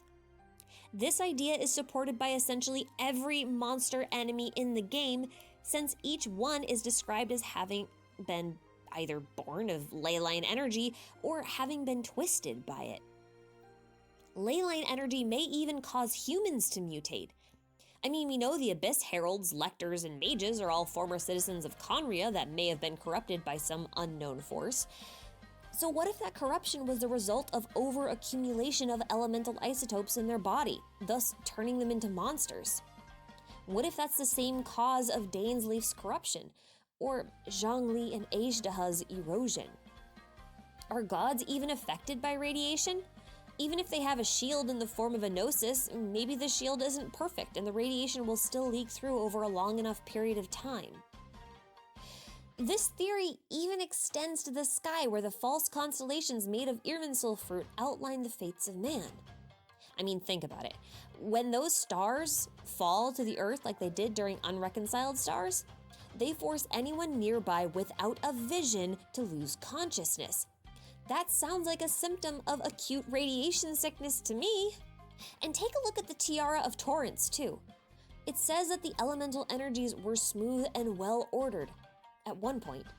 Yet we have ley lines overflowing, erupting with monsters, and ley line disorders messing with our combat abilities and domains, and the Abyss, and the broken ley lines of Dragonspine that forever shook the mountain with sheer cold. So no one ever wants to go there, because it's painful. It is. We have got to the point where literally... No, we haven't. No. To address one thing from earlier, the idea that visions are connected to their allogene through said allogene's ambitions, and for that I need to clear something up. Generally speaking, most of us have assumed that ley lines are simply carrying the memories of all things and not elemental energy. So I recognize that saying the ley lines contain elemental energy sounds weird and contradictory, but it's actually not. See, ley lines contain both elemental energy and memories. The parametric transformer says so. This mysterious device, discovered within the ruins, has the power to accelerate cycles and transmute material objects. Generally speaking, everything is undergoing a cycle. Memories and elements surge within the ley lines. But how can this be? Memories and elements? Not to get all real-world sciencey again, but there is the concept of information in physics. Information is like a sort of set of instructions that help differentiate one form of matter from another. For example, if you have a bunch of carbon atoms arranged in one way, you'll have a lump of coal. But if you rearrange those carbon atoms, you'll get a diamond instead. The way these atoms are arranged is known as information. In the case of ley lines, information and memories are probably the same thing. Information is one of those things in this universe that cannot be destroyed. In fact, with the right technology, it's possible to extract information from matter and rearrange it into its former state. For example, if you took a marble statue and smashed it to bits, you could theoretically extract enough information from the bits that were left to completely reconstruct the marble statue in its original sculpted form. In this way, we can think of the elements within the ley lines to be like the elements of our periodic table, and therefore the basis of matter, while memories are the snapshot of information that allow these elements to be arranged into a specific form, like a hydro slime. Based on this, we can also assume that the moment an allogene receives a vision, their ambition is what arranges the elemental energy into a specific form. It's like putting the right car key into the ignition. Put in the wrong one and the car won't start up. Ambitions are the key and visions are the car. Clear as mud, right? Let me pose one more assumption out of left field before we continue. I've long since hypothesized that there are more to domains than we've been led to believe, and I've even gone so far as to suggest that the combat area within domains are actually transmutation rooms powered by the Irminsul trees nearby. Let's assume for now that this is true. The Irminsul tree may be similar to a nuclear reactor, and the combat arena is where the transmutation occurs. Just like real transmutation, it would take a massive amount of energy over a prolonged period of time in order to create something new and stable. Given that these domains typically have surroundings that are in ruin or are otherwise desolate, we can assume that at least one of these attempts of transmutation did not end well, and may have even resulted in a type of nuclear meltdown. These areas may have been sealed off, or put into quarantine, if you will. The domain doors prevent any additional fallout from spilling over, while only people who are properly suited, like allogenes, will cross that threshold and risk exposure to toxic levels of elemental radiation. And if my assumptions from my video on domains is correct, then the areas we see within domains may be in roughly the same general area as Conria. Then it's also possible that Conria at one point tried to perform transmutation on a massive scale and failed, resulting in serious fallout. It may have even been a fallout zone prior to this attempt at global transmutation, since it was always described as being barren and desolate. A land flooded with radioactive waste would probably be pretty barren, so that checks out. So what about Teyvat? As we discussed earlier, it does seem like Teyvat has also had a nuclear meltdown or two, as illustrated by Dragonspine. But I actually think that there's evidence of transmutation on a global scale as well. I present to you the Hypostasis Arenas. I know this seems weird, but they're perfectly round, often surrounded by pillars, and the arena itself has intricate carvings and knotworks all over it. It's a bit more primitive looking compared to the floors of domains in the Spiral Abyss, but they're similar enough to raise suspicion. In fact, the most suspicious thing of all is the existence of the hypostasis here, because hypostases here's an excerpt from the Adventurer's Handbook. Elemental hypostases are life forms which have completely abandoned their former appearance and biological structure, making them able to reach the highest level of elemental purity. They are ultra-compact structures with a high mass and are the highest forms of elemental structures, usually formed either at a location bursting with elemental energy or at a clogged ley line. Bursting with elemental energy or at a clogged ley line, huh?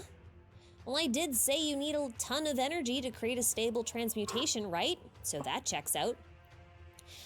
But what were these civilizations trying to transmute? What could possibly require this much effort and energy as to result in hypostases manifesting all over the world? I dare you to let me build you a completely free e-commerce store. No, don't. At the very start of the game, there's a rather forgettable scene that now feels more important once viewed with new context. This scene is the purification of Dvalin's corrupted tears. This was our first real look at the Traveler purifying raw corrupted energy, shifting it back to its purest, most stable form. Notice how shocked Venti is at this feat. With just a single touch, the Traveler did what a god could not. This may suggest that the Traveler can create stable elements. It also suggests that the Traveler's mission in Teyvat could be to purify it, or at least their purpose here, if their mission isn't predetermined. To remove the elements that pollute the land and return proper flow to the ley lines, or maybe just stabilize them. We've seen the Traveler purify Dvalin, Ajdaha, the roots of the sacred Sakura tree, the Tatarigami, and at least half a dozen more things.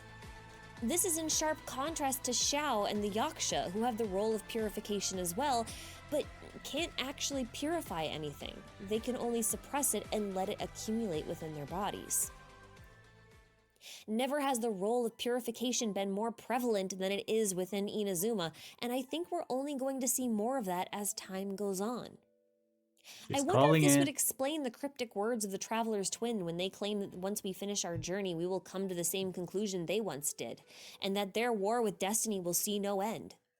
Destiny in this case is probably most definitely referring to the sustainer of heavenly principles, because of the Chinese translation, but anyway, she might actually be in charge of keeping Teyvat contained and stable through the management of the firmament that makes up the false sky. The twins might actually be able to clean up the fallout, while Celestia only has the goal of keeping it contained. Maybe the Tsaritsa is collecting the Gnosis because they function as some sort of codes to the nukes, so to speak. Although, we do have to consider the idea that Celestia's containment of Teyvat's fallout might be intentional. But we'll talk about that in part 2. That's right, this is part 1 of a 2-part video. Next, we'll be talking about what I would like to propose is Teyvat's world structure, but that entire video depends on this one. So, stay tuned for more, and in the meantime, I want to hear your thoughts. How crazy is this theory? Do you agree, or do you have your own ideas about how all this plays out? Let me know in the comments below. Take care, guys. I will see you in the very long-awaited part 2, Teyvat's world structure. Genshin's pretty well known for Starkeeper Paimon, Genshin Impact Theory. I'm gonna take a quick BRB. I have to run to the bathroom and also give my shoulders some rest for a little while. I'll BRB. Rest assured, even the most stubborn person can't withstand our six fists.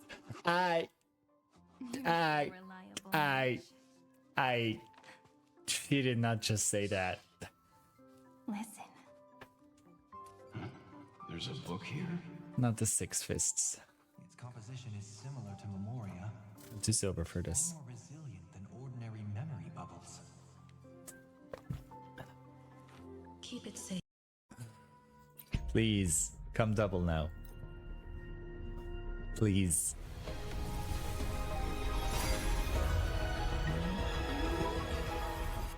$69, 70, 71, 72.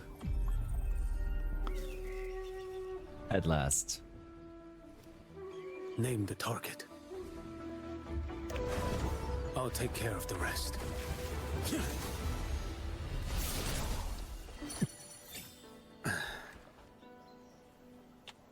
72, okay. What we got?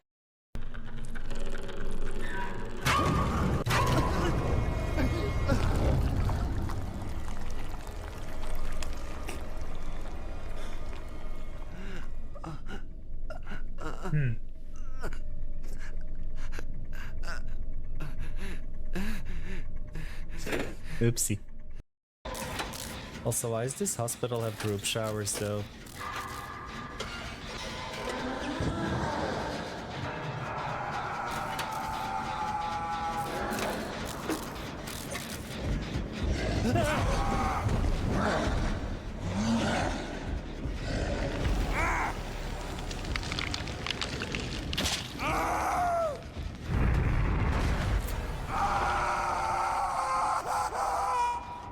Well, And I love how so many of my rolls are finally going into crit damage. Let's hope I don't jinx it now.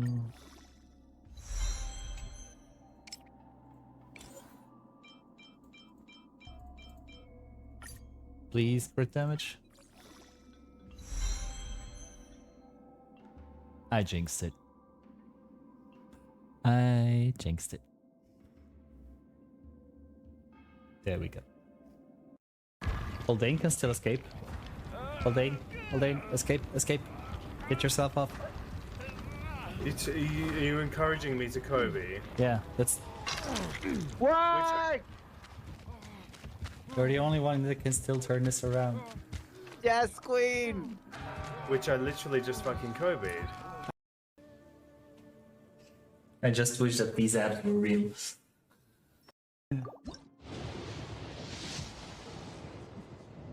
Please. 63. 64. Please be Flynn's pole. 65. 66. 67. Yes! Whew. At least we got his pole for the from the first try.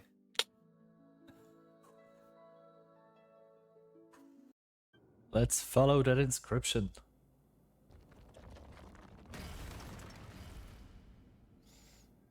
The moment when the poppers hit.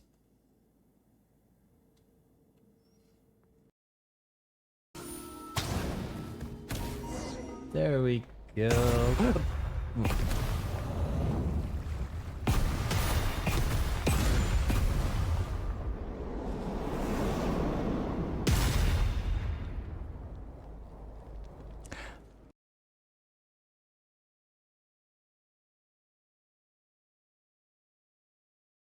Come on, 67. We're at 6-7. Hey, let's go. Is the 6-7 gonna make him come? 68, 69, and 70, and 71, 72, 73, 74, 75, 76, 77. もう聞き飽きてるかもしれないが、改めて自己紹介をさせてくれ。俺はファルカ。セピロス騎士団の大団長にして、モンドの北風騎士だ。Daddy's home. 騎士同士の盟約を果たすべく参上した。この件に誓って、俺がいる限り、お前を先に行かせることはない。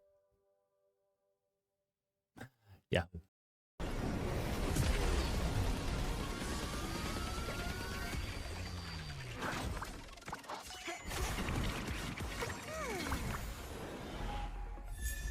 $46. Yes, that's E5. Come on, come on, come on. Give us one more. Give us one more. 47. 48. Please, one more Gallagher. 49. 50. 51. 52. 53. 54. 55. Yes, yes, yes, yes, yes. Yes. Yes. All right. I changed my setup a little bit to have my thing a bit lower so that I don't have to be like this the entire time. I hope it's gonna be better for my back. Let's continue. Blurring the lines between lore and gameplay mechanics. Even the purchasable currencies like Genesis crystals have lore attached to them. Why, I have no idea. But the more that I've looked into each instance of the lore bleeding into gameplay mechanics or like system limitations, the more I started to notice one very particular and peculiar pattern that led me to draw one extremely bizarre hypothesis. So let me ask you this. What if I told you that this guy, and this guy, and this girl, and this guy, and this, and this, and this, and this, and this, and this, and this, and this, and this, are all the same person? And what if I told you that all of this is only made possible because of our itty bitty pixie pal, Paimon? Well, buckle your seatbelts and get ready for the crackiest of crazy theories. Fourth wall shall be broken, mind shall be blown. I hope. And, yes, this is your reminder that this is a theory video. It's for entertainment purposes only and should therefore not be taken as factual unless through some bizarre twist of fate, MiHoYo decides to actually make this true. And if that happens, I... 'Cause you give me the...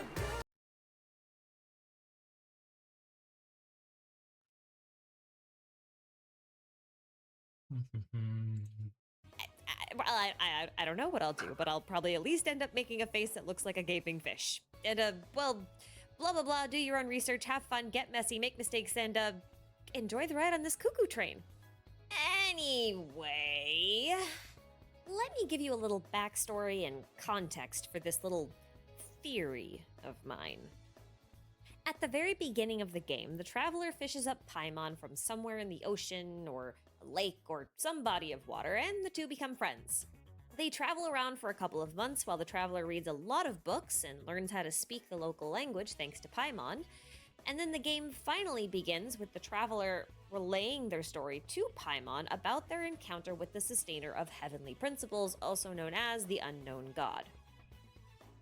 In this story that the traveler tells Paimon, the traveler draws themselves and their siblings not as people, but as stars. Now, I never thought that deeply about this little sand doodle because it didn't seem all that important at the time. I just wanted to start playing the game.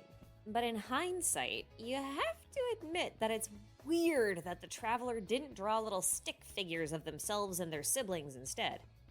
I think it's easy to write this little doodle off as the traveler just drawing themselves as how they looked while they, appear while traveling through the sky as pictured here, but why do they look like stars when they're traveling at all?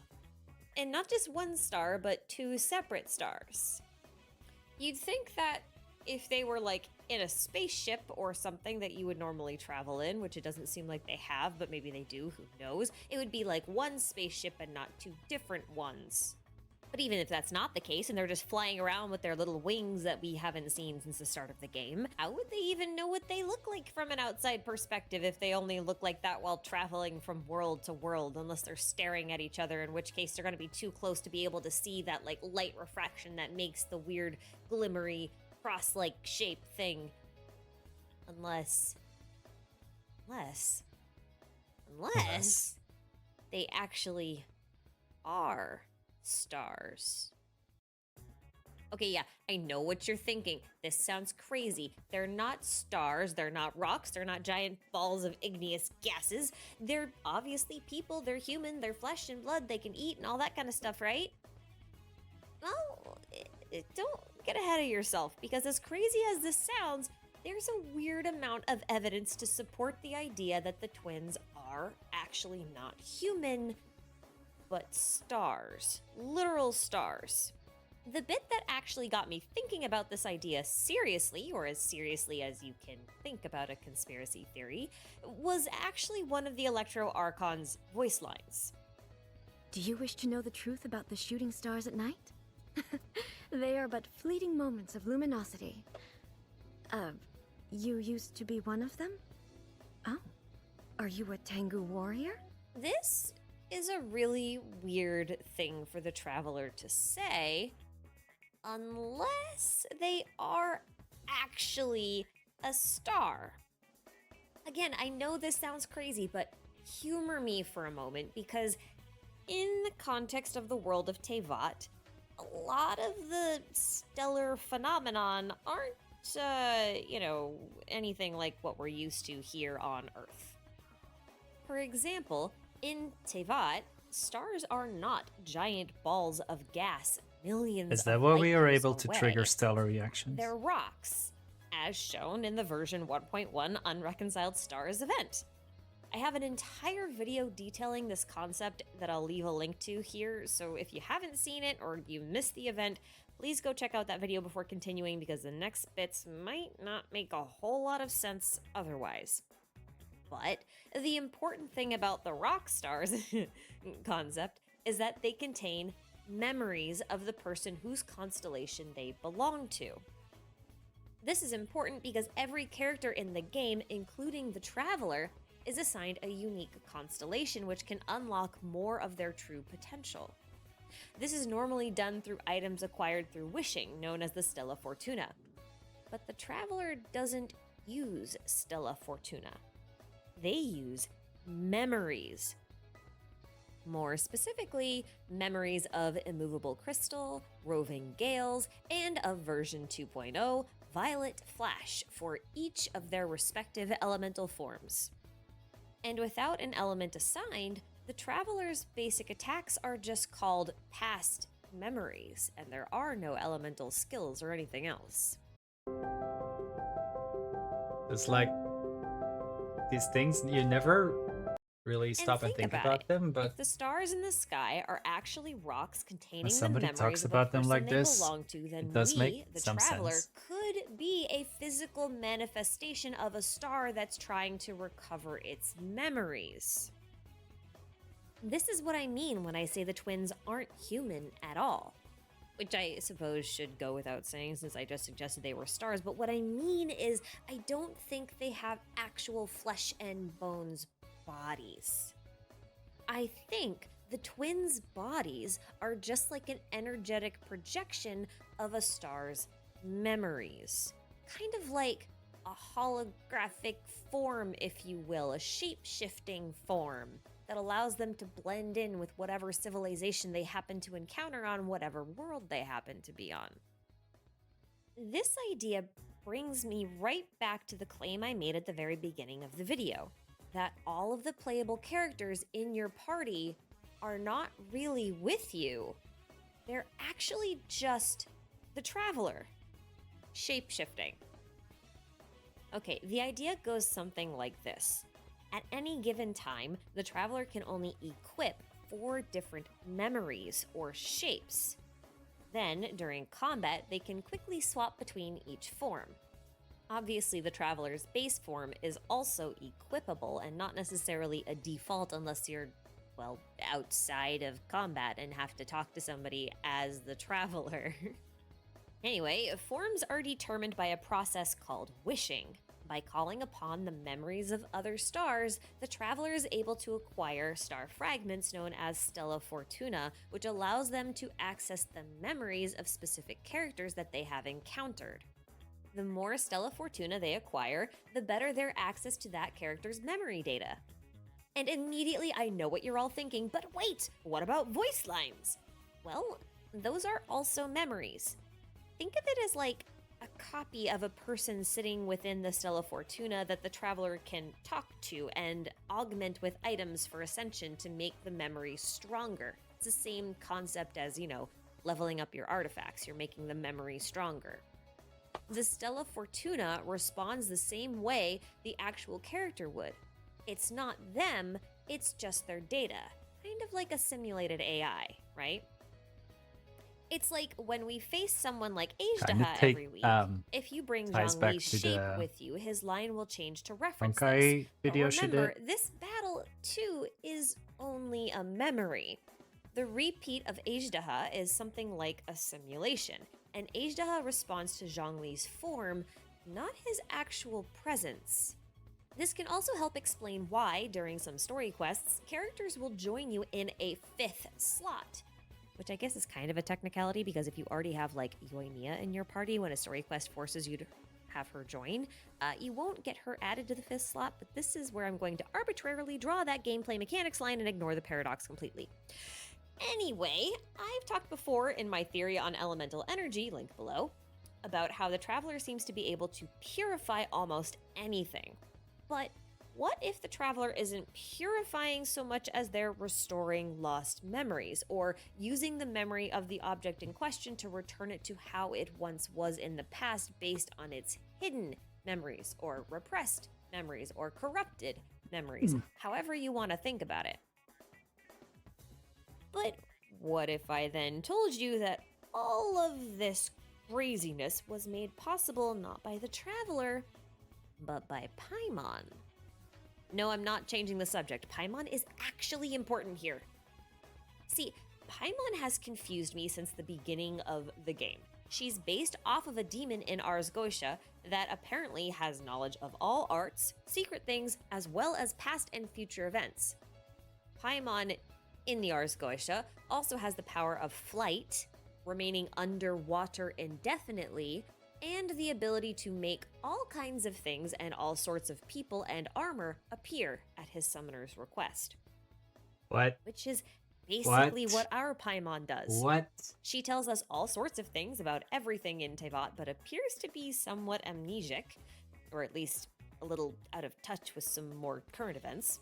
And we fished her out of a lake or an ocean that she had been in for God knows how long, and she's always flying. And as for the ability to make all kinds of things appear, well, Paimon loves treasure, as you might know, and you can buy stuff from her in Paimon's bargains. So where does she keep all of the stuff in her bargain bin anyway? What?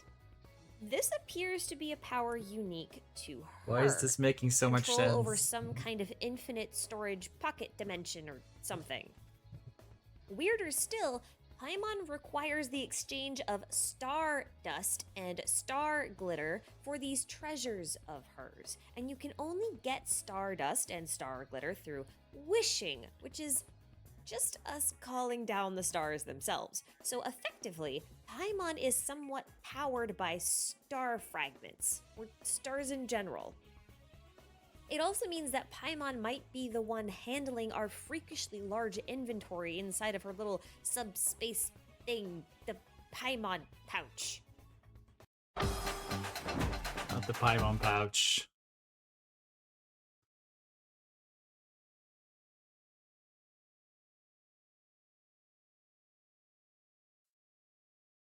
So going off this idea that Paimon gets her abilities and powers from the stars, it's easy to believe that it's her ability that allows you to wish on the stars in the first place.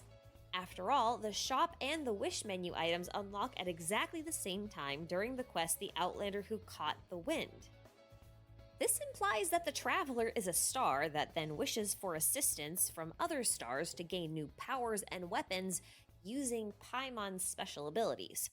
After all, she can make all kinds of things and people and armor appear at the request of the one who asks her. It would also explain why the Abyss Twin appears to have different powers from the Traveler. They do not have a Paimon. For all her star-related powers and suspicious origins, and the fact that she's traveling with what I think is a star in a human shape, I have decided to give Paimon the nickname the Star Keeper. And yeah, that's a play on the Dainsleif title, Bowkeeper, since it's assumed he's called that because he's the keeper of the World Tree in some way, but I also think that's exactly what Paimon is, one of the keepers of the stars. I think she might actually be a god whose job it was to take care of the stars in the sky to ensure that they don't fall, only she then fell herself into a lake where she was later fished up by a lost star. And part of me wonders if Paimon knows this, or if she was underwater for so long that her memory got all jumbled up as a result. Paimon does say she's a god on a few occasions, most notably in a conversation between herself and the Traveler. She outright says Paimon is the god of protection. But what if she's not the god of protection, but what if she's the god of protecting the stars, and therefore other people who rely on the stars for their fate and destiny and everything else? Maybe without Paimon, the state of the stars goes into, I don't know, state of chaos. In a way, this would make Paimon one of the most powerful gods in Tevat, with the power to weave fate by adjusting the stars. In fact, it's worth mentioning that the Traveler's in-game profile text reads, "The Keeper is fading away. The Creator has not yet come, but the world shall burn no more, for you shall ascend." Are we ascending because we're a star that needs to go back in the sky? And what if the keeper My, is thank you Paimon? for your 94 What if she daily fell to the stretch. earth and is now subject to erosion where her memory is Watching fading theory away? crafting What videos if she's today. one of 3 gods that So- maintains the stars in the sky? Maybe there's one that creates new stars, and there's another that arranges them into constellations, and a third that Currently modifies them around, when those constellations are no longer valid or needed. Version 2.1. These are older What if videos. that's part of the original This is when heavenly 2.1 principles, version the was ones out. from long before Celestia and the Archon? Like, it's funny how sometimes she And what actually if the Abyss predicted twins' things that war with the happen heavenly afterwards. principles is a fight for their freedom? Wishing to be no longer controlled by the I hope you get threads some of rest, fate, but to be Axel. free to roam the skies as they please, to tear down the firmament that's trapped them for so long and travel the galaxy. Of course, this implies that the twins have never actually been outside of the world of Teyvat, only that they've seen many civilizations rise and fall within it, each time thinking that they've discovered a new world when it's really just the same one remixed in a different time period. In fact, it's possible that the twins might even be the morning and the evening stars in the sky. It even makes sense with respect to Paimon's existence because the morning star, which is the same star as the evening star, by the way, so you could argue that that's like the twin aspect, but anyway, the morning star has always been associated with Lucifer, and the demon Paimon from the Ars Goetia is the most loyal to Lucifer. And since Lucifer's name means literally light bringer, and Ether and Lumine are named after the sky and light itself, they could quite literally be the twin form of Lucifer. In fact, Ether is the space in which light travels, so you could associate Lumine as being the light itself traveling through space, so that's bringing light. Anyway, the twins as a result might even be the 4-pointed Primogem star symbol that we see littered everywhere throughout the game, right?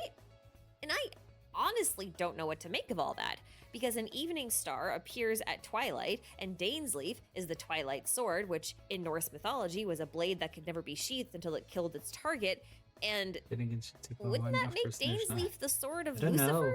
Like the twilight blade of the morning star? Which means that Dainsleif may in fact be trying to rescue one of the other star keepers. In one of her videos, she speculated that there's like 7 Yeah, okay. It's a archons stretch. on the I surface know, and but it'd be 5 really below. cool if it were So what true. if something like And that even if happens? it's not, I still think there's something to this idea. Even if it's not a literal 12 star, gods in maybe total. just a metaphorical one, I still think this idea of Paimon the Star Keeper has a lot of merit. And there was one point in one of her previous videos where she was talking about Scaramouche and that she was speculating that there was a resemblance and a connection between Skara and Raiden.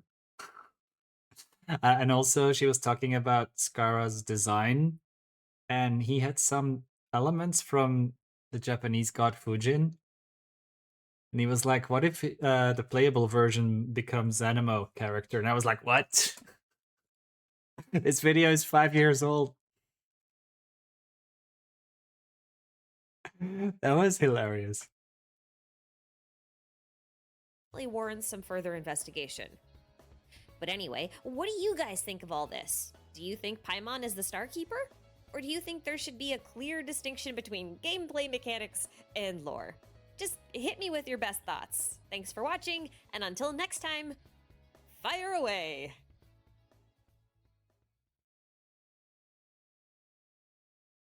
And also, like, the entire backstory of Raiden, she had so many things that she was close to or spot on. Ah, Watatsumi Island. It's so calm, so peaceful. It's home to the former residents of Enkonomiya, followers of a benevolent protector deity that built their beautiful This was during island version paradise out of the 2.1. dead remains of their former This one. god. Wait, what? What? 16 paranoia-filled days later. Okay, I know what you're thinking. You're thinking that it's impossible that Watatsumi Island is built on the dead body of a god because, hey, Orobashi's remains are on Yashiori Island. And you would be correct. On the latter note, but not on the first, at least not if my theory is correct. But in order to explain this runaway train of thought of mine, we'll have to go on a little history lesson and take a look at some inspiration for Orobashi, Kokomi, and Watatsumi Island. So buckle up and brace yourself for another Genshin Impact Theory video! Yes, I said theory video. That means the contents of this video are riddled with speculation based off as much factual and relevant information as I can find, both in and out of the game itself. Please do not take any of the following claims as fact. You are responsible for doing your own research and drawing your own conclusions. This has been my disclaimer. Onwards to Theory Town! Island. Anyway, let's start with the abbreviated history of Watatsumi Island and the infamous Orobashi. Thousands of years ago, Orobashi fled Tevat in favor of the Dark Sea, where it discovered a group of people living at the bottom of the ocean. These people were being terrorized by a being known as the Dragon Heir of the Depths. Orobashi defeated this being, thus freeing the people at the bottom of the Dark Sea and guiding them back to the surface, where he created the island of Watatsumi out of the coral that it tore from its body. The people of Watatsumi Island then worshipped Orobashi as their protector deity thereafter, until one day, Orobashi challenged the Raiden shogun and was cleaved in two by the Muso no Hitotachi. Now, if you've only read the book Sangonomiya Chronicles, then this history seems pretty cut and dry. But this book was written by a fairly unreliable author from the Kujo clan, and therefore likely doesn't paint the whole picture, well, accurately. So let's treat this account not as a complete history of Watatsumi Island, but as the launch point for our investigation. Now, there are 4 key pieces in this historical account: Orobashi, the Dragon Heir of the Depths, the people at the bottom of the sea, and the coral from which Watatsumi was fashioned. I'd like to look at each piece in turn. So let's start with Orobashi. Orobashi is likely named after the Ars Goetia demon, Orobas, a demon that was typically depicted as having the features of a horse. So why is Orobashi a giant white snake in Genshin then? Well, honestly, it probably just has more to do with the fact that Orobashi has a name that has similarities with the Japanese mythical snake Orochi, or Yamata no Orochi. So, Orochi, Oroshi, Orobashi, you get the idea. Orochimaru. We'll talk a little bit more about Orochi in a minute. Orobas, the demon, is said to be friendly, reliable, gentle, honorable, and most of all, trustworthy, as lying is the one thing he'll never do. Orobashi, therefore, should have maintained at least some of these traits, and I think that's actually reflected through his portrayal as a white snake. In Japan, white snakes are seen as signs of protection and good fortune, notably being associated with an exceptionally popular goddess known by the name of Benzaiten, or Benten. Not that Benten, this Benten. Anywho, Benzaiten is a goddess of luck, fertility, and water. She's depicted as a beautiful woman, a beautiful white snake, or the head of a beautiful woman on the body of a beautiful white snake. In one myth, she even descends to the earth in order to subdue a dragon that's terrorizing the people, which sounds a lot like how Orobashi descended to the depths of the Dark Sea to subdue the Dragon Heir. Now, this loving and merciful persona of Orobashi is completely at odds with the other suggested source of inspiration for Orobashi, namely Yamata no Orochi. See, Orochi was an 8-headed serpent from the land of Izumo. Every year, the serpent demanded a sacrifice of one of 8 daughters of an elderly couple that lived within its domain, until there was only one daughter left alive. At this point, another god, Susano, came upon this family and decided to slay the serpent by lulling it to sleep with a special sake in exchange for their final daughter's hand in marriage. Now, apart from the name similarities I touched on earlier, and the fact that they're both serpent-snake deities, there's not much else to tie these two together. Except that Orobashi was killed on Yashiori Island. It's entirely possible that Yashiori Island is named after the very specific type of pure wine used to lull Orochi to sleep. You could also say that the Electro Archon in this case is playing the role of Susano, as, the one who slayed the serpent, although there was no marriage involved. Probably. Anyway, Orobas, the demon, was also said to take another form during times of battle. That form was extremely destructive, and I think that destructive form might be reflected in Orobashi's uncharacteristic aggression on Yashiori Island, as, you know, he's acting more like Orochi versus his normal benevolent ruling form of Benzaiten. If you're interested in learning more about Yashiori Island, the death of Orobashi, and the Tatarigami that he left behind, I highly recommend that you check out this excellent video by Clementine, as he does a really great job going into detail about exactly what happened over there. Definitely worth a look. So go check that out. Oh wait, really? And welcome back. Now, I mentioned that upon his death, Orobashi left behind something called the Tatarigami, a horrible curse born from the lingering anger of Orobashi himself. This so-called curse causes extreme pain, mental anguish, and drives others into madness. The Tatarigami is likely the same phenomenon that Xiao and the other yakshas were tasked with containing within Liyue. That phenomenon was described as being the lingering hatred and grudges of fallen gods, which is what Orobashi is. You may recall that every yaksha except for Xiao went mad from exposure to this phenomenon, leading to the confirmed deaths of at least 3 of the 5 yakshas. It's easy.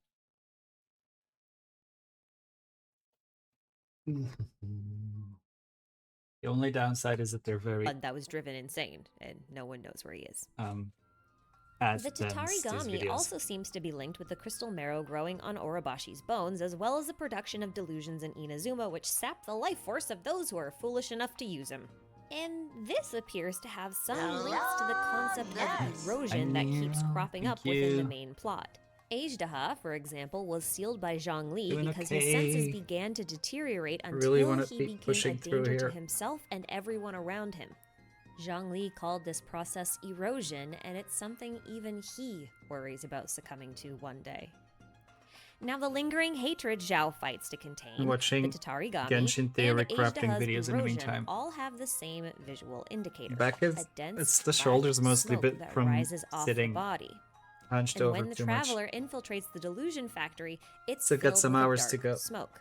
Now that smoke is violet, not black, but it's definitely linked to Orobashi's crystal marrow and still responds to the traveler's anger, knocking them unconscious.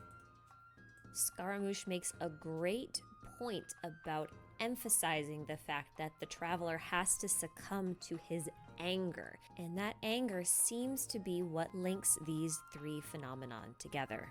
Now, when you really think about it, Zhao is ridiculously tough. The traveler spent, 10 minutes in the delusion factory before passing out?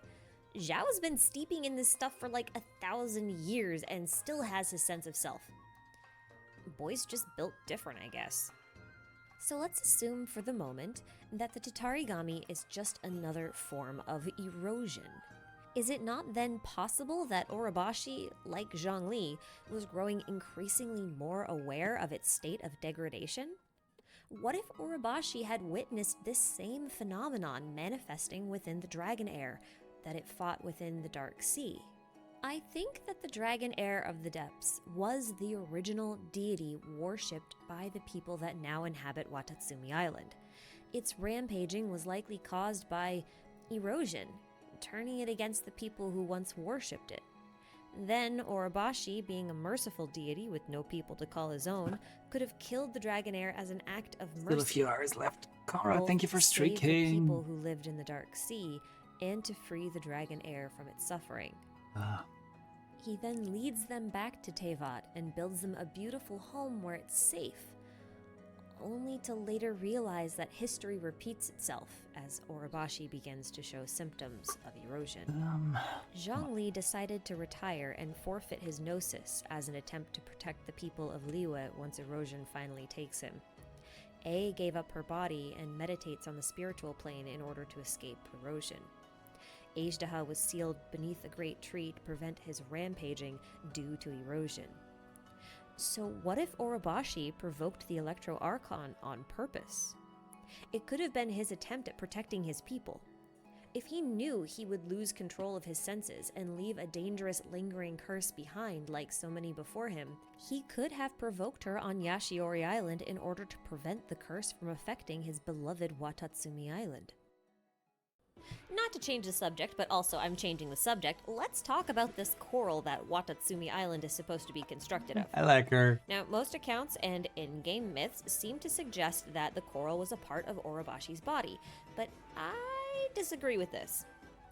Due to the lack of growths and markings on the images we've seen of Orobashi, I don't believe that the coral from which Watatsumi was fashioned originally belonged to or grew from Orobashi himself. In fact, the jeweled branch of coral weapon ascension item even says as much. It says that the coral cannot be found anywhere in Teyvat, but it was a gift that the Great Serpent obtained when it broke into the Dark Sea. For to be filled with coral was to be mighty, and its power would be shaved away as those corals were lost. In other words, those corals contain power far beyond the norm. Again, this coral was a gift that Orobashi obtained when he went to the Dark Sea. He embedded the branches of coral on his body either intentionally or unintentionally and used their power. Then he later shed those branches in order to form the island of Watatsumi. That means that Watatsumi is made out of coral from the Dark Sea, not necessarily coral from the body of a god. I know I said that the island is actually made from the dead remains of a god, and we will get to that, I promise, but I had to establish this bit first. The coral was placed on top of a dead god. But obviously it wasn't Orobashi, right? Because, well, he's on Yashiori, so what god are we left with? That's right, the Dragonair. The one I am proposing was the original deity of the people of Watatsumi Island. They are quite literally living on the body of their god. Don't believe me? Well, I didn't believe it either. Fairy Tale 100 Years Until quest. I did the world quest, The Moon Bathed Deep. Now, if you haven't done it yet, spoiler warning for like the entire quest, because honestly, the whole quest is pretty straightforward and the whole thing matters. Okay, so the depths that the Dragonair came from is called Enkonomiya, whereas the shrine on Watatsumi Island is known as Sangonomiya. ようこそトップヒーローズへ。この小さな火から冒険は始まる。焦る必要 The entrance to Enkonomiya is just below the Sangonomiya shrine in that perfectly round pool of water in the center of the island. Okay? With me so far? Now, the Moon-Bathed Deep quest begins with a shrine maiden tasking us with carrying out the first part of a ritual performed on the island that prevents the island from deteriorating.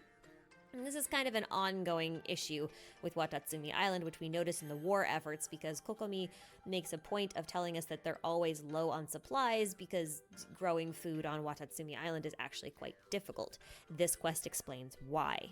During the 2.1 Moon Chase Festival event, Madame Peng tells us that gods actually can't be completely killed, which would really explain a lot about why we see so many sealed gods, or like lingering pieces of gods and whatnot.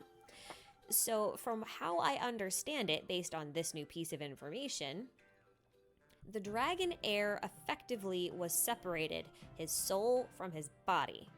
Okay? The body became the island of Watatsumi, whereas the soul remained down in the Dark Sea.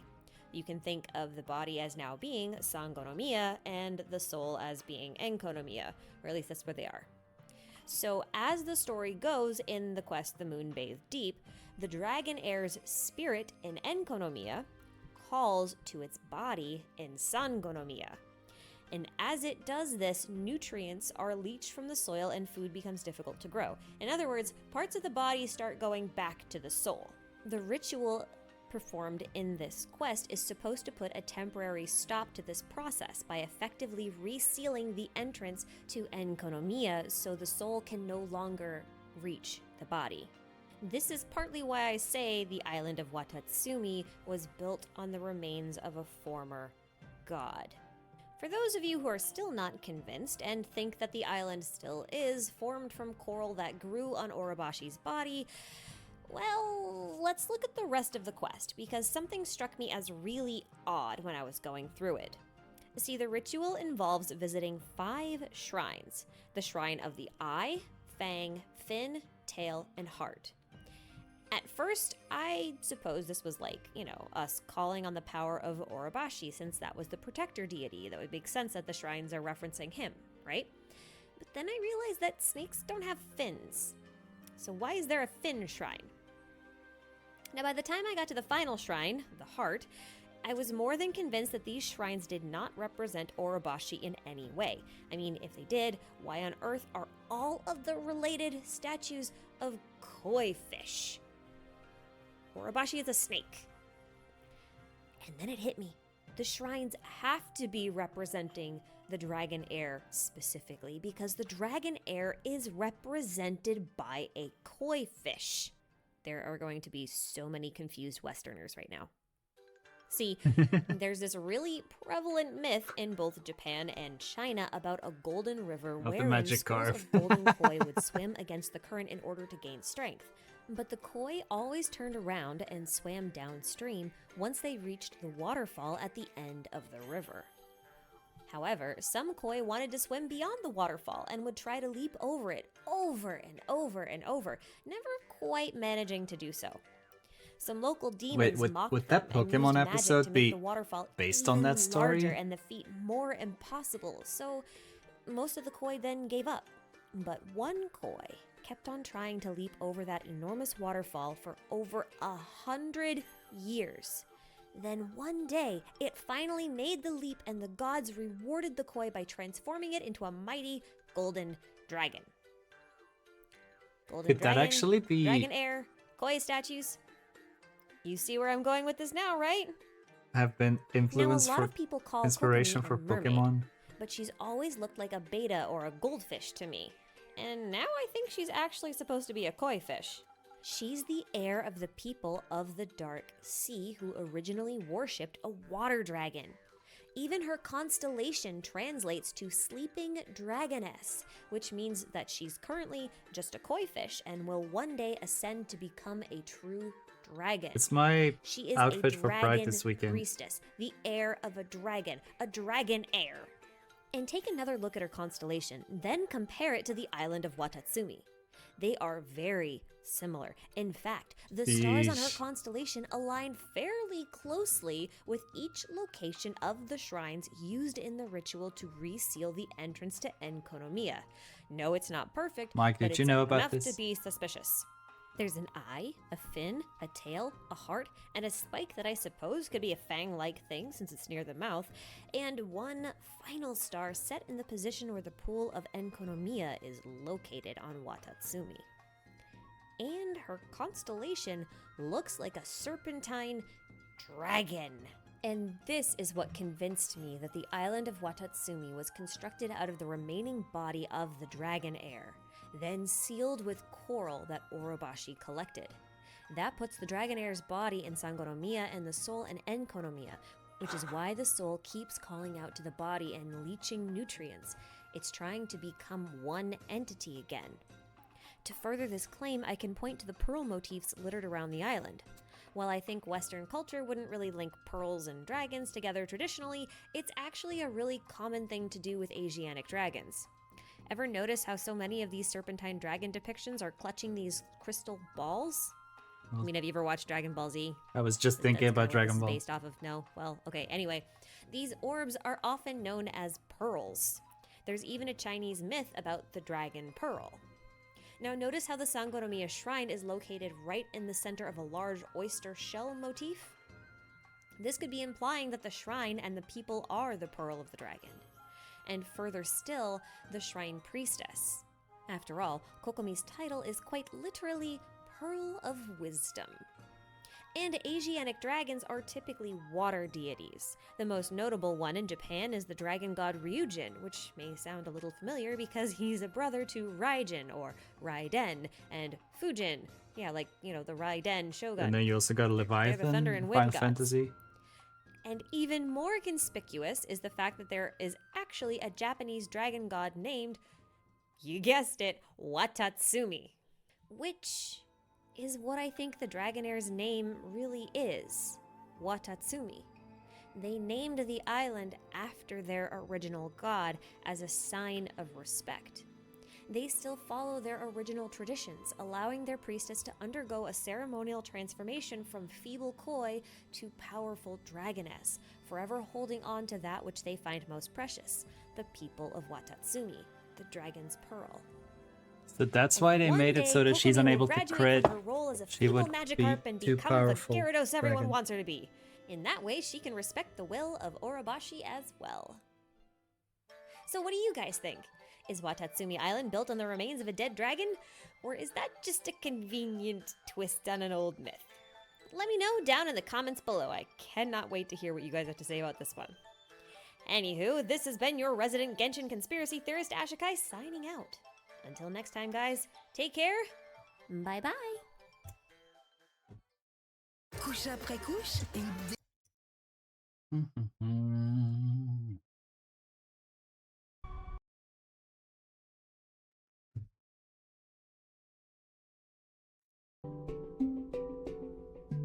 Speculative thoughts on Sumeru and the Dendro Archon.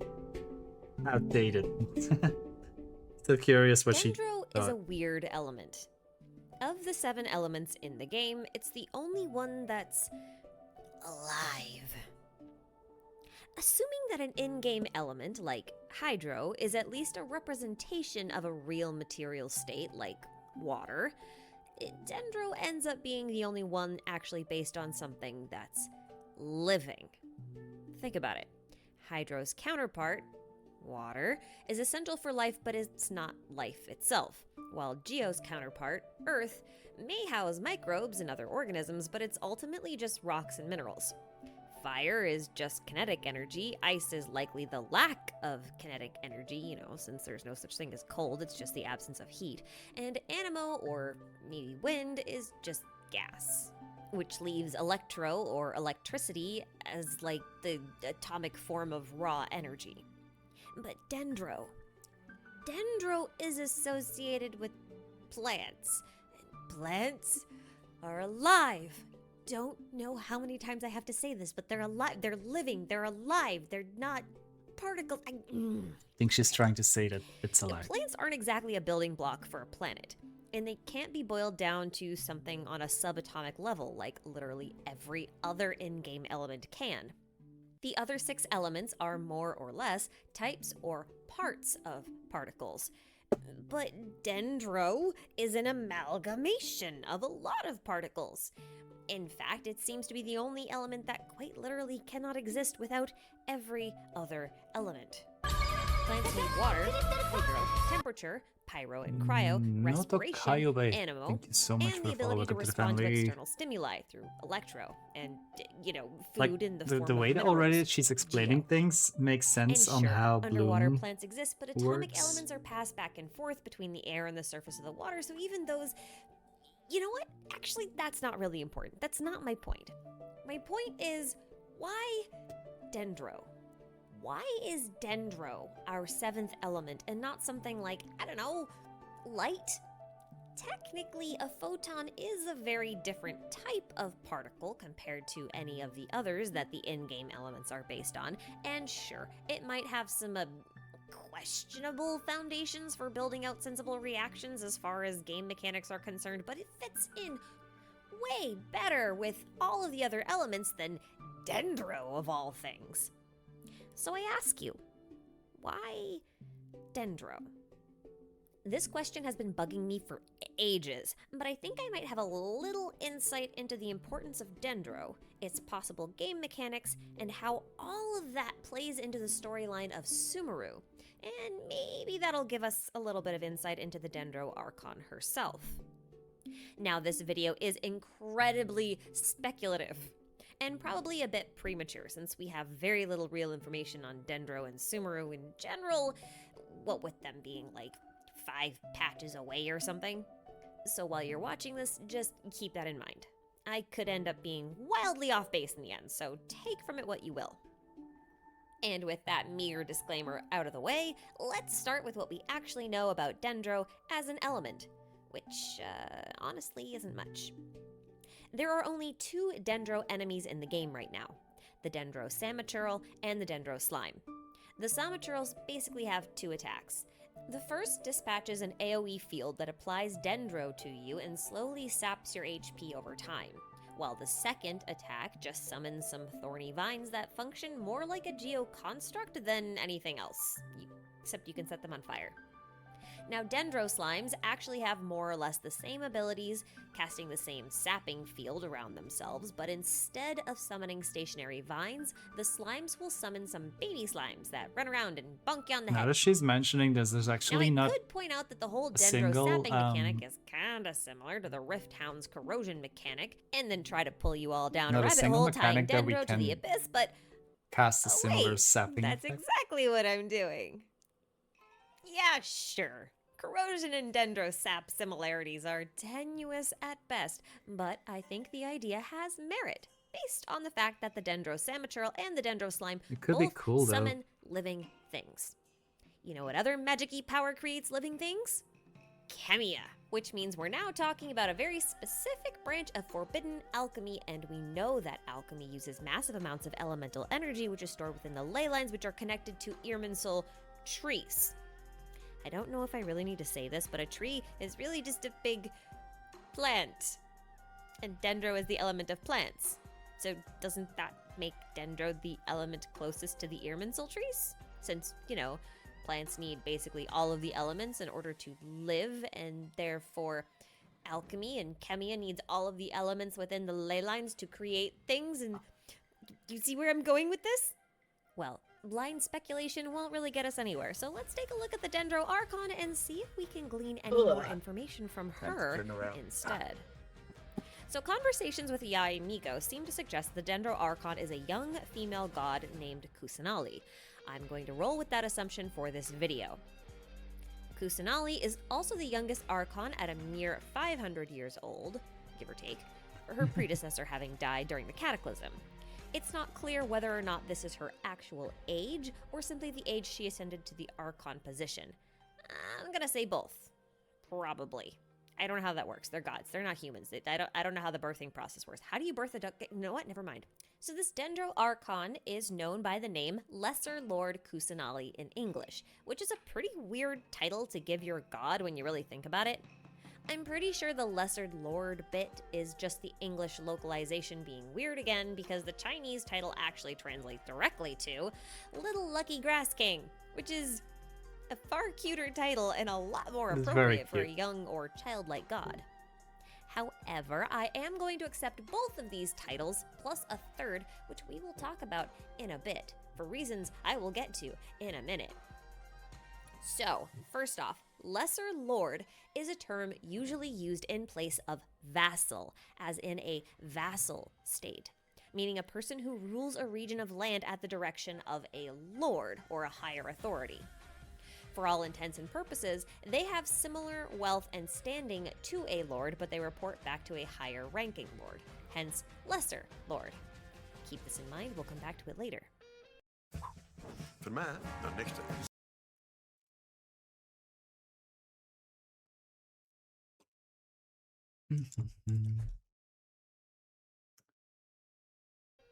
Little Lucky Grass King, on the other hand, implies a higher rank than a lesser lord, since it's, well, a king. But since the king is little, it might be a situation where the king isn't the one in control of the country. Perhaps a regent is. At least until the king comes of age.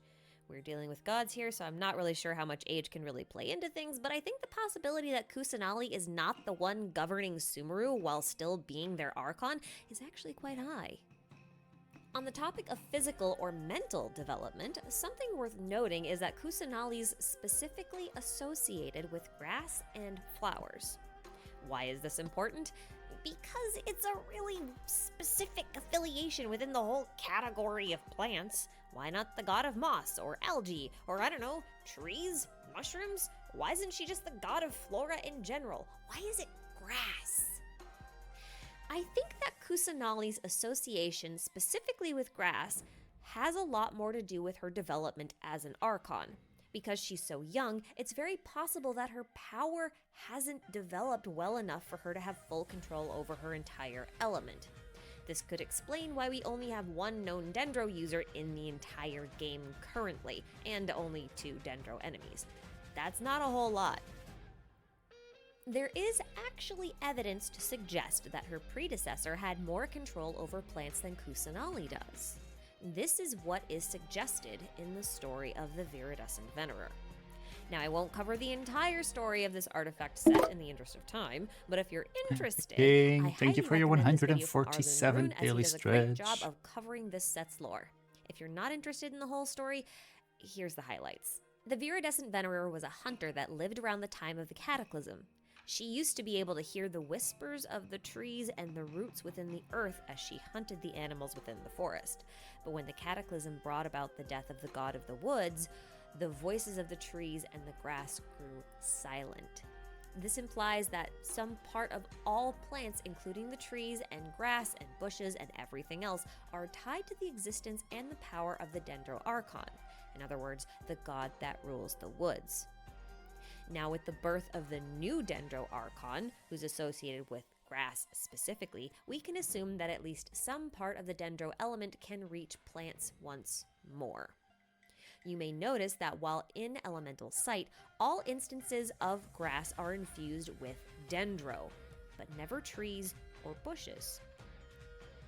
On the one hand, it could just be a game mechanic since we can set fire to grass and not trees, but MiHoYo is well known for doing their best to blur the lines between game mechanic and their world building, so I'm inclined to believe that this does mean that the reach of the Dendro Archon is somewhat limited. Power levels aside, while perhaps not the one actually governing her region on the day-to-day basis, Kusanali does appear to play a role similar to that of Morax in Liyue. Where Morax would descend once a year to provide knowledge and guidance, Kusanali appears to provide a sort of agricultural blessing on the land known as the Anahitian Blessing on a yearly basis. Specifically on her birthday, which the locals call the Day of Grass. This is where things start to get interesting, because the Anahitian Blessing is a reference to Anahit, which is the name of an Iranian goddess of fertility, water, and wisdom. This checks out since the Anahitian Blessing is supposed to bring forth bountiful crops, but the real takeaway here isn't what the goddess governs over, but where she originated from: Iran. This gives us a general geographic region for Sumeru's primary source of inspiration. But actually, it's not just Iran. There are references throughout the entire game that we'll go over in a little bit that reference Buddhism, Hinduism, Egyptian mythology, and even some small references to Greek and or Roman influences, which we probably won't cover. Now, that may seem like a really wide net to cast, however, it's the perfect mix for not only an incredibly specific location, but a very specific time period. We're talking about the early Persian Empire around 600 BCE, or before Common Era, which encompassed a great deal of the Middle East, from Iran to India to Egypt. This large geographic expanse of the Persian Empire resulted in a very multicultural civilization that shared a lot of similarities between their otherwise very distinct belief systems, folklore, and mythology. However, the predominant religion of the Persian Empire was actually Zoroastrianism, which we'll talk more about later and also in a separate video. This was the religion of Cyrus the Great, who succeeded the throne around 559 BCE, which is about the time period I think Sumeru is based off of.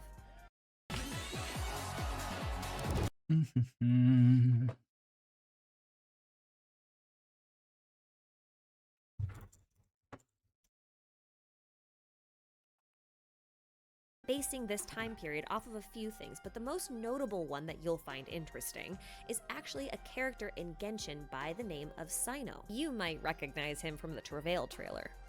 Now, all characters featured in the Travail trailer are important, but perhaps not the focus of the Archon quest in their respective regions.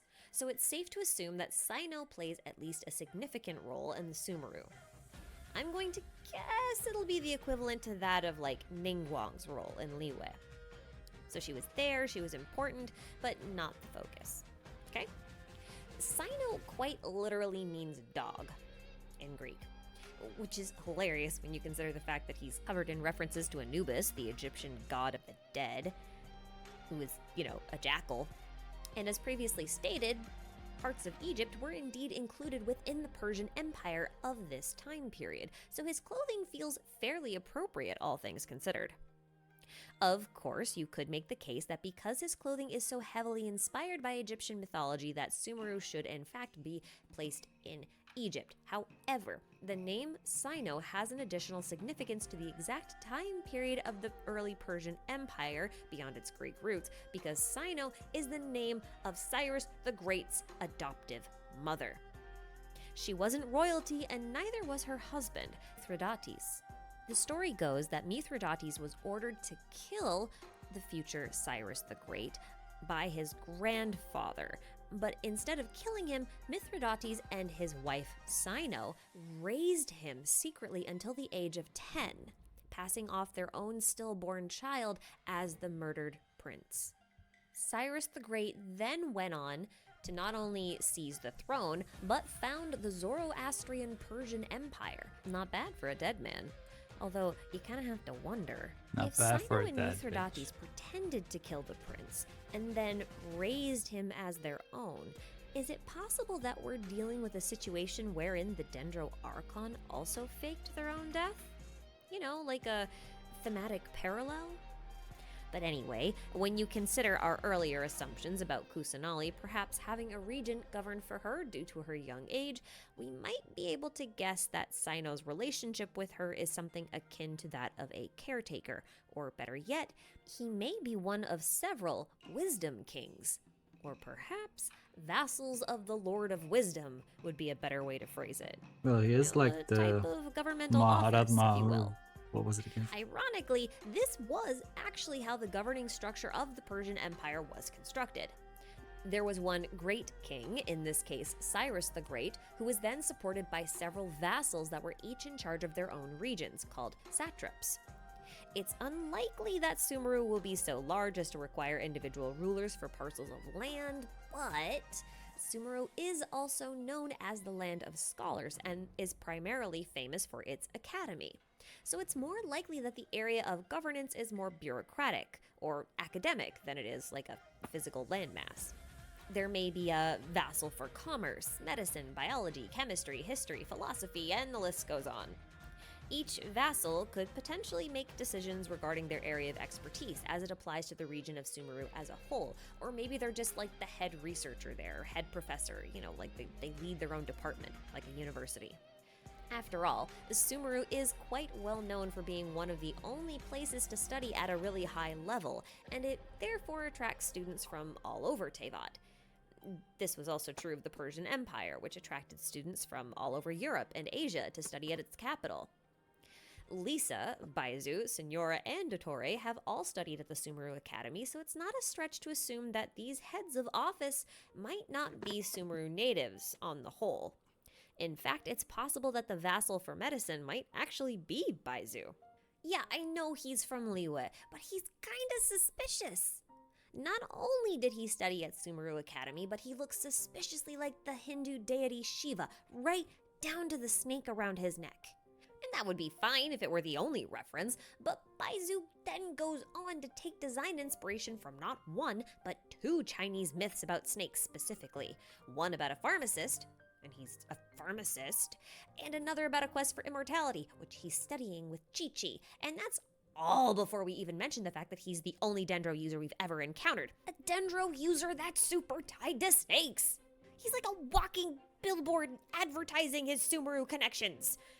Hang on, I'm getting a little ahead of myself. We'll talk about this in a second, but let's back up a bit and talk more about the Hindu and Zoroastrian roots of Sumeru before I get severely distracted by the snakes again. We'll circle back to the snake thing in a minute, I promise. Just keep it in the back of your mind for now, because it is important. Okay, I previously talked about how the Anahitian blessing was likely a reference to the goddess Anahit. She is an Iranian deity originally, and she does predate the Persian Empire. She was adopted into Zoroastrianism during the early years of the Persian Empire. Where she was once a Hindu deva, she then became a Zoroastrian Yazata, which is effectively what Zoroastrians call their three most powerful divinities. Just beneath the Yazatas in terms of rank are beings known as the Amesha Spenta.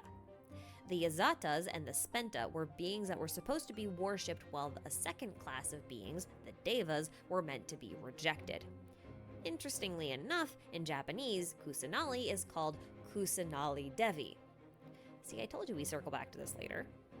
Now, a Devi is simply a female Deva, at least in Buddhist and Hindu practices, and seeing how Kusanali may be a direct reference to the Kusanali Jataka, which is a poem about the birth of Buddha that involves an encounter with the tree spirit, it's likely that this isn't a localization mishap, but rather an intentional change. Now, the confusing part here is that in Zoroastrianism, Devas were bad, whereas in Buddhism and Hinduism, Devas are good. The terms apparently have similar linguistic roots, but they are fundamentally different. On a really basic level, a Deva could be seen as a type of angel in Hindu mythology, while an Ashura is like a devil.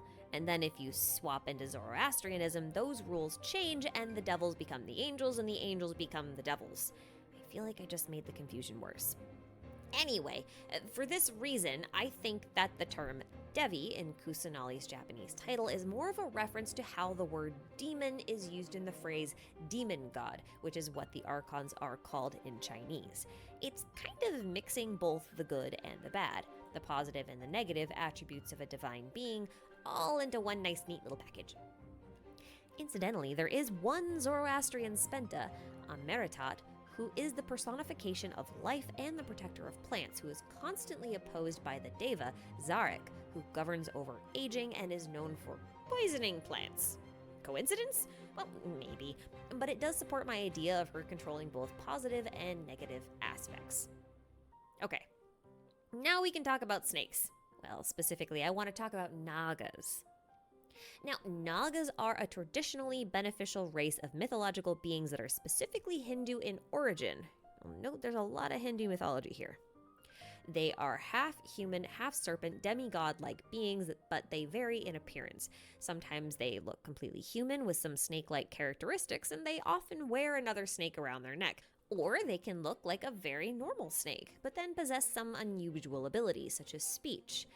Or they can look like a mixture of both, human and snake, typically possessing the upper body of a human with the tail of a snake in place of their legs. Nagas are often venomous, which is interesting given our recent talk about poisoning plants, and are also associated with bodies of water, such as rivers, which is interesting given our conversations about Anahit. This is noteworthy because Nagas are typically seen as intermediaries between humans and the Devas of Hindu mythology. They're like, the go-betweens between the mundane and the divine. And sometimes Nagas are even considered to be types of dragons, which is actually kind of a reoccurring theme in Asian mythology, as a lot of different cultures throughout Asia believe that snakes are something akin to like baby dragons. Now, in some parts of the world, like Thailand and Sri Lanka, the Nagas were considered to be from the underworld, or they were subterranean beings. They're also said to be a race that controlled the 7 oceans and the 7 mountains, and they have 7 races within the Naga society as a whole, each associated with a different color of the rainbow. Kind of like our 7 archons with 7 elements and 7 colors of the rainbow. Anyway. And you're probably wondering what the heck all of this has to do with Dendro and Sumeru and all of that stuff beyond just having Hindu roots and therefore referencing maybe the Persian Empire. Well, there's this Hindu deity, a rather important one, actually, who leads the Nagas. His name is Virupaksa. He is one of the 4 heavenly kings governing over the western direction and lives on the western part of Mount Sumeru. Now you're following, right? So yeah, I think Sumeru has snakes. That's my prediction. Oh, and Sumeru also has Yaksha. What's this you say? The Yaksha are from Liyue? No. My poor misguided viewer. I don't actually think that's quite right. Consider this. The only Yaksha we know a whole lot about is Xiao. He's considered an Adepti, but within the Adepti, the Yaksha, as a group, were rather unique. I feel like the Yaksha deserve their own video at some point, but for now, we'll just take a brief look at Xiao. Social deal, restaurant deals, dat is...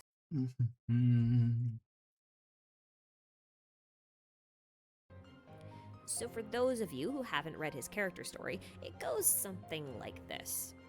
Before and during the Archon War, Shao was enslaved by an ancient unnamed god that forced him to carry out very cruel and very violent acts.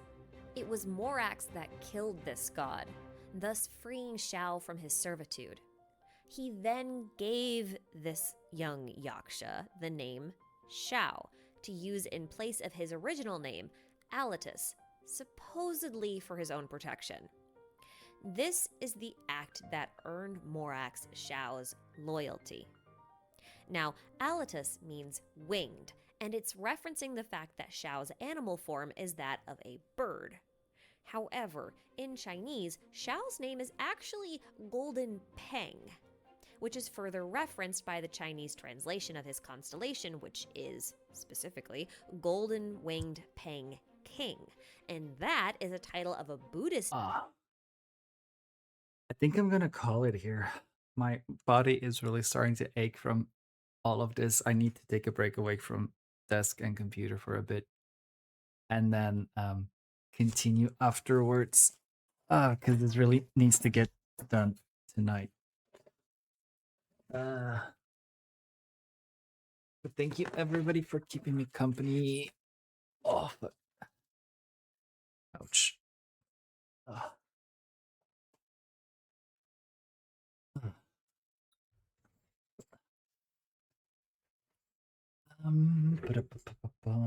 So again, also reminder that there will be no streams this weekend since I will be gone from tomorrow until Monday. I will try to stream Monday afternoon. And there's probably gonna be more extra streams next week.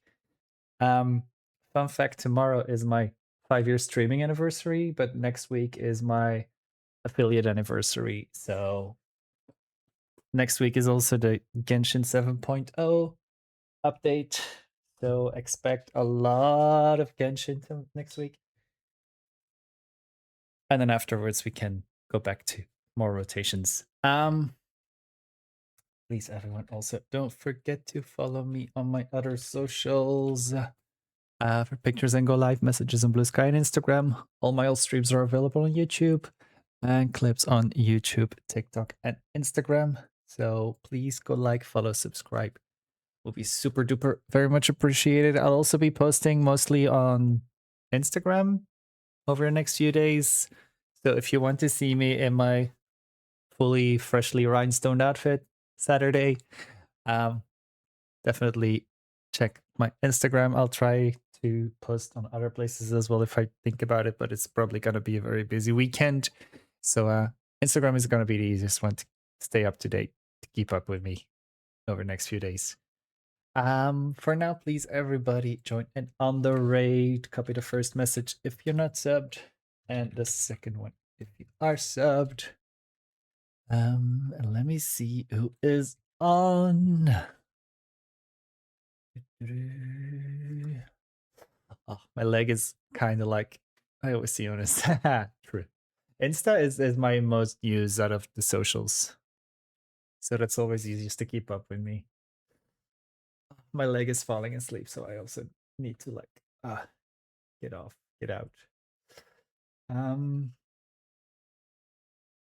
Let's go say hi to Duty.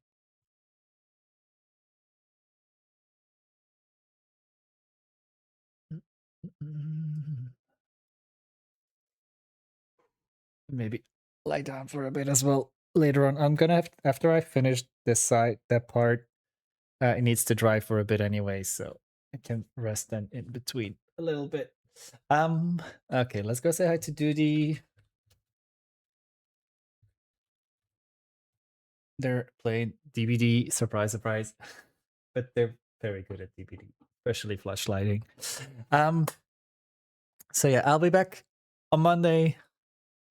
Make sure your notifications are on if you want to get notified, and follow my Instagram and Blue Sky for my go live messages. Have an amazing weekend, everybody. I'll see you all on Monday. And in the meantime, as usual, don't forget to never spread hate. Only spread love and legs and pride. That's what I'm going to be doing the next few days. Thank you so much, everybody, for being here, and I'll see you all on Monday. Bye for now.